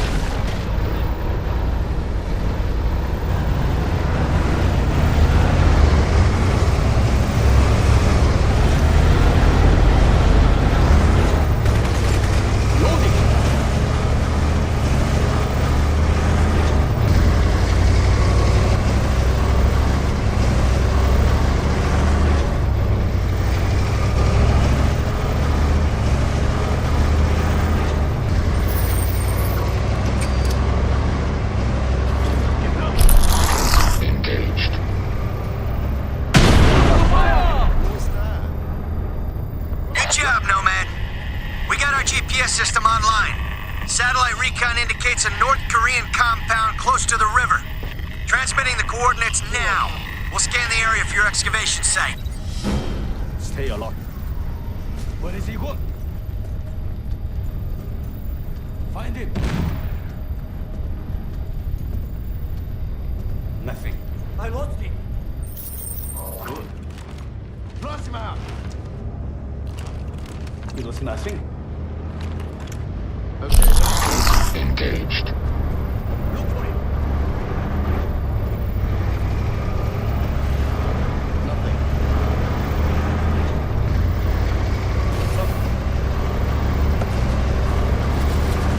Energy critical.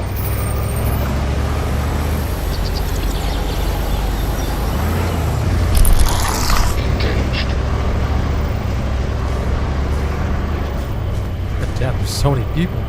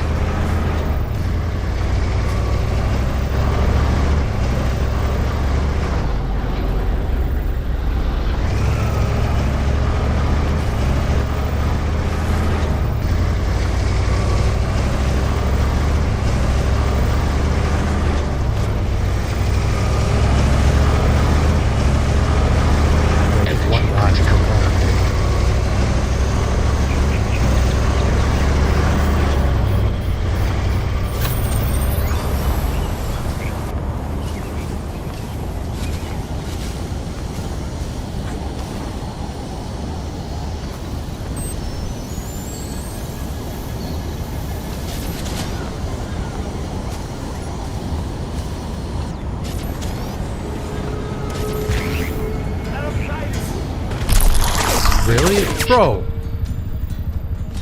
I'm so far away. Yeah, damn right you lost me. Energy critical.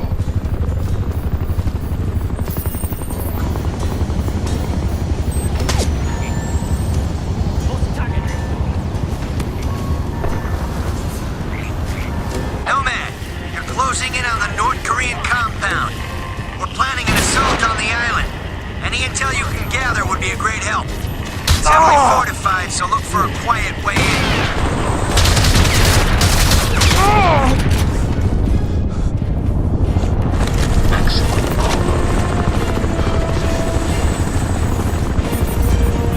I might be able to pop this chopper. Maximum armor.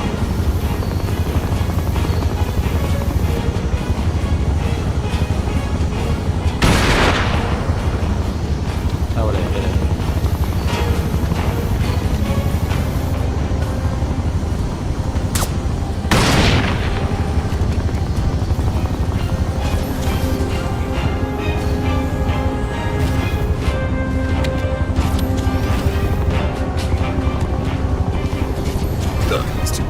Get up there. I can't get up. Energy critical. Engaged. Got 9 shots left.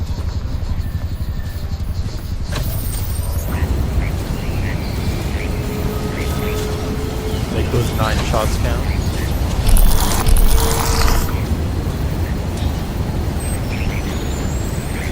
Are you kidding me? Engaged.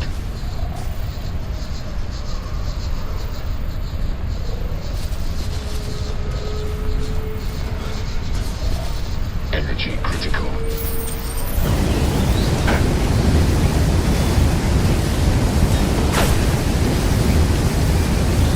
Sure that.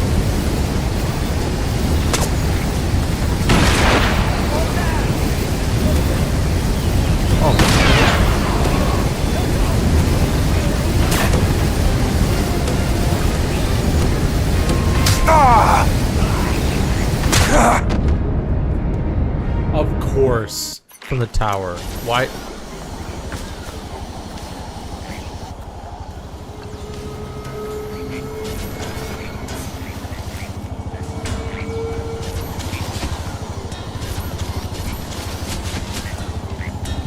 Nomad, you're closing in on the North Korean compound. We're planning an assault on the island. Any intel you can gather would be a great help. It's heavily fortified, so look for a quiet way in.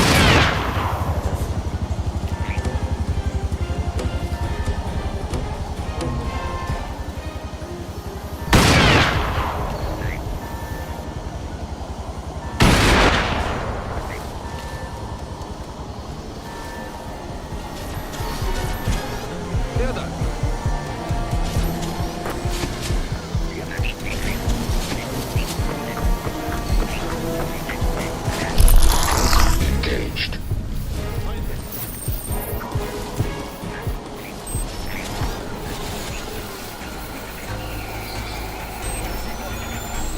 What is it called? Engaged.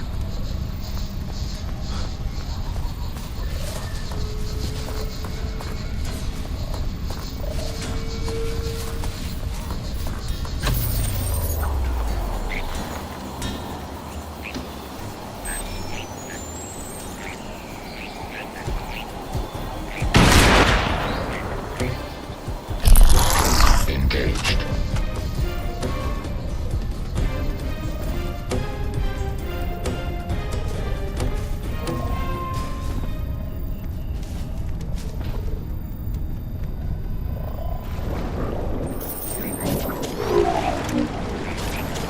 I don't even think this is viable. I think we get stuck down here.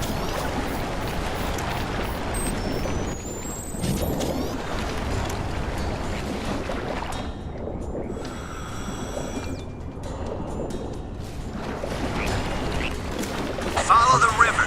There's a road on the other side leading up to the camp. Thank you.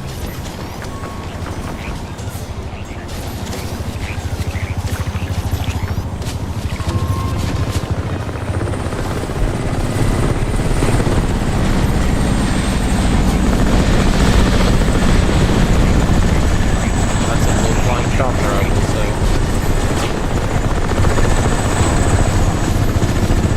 Energy critical. There's a very good chance in real life that it shoots me because it has thermals. Bad to spend that much on a chopper.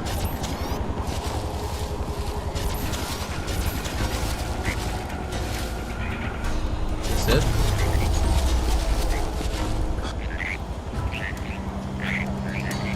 I love the frogs.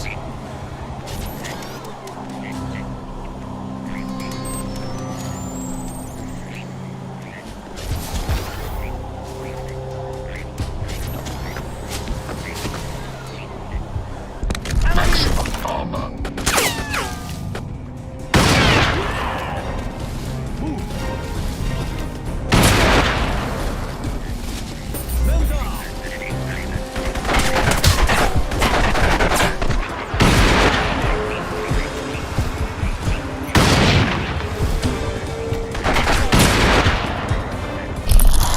Engaged.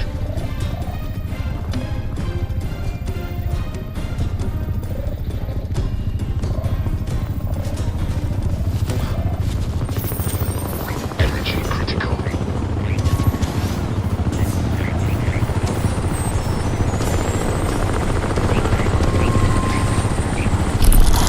Engaged.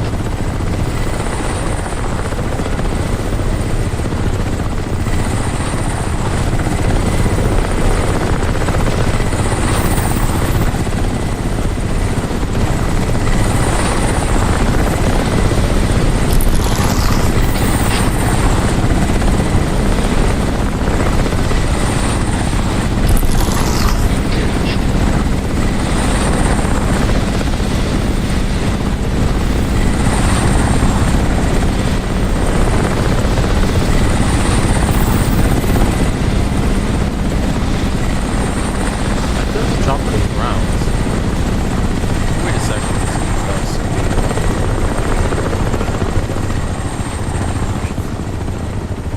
So if it does, I'm gonna blow it up.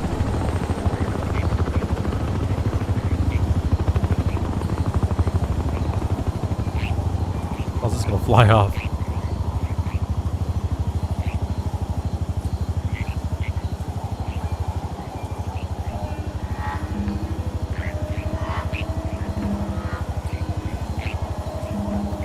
Okay.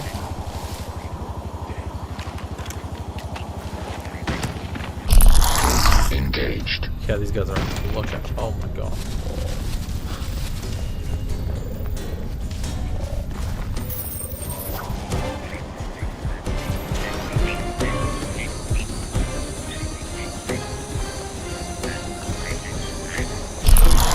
Engaged. I'll find you. What's that? He must be close. Reloading. Close. Find him. Where did he go? He's close. Get coward.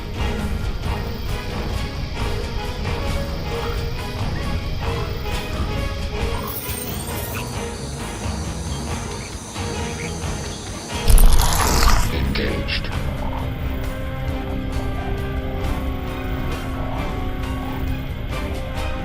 There's got to be something I can blow up as a distraction.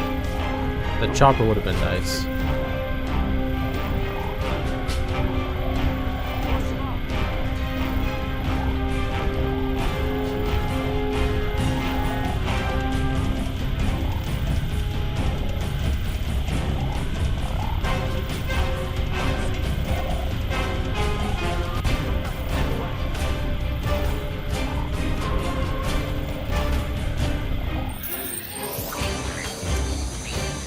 I could just... Engaged.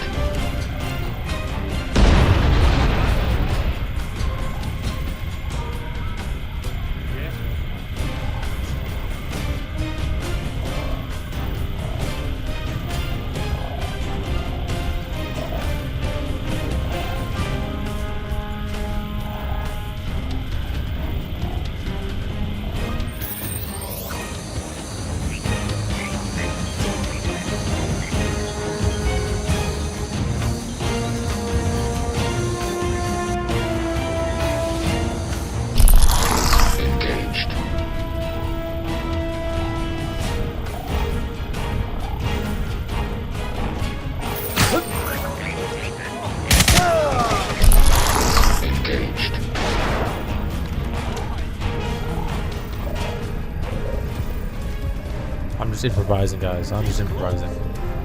I have no idea what I'm doing. He must be close. I'll find him. Energy critical. He's close.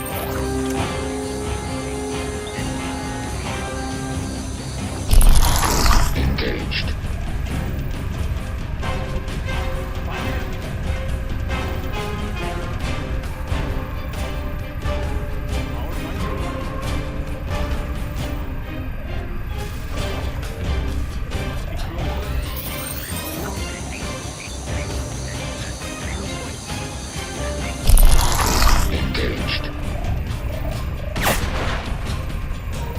Oh, the guy in the tower saw me. That's okay. That's okay. We're just grabbing intel. We're getting out of here. Energy critical. Accessing tactical network.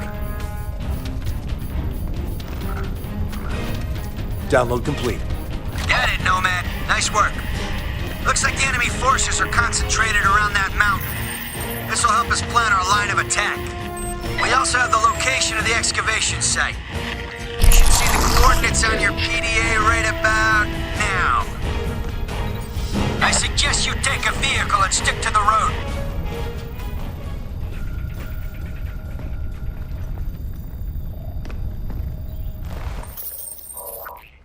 Well, that frog scared the crap out of me. Engaged.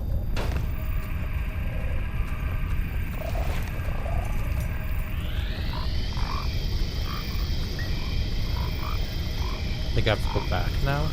I'm pretty sure it looks like that on the map.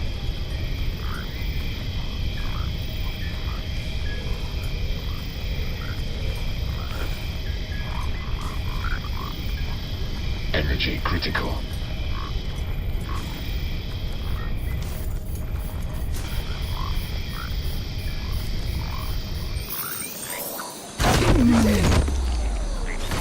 Hostile! Enemy! We are moving now! Loading. We have a member.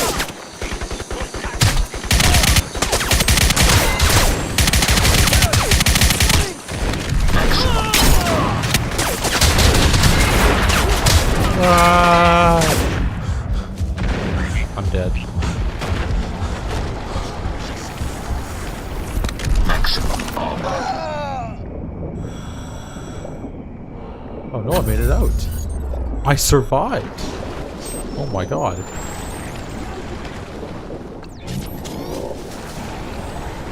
Is there an easy way out? Is the big question. Am I gonna get sniped? No, we're good. We're good. We got it. We got it. We are free.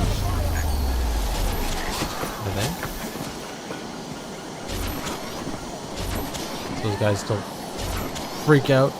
Oh.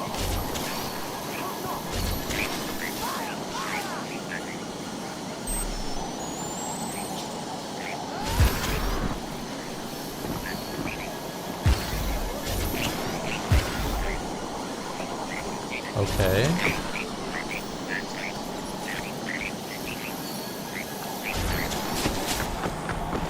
This is the way, I guess. Energy critical.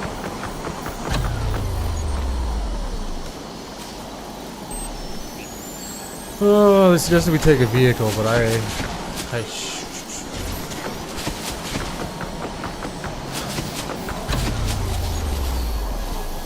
don't know how to do this.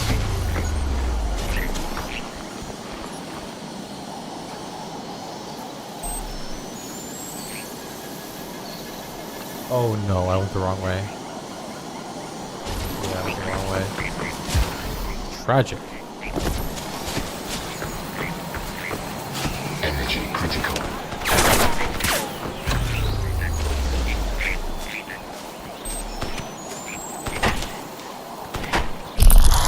Engaged.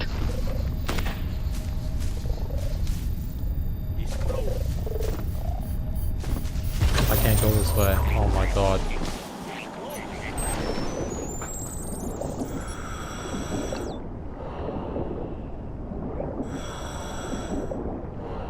That's the... I see where I have to go now.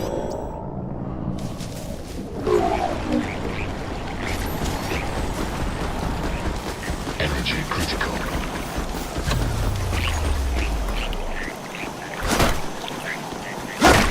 Can't pick that boat.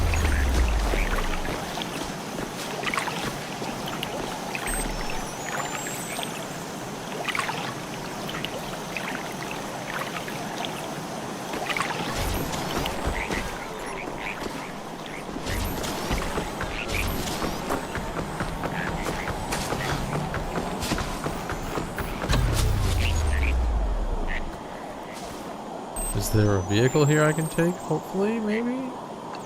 Maximum armor engaged. I don't see one. Energy critical.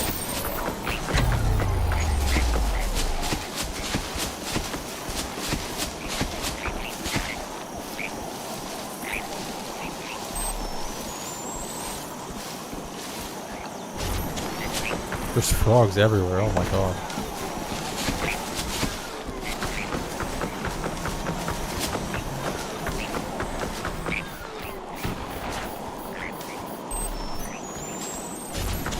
There we are, we're getting close. Energy critical. Oh shit.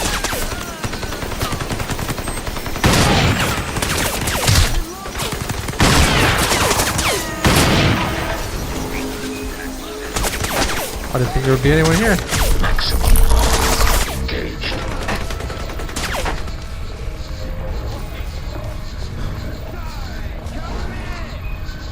Maximum armor.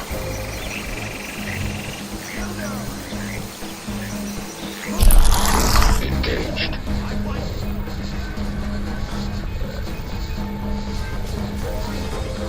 Energy critical.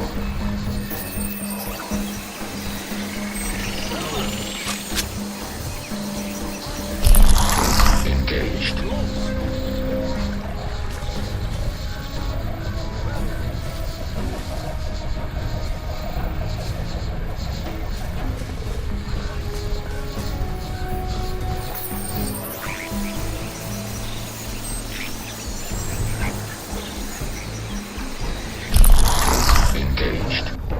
Yeah. Oh. Energy critical. That will be my vehicle. I think. Down the river to the right.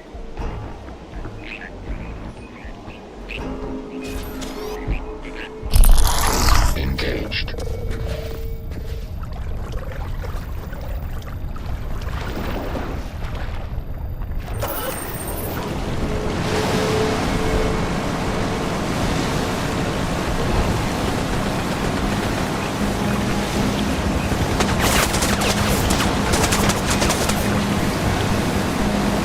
As far as I can get, this is as far as I can get. Nice.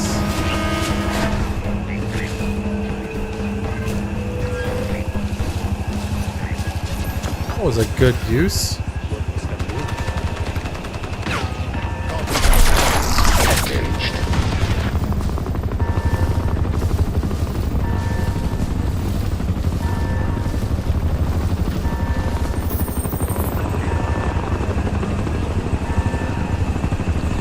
When do I get to the aliens?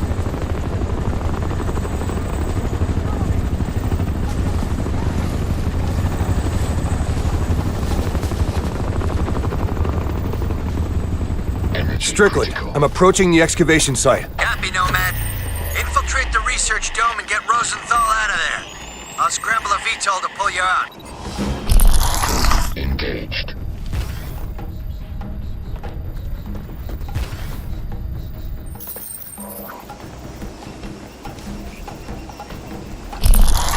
Engaged.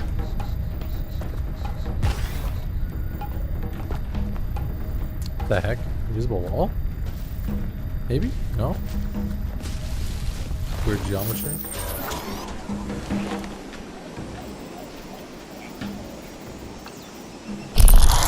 Engaged.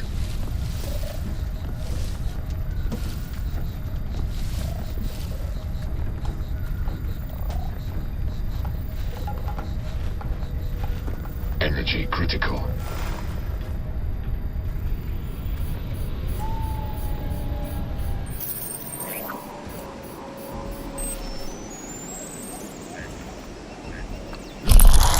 Engaged. Oh shit.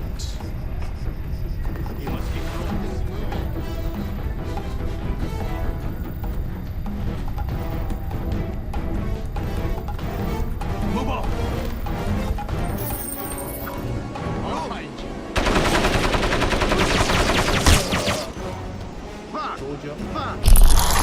Engaged. I think we can get in that thing without worrying.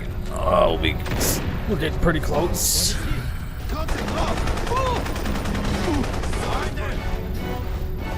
Energy critical. I don't want to get caught out. Is anything good in here? Engaged. Oh. Missile launchers. That means I'm going to be fighting something soon, obviously.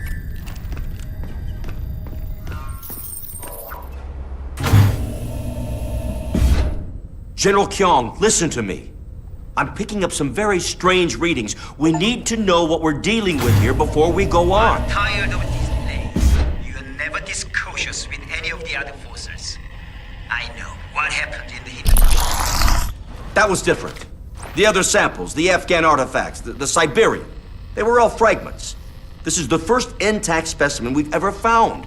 We have to proceed with caution. There is no time, Doctor. The Americans are already on the island. I'm not concerned with your diplomatic maneuverings, General. You should be. Your Pentagon will militarize this project. Do you really think they will allow you the same latitude we have? I understand.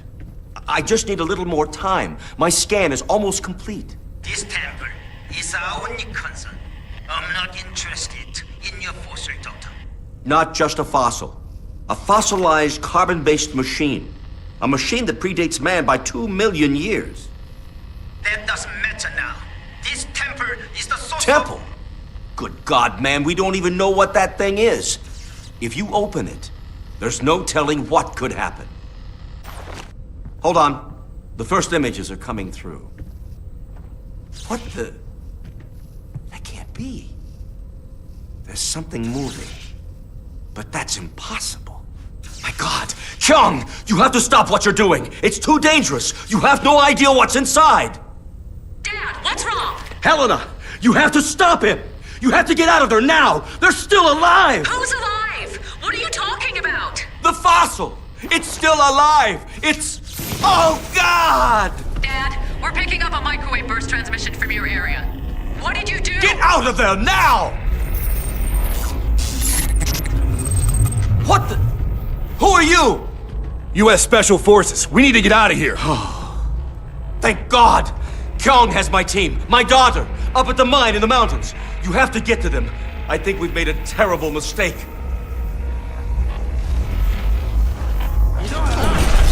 What have I done?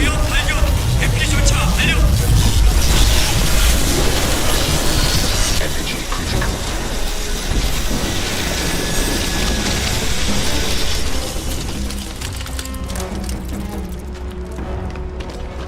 Oh yeah, he dead. He dead. Nomad, we're picking up a massive energy spike from the center of the island. What in the hell just happened out there, son? Rosenthal's dead. His discovery just turned this whole place into an ice cube. They found another relic up in the mountains, a bigger one. I need to get up there fast. Your bird's on its way, son. We identified a safe LZ a few clicks down the river. You better grab yourself a boat and head down there. I'm seeing heavy reinforcements headed your way. All ass, kid. It's gonna get rough out there.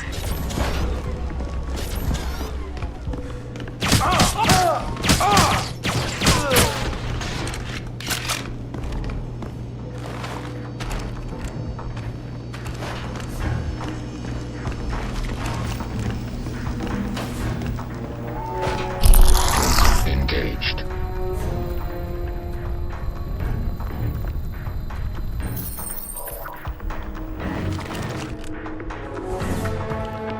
My gamma too high, that's why I can see everything. It's a bright frickin' moon. Engaged. Energy critical.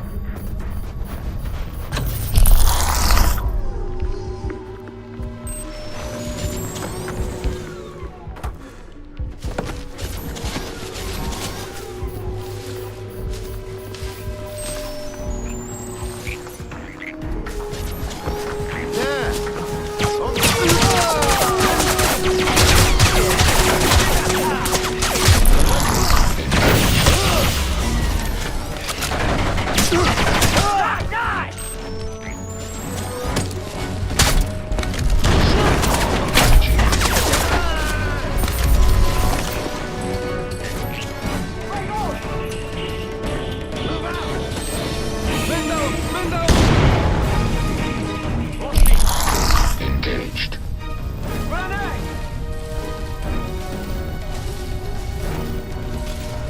I don't see shit.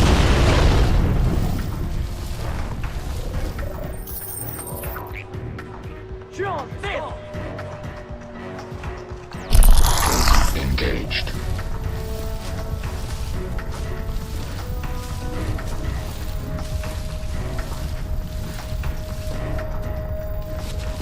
Energy critical.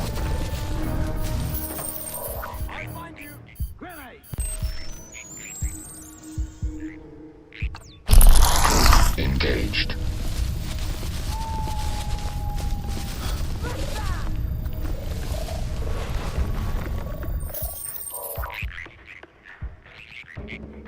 Is that a boat up ahead with people chilling by it?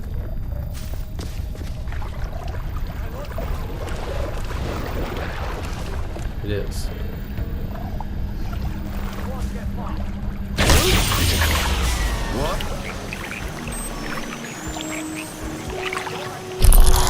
Engaged. Lost contact.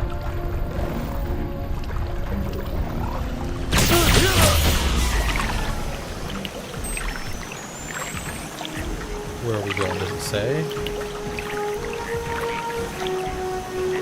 Oh, I'm going over the waterfall. I'm going over the waterfall. So we're going to the right and then down.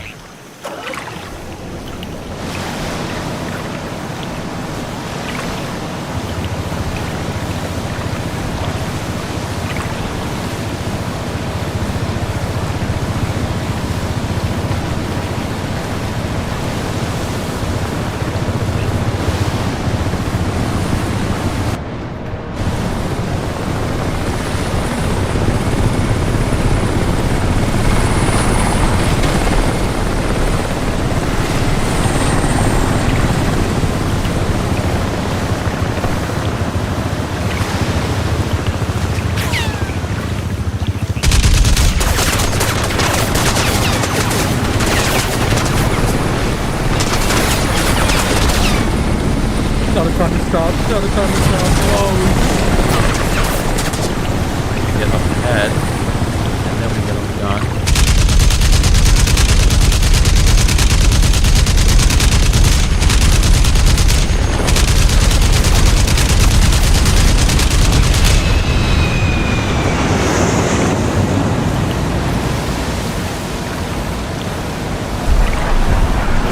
Nomad, we got the hostage out safely, and your limey friends heading back into the field. Any news on the rest of the research team? General Kyong's holding them up at the mine. Makes sense. Massive KPA buildup in that area. Whatever they're hiding up there, Nomad, sure don't want us getting close. KPA convoy headed your way.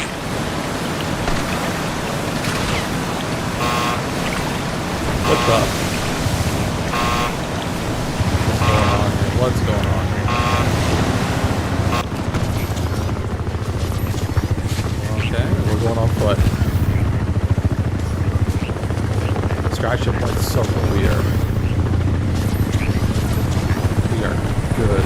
Although, of course, I think in fashion, there's probably going to be an alien that's going to destroy a helicopter that's going to pick me up. I think that's probably the thing that's going to happen.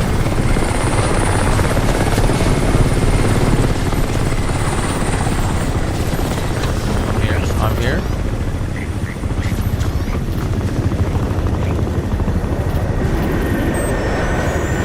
Nomad, this is Vulture 2-6 approaching the LZ.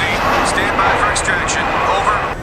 The LZ's still hot. Repeat, LZ is hot. Can't land until that area is secure.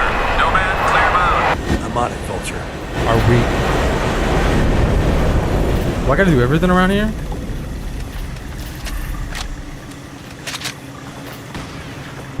Maximum armor.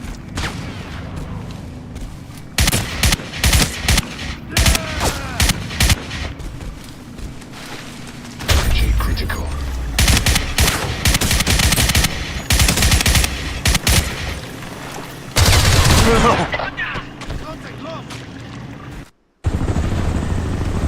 What just happened?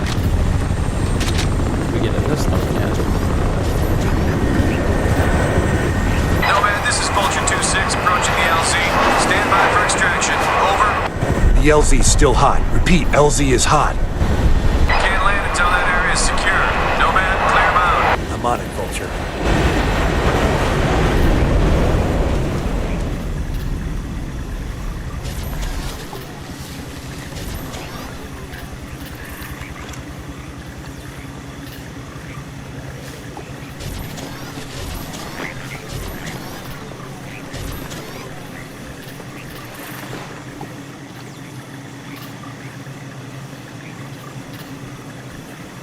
Maximum group engaged.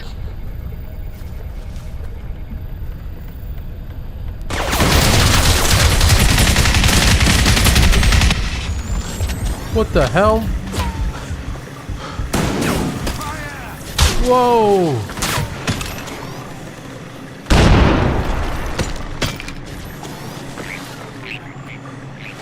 Maximum armor.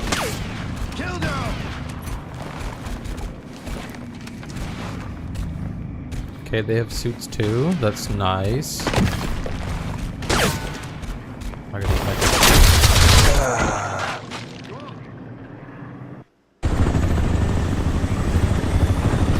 What the hell's going on? Nomad, this is Vulture 2-6 approaching the LZ. Stand by for extraction. Over. The LZ's still hot. Repeat, LZ is hot. Can't land until that area is secure. Nomad, clear bound. I'm on it, Vulture.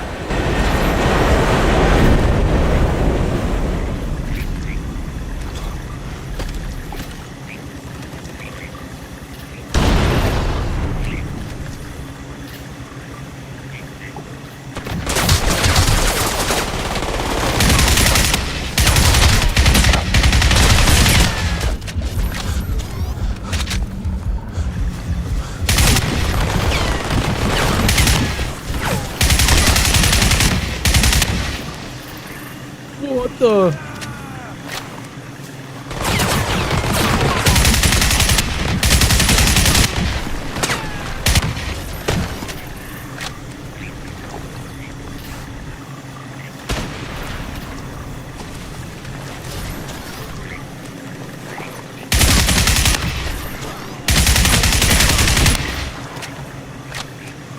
Strickland, you copy? I think these guys have nanosuits. Well, I'll be damned. They aren't supposed to have that technology yet. If it's any consolation, they look like cheap knockoffs.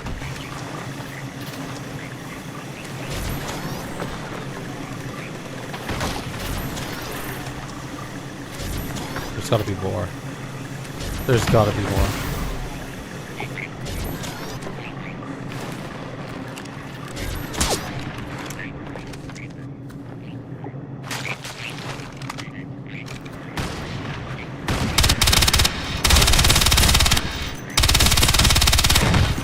God, these like guns accuracy's crap.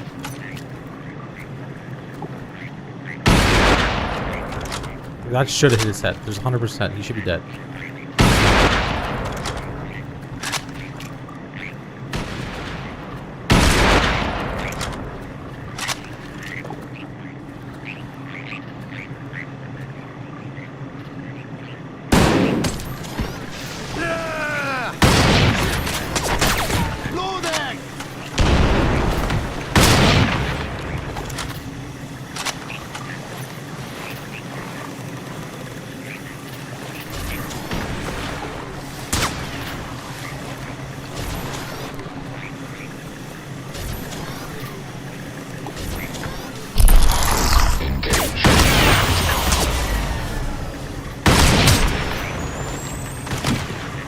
Nomad, we're still seeing movement down there. I'm working on it.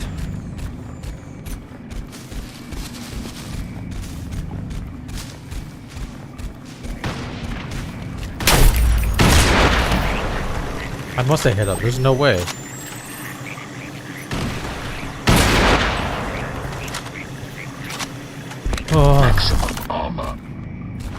Vulture, this is Nomad. Area seems clear. Copy, Nomad. Stand by. I'm bringing her down.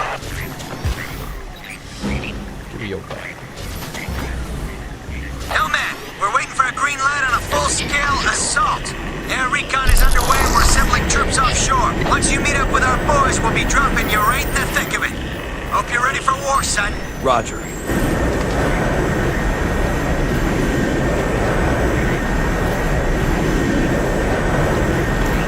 Maybe wait for this?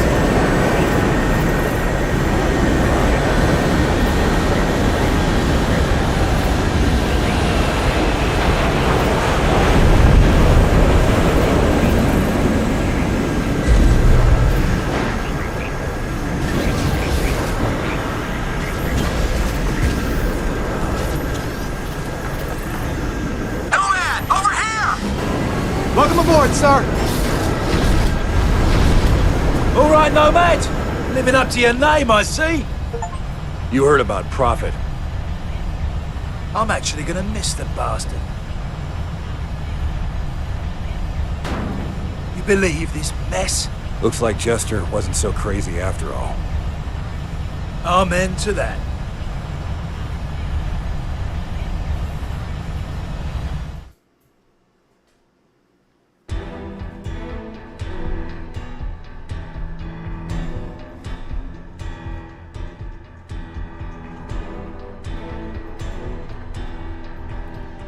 Ooh. Okay, one sec. Let's see. We have progress.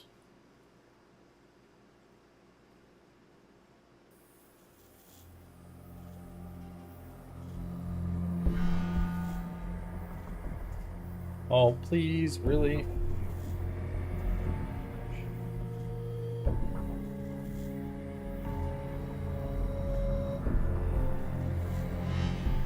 Verify it's me. Yay.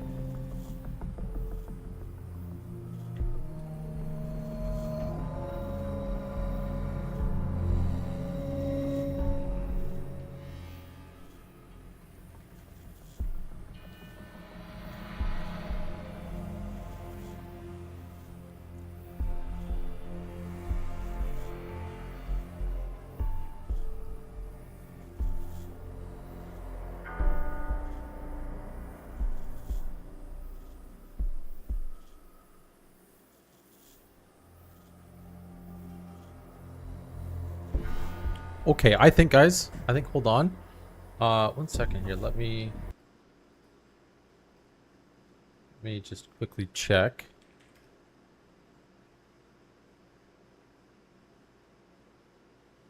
I think I'm going to take a small break. I got to get myself some food. And I got to figure out how to set up a bird cam for the cage. We'll figure out how to bird cam it. Alright, guys. GG's for now. Love you guys. Don't forget to like, follow, subscribe, all that good stuff if you're around. If you're watching. If you're not watching. If you're watching later, then also do the same thing. I'm having fun. I'm enjoying this game.